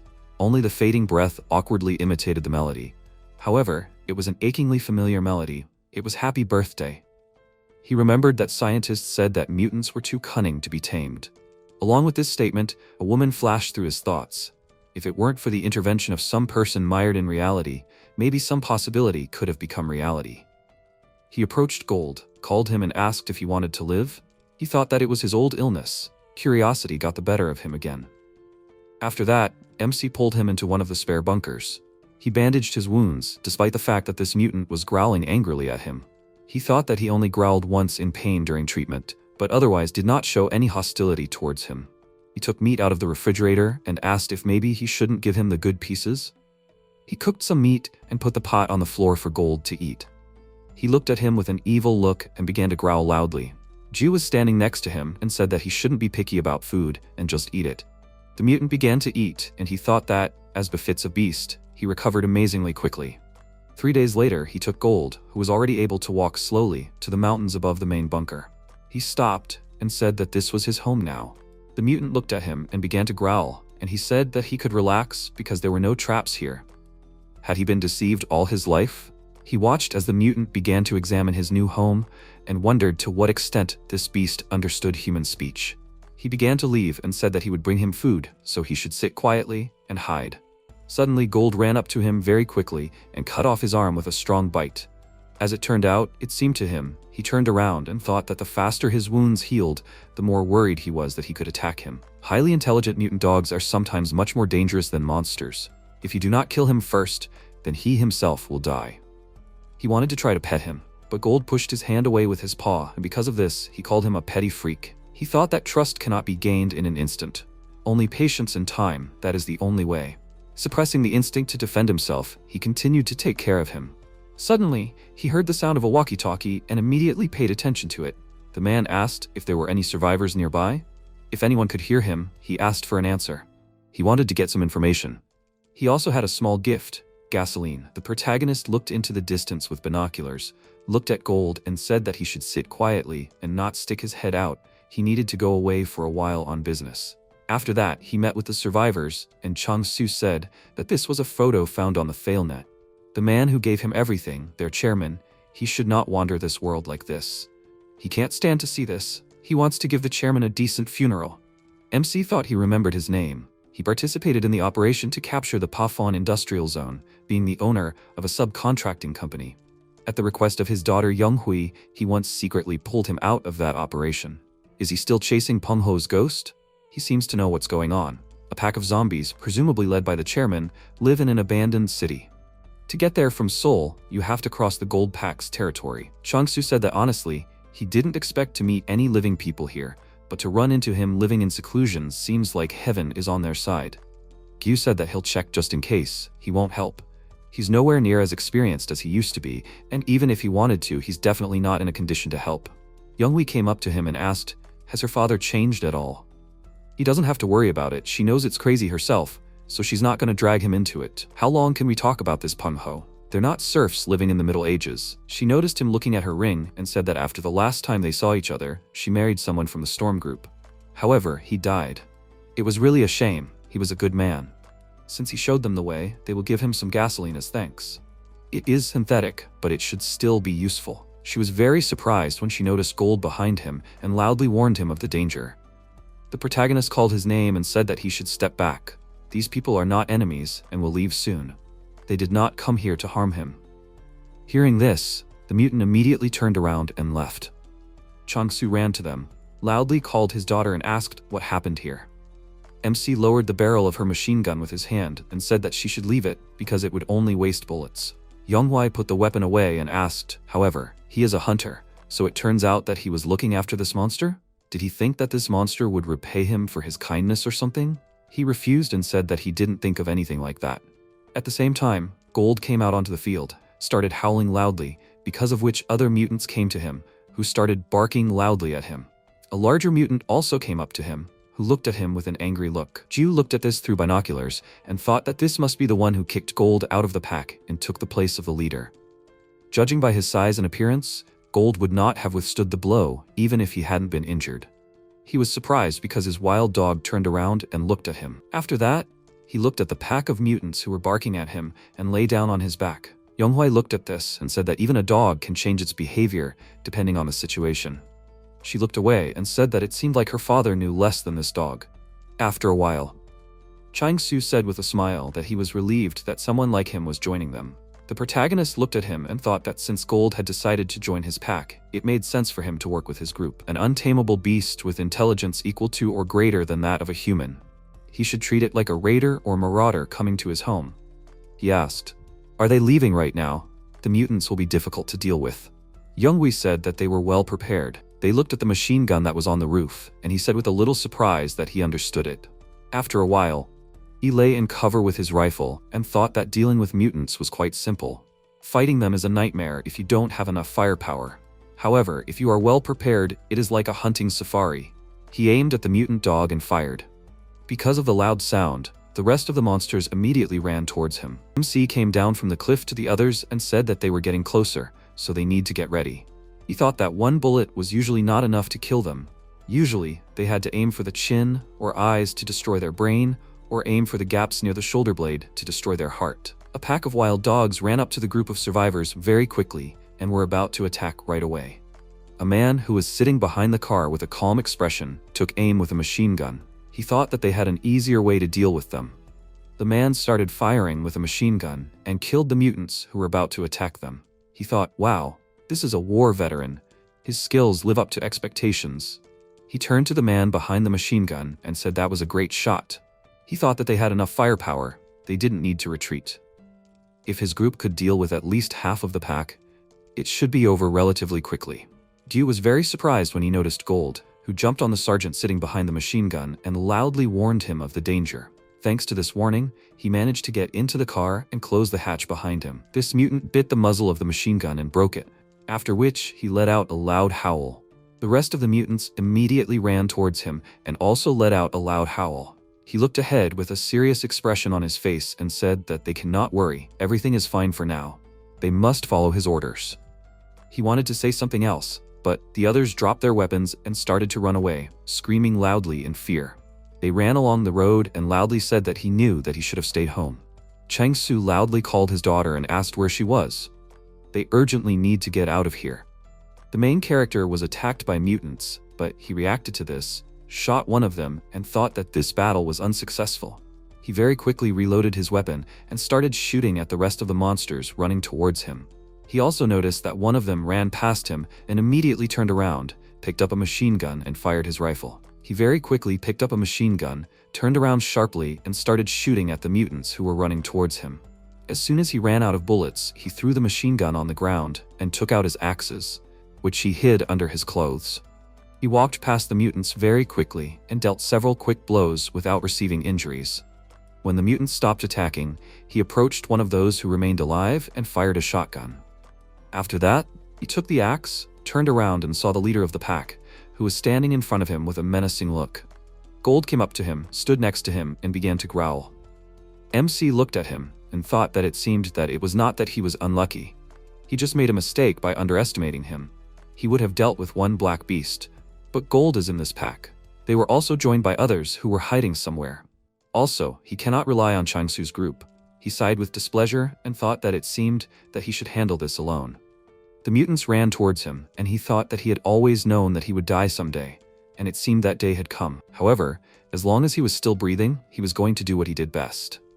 He was very surprised that Gold stood up for him and bit one of the pack members. After that, he stood next to them and nodded his head in answer to the question he had not even had time to ask.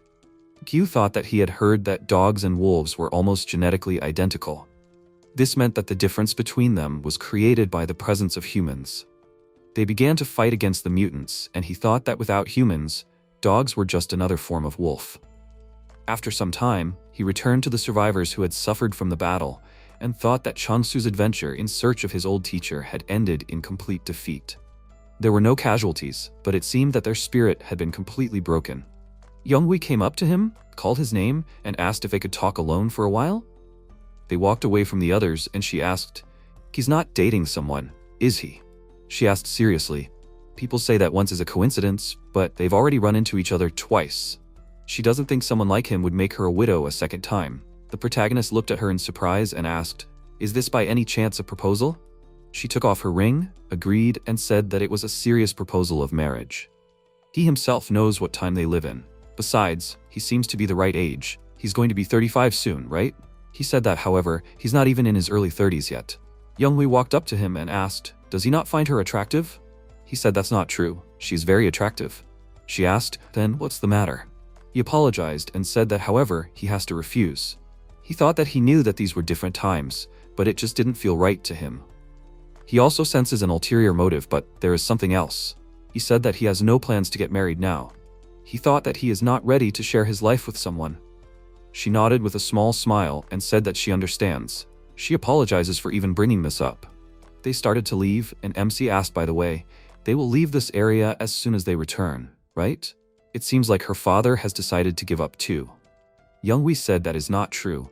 They will stay here for a few more days. After all, they still have things to do. Did she forget to mention that? They stopped, and she said that Peng Ho was just a detour. This is their real goal. They work for Chairman Cholju.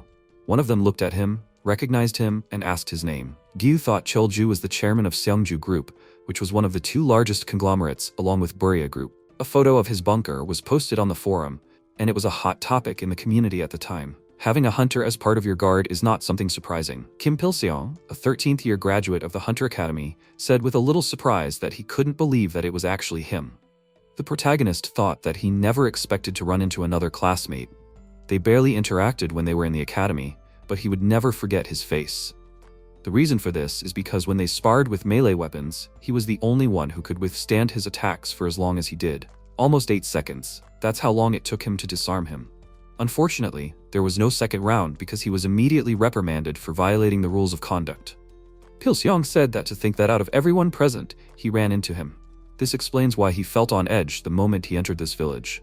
He set up booby traps all over the area, didn't he? MC looked at him with a calm expression and said that he wouldn't deny it. He looked to the side and asked if he lived somewhere nearby. Then it was probably somewhere over there, right? It's a pretty good place. The altitude is good here. You can keep everything under control.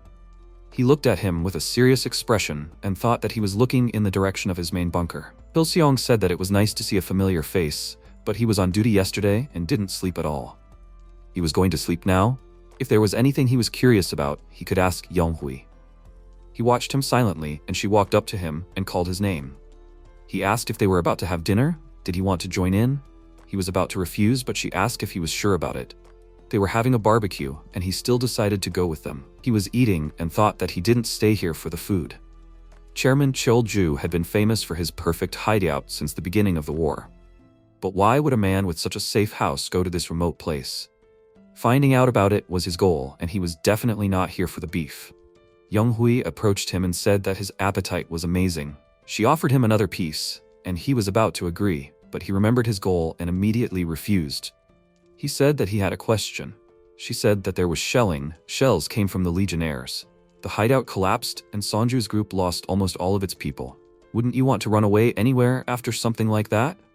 Ju asked where they were going to run away to.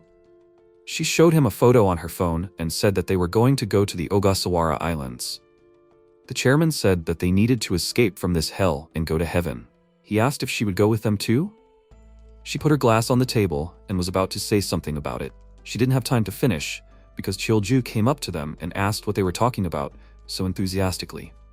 She turned to him, introduced him, and said that he was the hunter she mentioned earlier. He said that he wanted to ask you something. Is he by any chance an INFP? The protagonist was surprised by this and asked what that was anyway. He showed him the monitor of his tablet and asked if he didn't know about MBTI. He was an ENFP, a living activist, a spark. That was his nature. Chilju asked if maybe he could take a minute and take the test. He continued to insist, despite the fact that he refused to take the test. He pointed at him with a wide smile and said that he was definitely NFP. He went to talk to other people with a smile, and Youngwee said that the chairman was always in this mood after the shelling. She heard that he was cheerful before.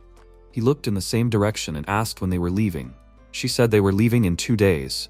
He thought that the next day a plane actually arrived at his hideout, a silver body full of hope that could take them anywhere.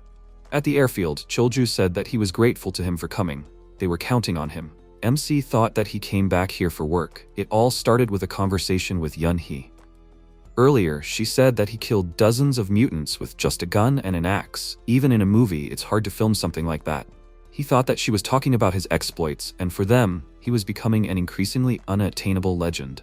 Pilseong said that it seemed like she didn't know, but he was simply the best in the academy. He was also the only one who defeated him in close combat. After this story, a man came to him and asked if he could accompany a deal for airplane parts tomorrow. Gyu thought that maybe this was how it was supposed to happen. He could have refused, but the payment was generous. Food, synthetic fuel, even a checkup with a doctor. Now the man said they were heading to a Chinese military outpost to get parts for the plane. He thought he had something he wanted to investigate. After that, they were driving in cars, and he asked if they were heading to a Chinese military base. Pilseong said that several of their battalions had barely made it to Asan City. Also, the ship they were on was sunk by their submarine. He knows how things are in China now. They decided to just set up a post here since they had nowhere else to go. The protagonist thought that Minhee had never mentioned anything about this. It turns out that he was pretty well informed.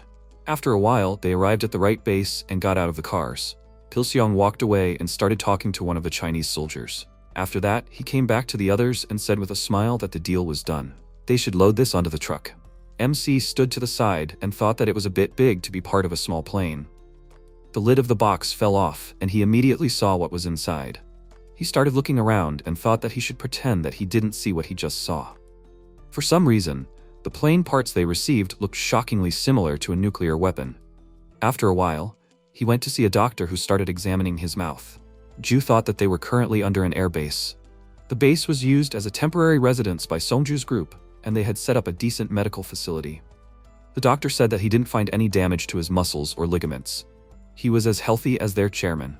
He thought that the one who examined him was the chairman's son-in-law, Songjun. He heard that before the apocalypse, he was a doctor at a university hospital. He said that the blood test results would be in a day. He would tell him before they left.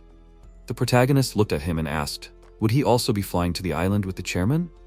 He adjusted his glasses and asked, was it Yunhee who told him? He thought with a serious expression that she clearly said that the destination was Japan. That was not what Songjun said at all. He said that was not true. He would not be flying with him. He asked who would be the pilot of that impressive plane. He said that there was a separate pilot, although the chairman also had a pilot's license. He asked with a calm expression, would his wife be staying too? He adjusted his glasses again and said that it was not so. She died during that shelling along with the child. Another doctor came into them and told the doctor that Pilseong was calling him. He went to the exit and said that then he would tell him the test results tomorrow. If suddenly he needed a job, he could contact him. He heard that his younger comrade was in charge there. He could help him with that. MC also came out of the office and thought that he didn't know the name, but it was a woman. She was short with short hair, and was she about his age? Maybe she was a little younger, but definitely not young. These words confirmed almost everything. These people were definitely legionnaires. He remembered the past and thought that even Minhee from the parliamentary faction didn't know about this. He was on the verge at the moment when he said, "our." This means that the high school student the doctor mentioned is Daram. He is glad that she is okay. However, he can't stir up these bad feelings. She is his old partner. She is one of the few who approached him despite his bad reputation and became his true friend. However, her flaw is that she is too hung up on debts and grudges, and if she holds a grudge, she will never forgive. It seems like someone said that old men like them have no place on Jeju.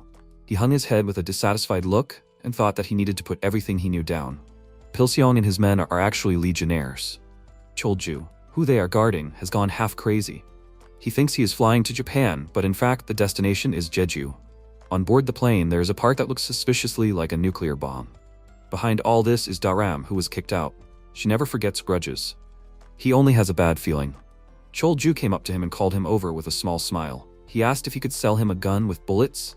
Ju stood up, walked up to him, and asked what he needed it for, and didn't he have a gun? He discreetly placed a small bar of gold in his hand and said with a small smile that he is actually ESTP. He thought about it and decided to help him, and asked if he knew how to use it. After a while, Cholju asked if he had heard anything about the Ogasawara Islands. The protagonist gave him the gun and said that he had heard a little about it. He said that it was a beautiful place, just like paradise. He never found his paradise, or rather, he thought he had. However, those freaks destroyed everything. Although, even without them, the end would have been exactly the same. He realized that a paradise that would collapse sooner or later was no longer paradise. He looked at him and said that it meant that it was simply impossible to reach paradise. Cholju hid the gun under his clothes and asked, "Still, isn't the pursuit of paradise itself exciting?" He started to go to the others and said that he too should find his paradise. After some time, he returned to his base and started to read the description of the MBTI scale. He looked away and thought, a paradise with a toilet in the center. Can it be considered paradise?